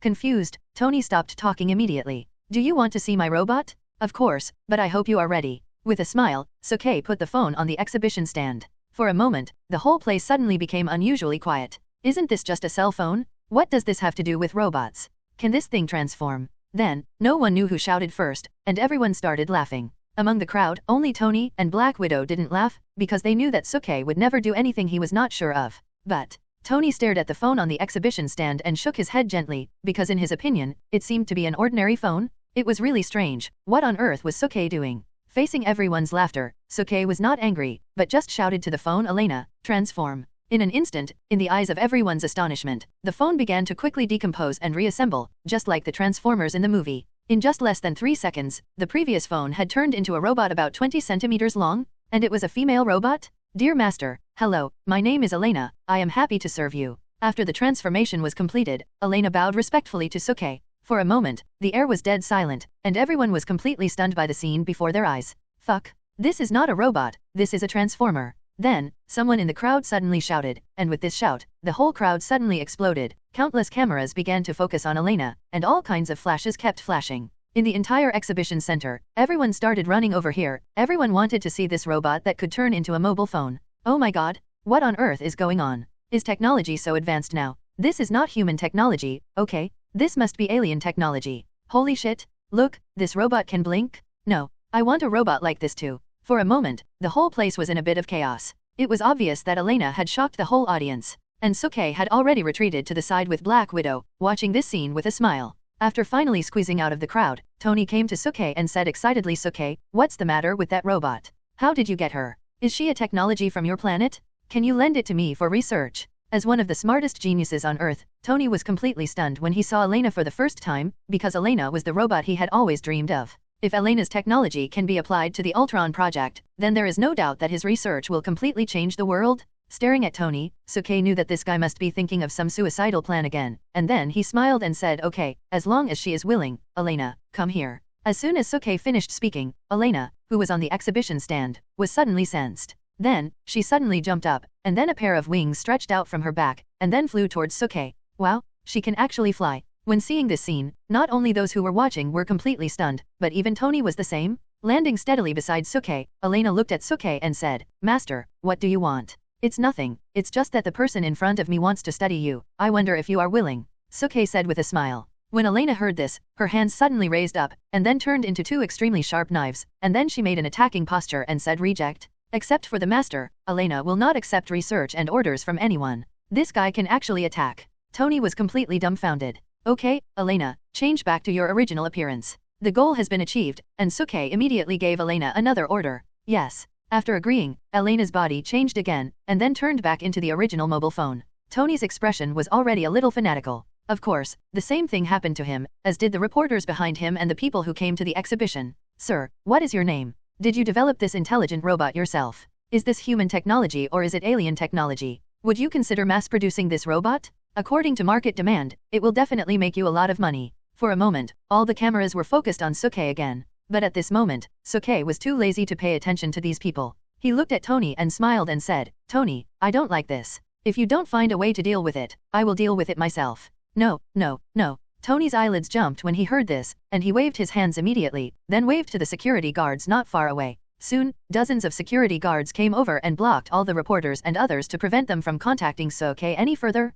Just kidding, if Suke is really angry, I don't know how many people will die here. In order to attract the attention of these people, Tony suddenly flew up again, and then shouted to everyone, please don't be anxious. Next, please allow me to solemnly introduce to you the latest research project of Stark Company. We named it Project Ultron. This is an invention that can change the world. Everyone, please follow me. When saying this, Tony was obviously lacking in confidence. If there had not been the robot displayed by Suk before, then his Project Ultron would definitely attract everyone's crazy attention. However, after the robot displayed by Suk, his Project Ultron was really a bit embarrassing. Because until now, Ultron is just a primary model, and it can't be compared with the Transformer-like robot that Suk showed. But you have to take it even if you can't afford it. Otherwise, if these people continue to pester Suke, there will definitely be big trouble. Hey? He was planning to show off at the exhibition today, but he didn't expect Suke to show off. Tony felt a little pain in his head when he thought of this. The reporters saw that they could not interview Suk, and what Thor said before was indeed very interesting. For a moment, all the reporters followed Tony and left. Then, just when Suke felt a little bored and was about to leave, a loud noise came from not far away. Get out of the way, don't stop me. I'm not a beggar, I'm a scientist. I want to see Mr. Stark. My team has a great invention. I believe Mr. Stark will be interested in it. Don't stop me. Looking up, Suk saw a man who looked a little thin and embarrassed trying to rush in, but it seemed that because he didn't have an invitation, the security guards didn't let him in at all. Suk had no interest in the so-called great invention of this man. He just thought it was a bit too noisy, and then he said to a security guard next to him let him in. As early as after learning that Suk was coming, Tony issued an order to everyone in the Stark Industrial Park, that is, here, Suk has the same rights as him, no matter what he needs or orders, everyone must meet it unconditionally. With this premise, the security guards naturally dared not neglect it, and then the security guard at the door let the man in. Because he knew that it was Suk who let him in, after coming in, the man walked towards Suk with a grateful face. It was at this time that Suk found that this guy seemed to have some problems with his legs and needed to use crutches when walking. Sir, I don't know who you are, but thank you for doing that. My name is Aldridge Killian, nice to meet you. Aldridge Killian said as he extended his hand in a friendly manner. Aldridge Killian? Hearing the name and looking at the other person's face, Suke suddenly realized and began to remember this guy. He was none other than the biggest villain in Iron Man 3. Aldridge Killian is a disabled scientist who is dedicated to an extremis virus that can cure diseases, and sincerely hopes to join forces with Tony to benefit mankind. However, after being severely humiliated by the arrogant Tony, Killian decided to conduct his own research on the extremis virus. After years of research, Dr. Killian not only successfully developed the extremis virus, but even used the extremis virus to cure his own disability and gain superpowers. After that, the blackened Dr. Killian planned a series of attacks against Iron Man, and Iron Man dispatched the Iron Legion to fight a desperate battle with his extremis corps. In the end, Killian was defeated by Pepper, who had obtained the superpowers of the extremis virus. Putting aside what happened after he turned black, this guy is undoubtedly a genius. And the extremis virus is definitely a very valuable thing. But if you think about it carefully, the timeline seems a bit wrong, because according to the original plot, Killian should have found Tony 20 years ago. Why did he come now? Is the timeline messed up again? Thinking about it carefully, it seems that this is the only possibility. Thinking of this, Suke smiled slightly, then reached out and shook hands with Killian and said, "Nice to meet you, Dr. Killian. I have always been interested in your research." Huh? Killian was instantly excited when he heard this. Although he didn't know who Suke was, he knew from his dress and the attitude of the security guards that he was definitely not an ordinary person. Originally, he had no confidence in coming to Tony this time, because everyone knew that Tony was an arrogant guy who was never willing to cooperate with others. Unexpectedly, he met someone who was interested in his research as soon as he arrived here. How could Killian not be excited? In his opinion, Suke was simply his god. But then, Killian asked tentatively, "Sir, what is your name, and how did you know about our research?" "My name is Suke. It's not important how I know about your research. What's important is that I'm very interested in your research." If you can tell me more details, maybe I will consider funding your research, Suke said, stroking his chin, with a playful look on his face. Because just now, he suddenly had a strange idea. That is, can he use the Extremis virus and Elena to make a suit of armor for himself? An armor that can't be damaged in any way, just like Tony's Extremis virus armor. But of course, what he wants is much more powerful than Tony's Extremis virus armor. Elena has the ability to transform, which can make any metal into the shape she wants, and the Extremis virus can give Elena the ability to repair herself, coupled with Asgard's unique Marvel's strongest metal URU. Suke had an idea in his mind for a while. When he heard this, Killian almost knelt down to Suke, because at this moment, he was almost desperate. Most of his team left, and investors no longer invested because they thought Killian's research was a very useless invention. In a few days at most, his research will be completely stopped. By that time, he will no longer be able to conduct research. For him, it is even more painful than killing him. And Suke's words gave him hope. No problem, no problem. I have brought all the relevant information. You can read it while listening to my explanation. I promise that this must be a great invention and will not disappoint you, Killian said excitedly while kneeling on the ground and opening the suitcase in his hand, and then began to look through the documents inside. There was no trace of a villain in his appearance. Although I don't know why Suk is interested in such an ordinary scientist, it is obvious that Suk will be busy again next. Thinking of this, the Black Widow suddenly leaned close to Suk's ear and whispered, "It seems that you have something to do again. In this case, I'd better leave for the time being." Suk nodded slightly, and then thought of something, and then said, "Don't forget what happened in the evening." The Black Widow blushed, gave Suk a white look, and then left.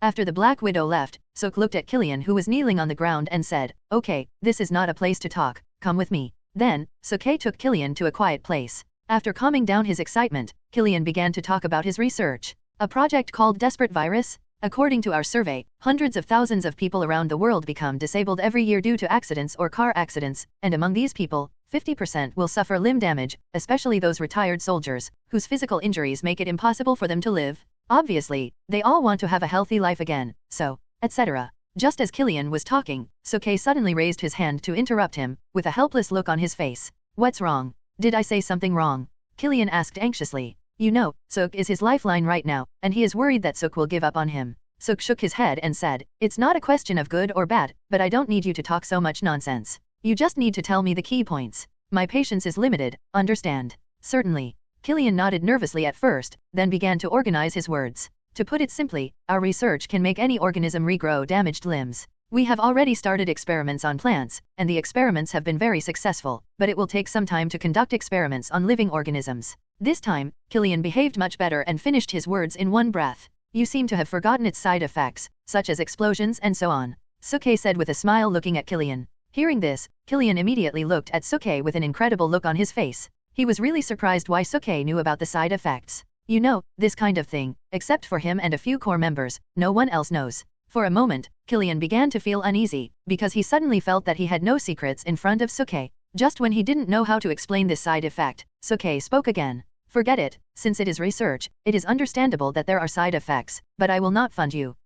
When Killian heard this, he seemed to fall from heaven to hell, and his body softened. He failed, no one would understand his research. But at this moment, a bank card appeared in front of him. "Don't get me wrong." Suk smiled and said, "When I said I won't fund you, I meant that I want to buy out all your research, including you and your team. Here's $30 million, which is your deposit. When you go back, organize all the information and report it to Tony Stark. Just say it was me who said it. The price is not a problem. Just do it as soon as possible." After saying this, Suk no longer paid attention to Killian, who was kneeling on the ground and looking at him in astonishment, but walked out directly. When Suk reached the door, Killian, who was kneeling on the ground, finally reacted, then looked at the bank card in his hand with excitement and laughed. He finally succeeded. As a Titan, Suk had never been interested in money. He even found a planet made entirely of gold in space before, but because he had no interest, he did nothing. So giving 30 million to Killian was really nothing to Suk, but as for the rest of the matter, Tony had to do it. Because to be honest, he really knew nothing about doing research. After coming out of the Science and Technology Exhibition Hall and returning to her car, Elena got back into the sports car.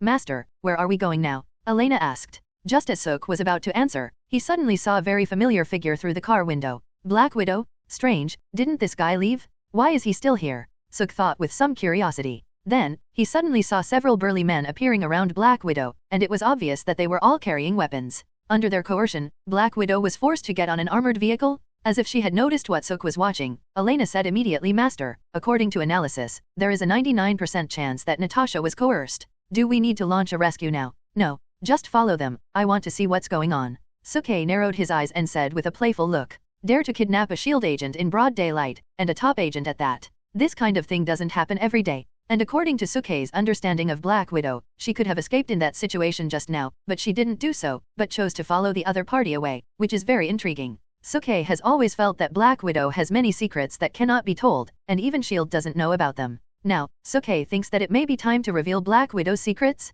After receiving Suke's order, Elena didn't dare to hesitate. After the other party's vehicle started, she followed it. Moreover, Elena's tracking method is very special. She can quickly calculate the other party's approximate destination, and then take a detour to eliminate the other party's suspicion. So all the way, the other party didn't notice that Suke followed. Soon, the car drove to a suburb of New York City and stopped at an abandoned farm. From a distance, Suke asked Elena to stop, and then asked her to wait for orders outside, and he followed quietly. Obviously, the other party didn't expect that someone would follow them, so there was no one watching around the farm, and Suke went in easily. Sitting on a beam on the roof, looking down, the scenery below is in full view. In the middle of the farm, there is a large open space. In the middle of the open space, there is a woman tied up on a chair. It is the Black Widow. Beside her is a group of men dressed in very special clothes. After a while, the leading man finally spoke. Black Widow, have you forgotten your mission? Where are the things we want? Why haven't you given them to us yet? The man said slowly, his voice indescribably cold. The fearless Black Widow, facing the man's questioning, actually showed a trace of fear.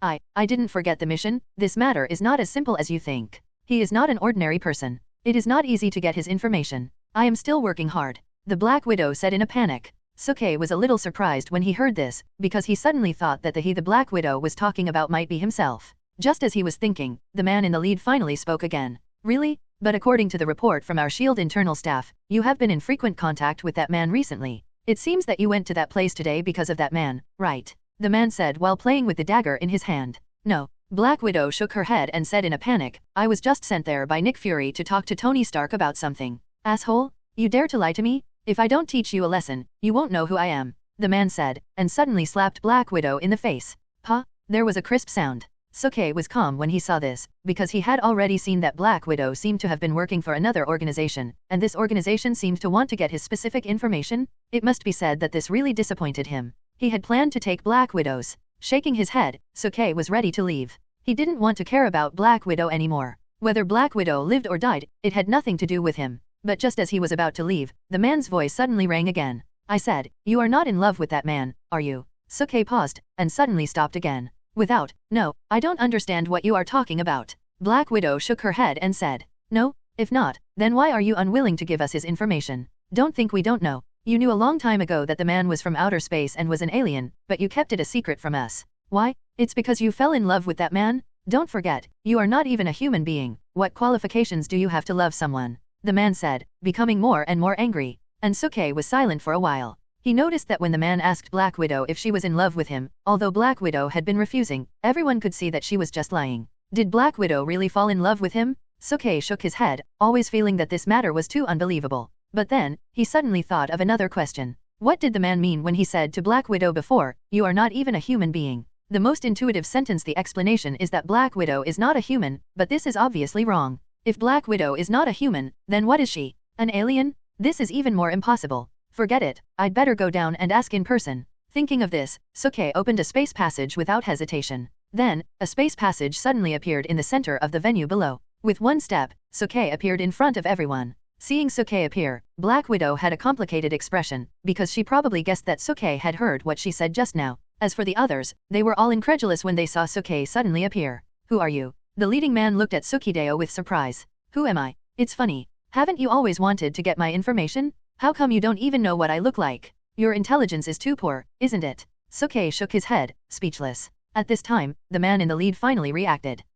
Are you the alien? Guessed it right. Suke said lightly. Catch him. Then, the man actually issued an order to arrest Suke, which really made Suke feel a little annoyed. Until now, he has never met such a person. This guy is simply looking for death. Damn it, just relying on a few of you little thieves, you want to catch me. You are not just poor in intelligence? You don't even have an intelligence department, right? Looking at these guys in front of him again, Suke's eyes suddenly became very cold. For a moment, Black Widow only felt a figure flashing before her eyes. When she reacted, she saw that those people had been killed by Suk. The man in the lead was the worst, with his head torn off. And this only happened in a moment. Those people didn't even react before they were killed by Suk in an extremely cruel way. Then, Suk suddenly moved a stool and sat down in front of Black Widow. He looked at her calmly and said, Natasha, do you want to explain what is going on? There is nothing to explain. The Black Widow shook her head and said, since you have discovered my secret, I have nothing to say. Kill me if you want. Kill you? Do you really want to die? Suke smiled and said, it's so good to be alive. You do not understand, for me, living is suffering. Black Widow shook her head, looking desperate. Very good, since you don't want to live anyway, then I think you shouldn't mind if I do something else to you, right? Suke said, and suddenly a wicked smile appeared at the corner of his mouth. The Black Widow thought Suke was going to torture herself, and then laughed miserably. It doesn't matter, just kill me in the end. Very good. Nodding with a smile, Suke suddenly stretched out his hand and gently placed it on the Black Widow's head. In an instant, the memory of the Black Widow flashed in Suke's mind. Some things, instead of letting the Black Widow say, it is better to check it yourself. After seeing the deepest memory of the Black Widow, Suke suddenly discovered a jaw-dropping truth, that is, the Black Widow in front of him was not the real Black Widow. She was not even a human, but a clone of the original Black Widow. For a moment, Suke finally understood why the man said that the Black Widow was not human. The Black Widow was born in the former Soviet Union. She was trained as an agent by Soviet agents at a young age. After her body was genetically modified by the Soviet government in the secret facility Red Room, she became a super agent. The Soviet Union was naturally very satisfied with the Black Widow, but they were not satisfied with only one Black Widow, so they tried to clone with the genes of the Black Widow to create more Black Widow substitutes, but this experiment was very difficult. So far, only one test subject has survived, and that is the clone in front of Suk. About 3 or 4 years ago, the real Black Widow unfortunately died while performing a mission, so the Soviet Union immediately sent out a clone of the Black Widow to replace the original her. After that, Suk came to this world accidentally. The Soviet side asked the Black Widow to help obtain Suk's information, but the Black Widow had never told the Soviet Union about Suk's information. Because in this woman's heart, she really fell in love with herself. What a fucking thing. It is worth mentioning that the original Black Widow was a person who would do anything to achieve her mission, even using her own body to achieve her goal, but this new Black Widow is a very conservative woman, and she is still a virgin until now. After the memory was acquired, Suke withdrew his hand, and then stared at the woman in front of him with a complicated look. However, the Black Widow didn't know what Suke had done before. When she saw Suke looking at her again, she raised her head proudly and said, "Kill me." Suke said nothing, raised his hand and cut the rope on the Black Widow. "Natasha, I am going to ask you something seriously. You must give me a positive answer. Do you understand?" When he looked at Black Widow again, Suke's eyes suddenly became tough. Although she was a little confused, under the pressure of Suke's momentum, Black Widow nodded subconsciously. "I want you to be my woman, are you willing?" Suke asked with a smile on his face. The Black Widow was stunned at first, then shook her head and said, "You are crazy, you should know that I am not even a human being, I am just a... What does it have to do with me? I just ask if you are willing or not." Before the Black Widow could finish her words, Suke suddenly interrupted her with an extremely tough tone. At this moment, the Black Widow felt a tremor in her heart, as if something had melted in her heart. Then, tears started to flow. "I do. Very good." Suke smiled slightly. This kind of thing seemed to be a trivial matter to him, but for Black Widow, it was a major event that changed her fate. Now, he could finally live. P.S. About the setting of Black Widow, the real Black Widow died 3 or 4 years ago while performing a mission. The current Black Widow is just a clone. Although it is a clone, it is absolutely the same as the original. And the personality is different from the original. She is a very conservative woman and a virgin. I am very satisfied with this setting, so please stop complaining about Black Widow, because the Black Widow you are discussing has died a long time ago, ours is different. No one knew how long had passed before the two reluctantly parted ways. Unlike Emma and Jean, Black Widow's body was also strengthened with serum, similar to Captain America's super body, so Suk seemed a little rough when dealing with Black Widow, and Black Widow had been trying her best to cooperate with Suk. This time, Suk really experienced an unprecedented feeling. Lying on a pile of dry straw, playing with Black Widow's hair, Suk slowly said, "Don't use the name Black Widow anymore. The real Black Widow is dead. From now on, you are just Natasha, and you have nothing to do with Black Widow." Natasha blushed and hummed softly, and then she huddled into Suk's arms again. Then, Suk suddenly thought of something and asked again, "Where is the base of those guys just now?" Although Natasha was curious about why Suk asked this, she told Suk immediately. Suk's heart moved, and he instantly opened a space channel in the air. For a moment, a huge base appeared in front of them. Without any hesitation, Suk flicked his fingers, and in an instant, an energy ball the size of a fingernail suddenly flew over. Boom! Accompanied by a sound that shook the world, the entire base was instantly blown to pieces, and even a large pit tens of meters deep was blown out on the ground where the base was located. Staring at the large pit in front of him, Suk smiled and kissed Natasha on the forehead, then slowly said, "From now on, I will be there for you, and no one can bully you anymore." Natasha was moved for a long time, and this feeling suddenly turned into a fire in her heart, and then she climbed onto Suk's body again. Originally, Suke didn't plan to let Natasha return to S.H.I.E.L.D. With his current strength, S.H.I.E.L.D. wouldn't dare to say anything even if he forced Natasha to stay. But Suke was a little surprised that Natasha still wanted to return to S.H.I.E.L.D., because she felt that she had done some bad things in the past, and she could do some good things in S.H.I.E.L.D. to make up for it. Suke found it a little funny, but still agreed. After all, it was good for him to have a woman in S.H.I.E.L.D., and he would be the first to know all kinds of intelligence from S.H.I.E.L.D. in the future. But of course, Natasha returned to S.H.I.E.L.D. the next day. That night, after the two returned to the villa, they made love again. The next morning, when Suk woke up, Natasha had already left. After a simple wash, Suk suddenly received a call from Tony. Hey, Suk, a guy named Killian came to my place today. He claimed that you are going to invest in his research, and even planned to buy out his entire team and experiments. Is that true? Killian? This guy is really quick. With a slight smile, Suk said, yes, that's true. Did he say how much money he needed? It's said that it will cost $250 million, which does not include the construction of the laboratory. I said, Suk, when did you become interested in biology? Tony said on the other end of the phone with some curiosity, and of course a little disappointed. Originally, he was not very interested in this kind of thing, but after meeting Killian this morning and listening to his long speech about his research and ideas, Tony suddenly became very interested in his research, but unfortunately, this research has been reserved by Suk. Don't worry about why I'm interested in his research. In short, Tony, you should give him whatever he wants. Believe me, Killian's research will not disappoint you. Just think of the money as a loan from me, Suke said. Borrow? No, to be honest, I am also a little interested in this research. If it can be applied to my armor, I will be even more powerful. How about this? The money will be my investment. How about we join hands to start a company? Tony said with interest. Although Suke was a little speechless, he thought that if Tony really joined the project, it would definitely speed up the progress of the project, and he had no interest in research, so he could let Tony manage it. He finally agreed. Just do as you say, but I'll leave the company's matters to you. I'm not interested in this kind of thing. No problem. Tony happily agreed and hung up the phone. Not long after, there was a knock on the door, and Baron Mordo appeared at the door of Suk's house. The first time he saw Baron Mordo, Suk thought of one thing: the Ancient One is dead. Sure enough, Baron Mordo looked at Suk with a sad face and said, Mr. Suk, the Supreme Sorcerer has died this morning. Because of your help to us before, I think I need to tell you.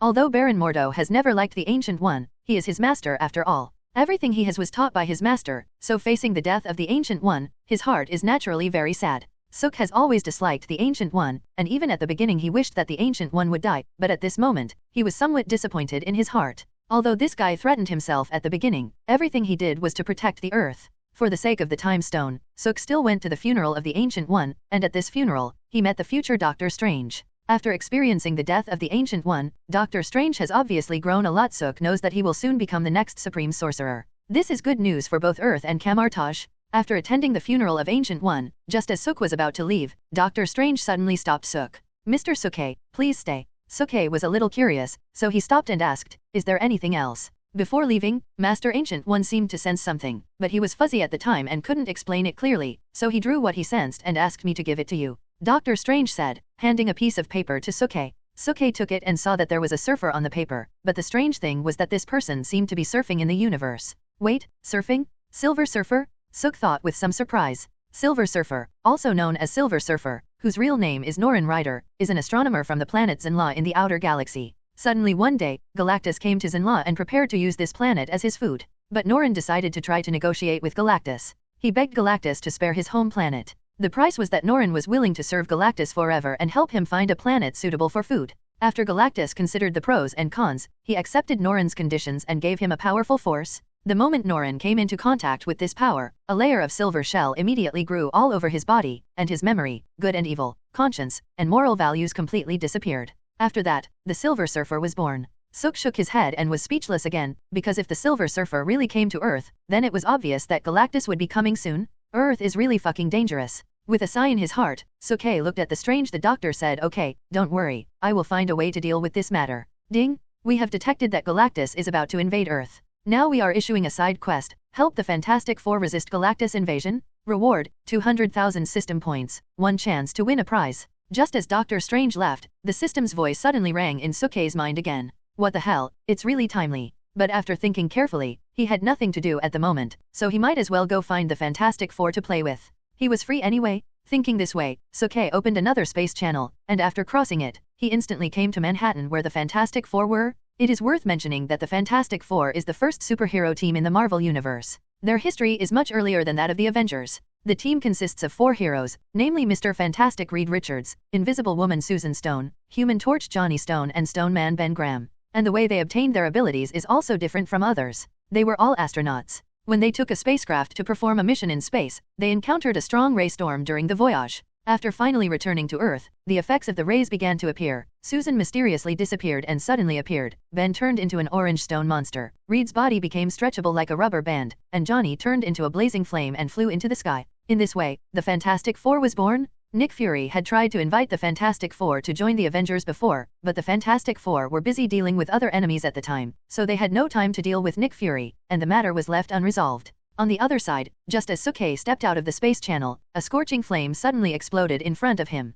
Boom! At the same time, an angry voice was heard not far away. Johnny, please be careful. You almost killed someone. Then, Suke looked up and saw the flaming thunderbolt flying in the air. I don't know what happened. Thunderbolt shouted with a wronged look on his face. There was no one there just now. That guy suddenly appeared. Suke was speechless at first, then he looked around and realized that he seemed to have come at a bad time. The Fantastic Four seemed to be fighting with someone, and he was at the center of the battle. This was really lively. Hey, kid, who are you? Why are you here suddenly? Then, just as Suke was about to say hello to the Fantastic Four, a surprised voice suddenly came from behind him. Looking back, a man covered in armor suddenly appeared in front of Suke. Suke recognized this guy at a glance. Dr. Doom? Dr. Doom's real name is Victor Von Doom. He was born in a fictional small Eastern European country, Latvia. He did not have any superpowers. Later, through learning and chance, he mastered a lot of magic knowledge. His magic level can compete with Doctor Strange. Because he was disfigured in the experiment, he wore a metal mask and developed a magic that was no less powerful than Iron Man armor, as well as various high-tech equipment. Relying on magic and high-tech skills, Victor dominated the area, seized the supreme power of Latvia, and then gradually promoted it to a world power.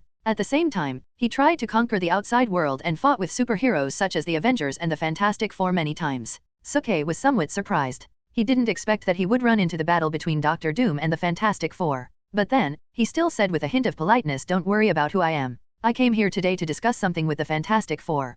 Can you please leave first? Wait until I'm done with anything. Do you know who you're talking to, kid? I'm Doctor Doom. I'll take that as a rejection. Then, before Doctor Doom could finish his words, Sook suddenly interrupted him, grabbed Doctor Doom's collar, and threw him out like garbage. Boom! With a loud bang, Doctor Doom crashed into a building, and then accompanied by a series of explosions, Doctor Doom flew out from the other side of the building, and then fell heavily to the ground, unable to get up again. This is not because Doctor Doom is too rubbish, but because the power that Sook just used is too strong. In Sook's hands, Doctor Doom feels like an ant. Although he didn't know who Sook was, from the overwhelming power he had just displayed, Doctor Doom knew that he would never be Sook's opponent. Escape? Then, without any hesitation, Doctor Doom suddenly blew a whistle, and in an instant, an invisible plane suddenly appeared in the air, and then a rope stretched out from the plane. After Doctor Doom grabbed the rope, the plane flew away quickly. During this period, Sook did not make any more moves, because he was not here for Doctor Doom this time.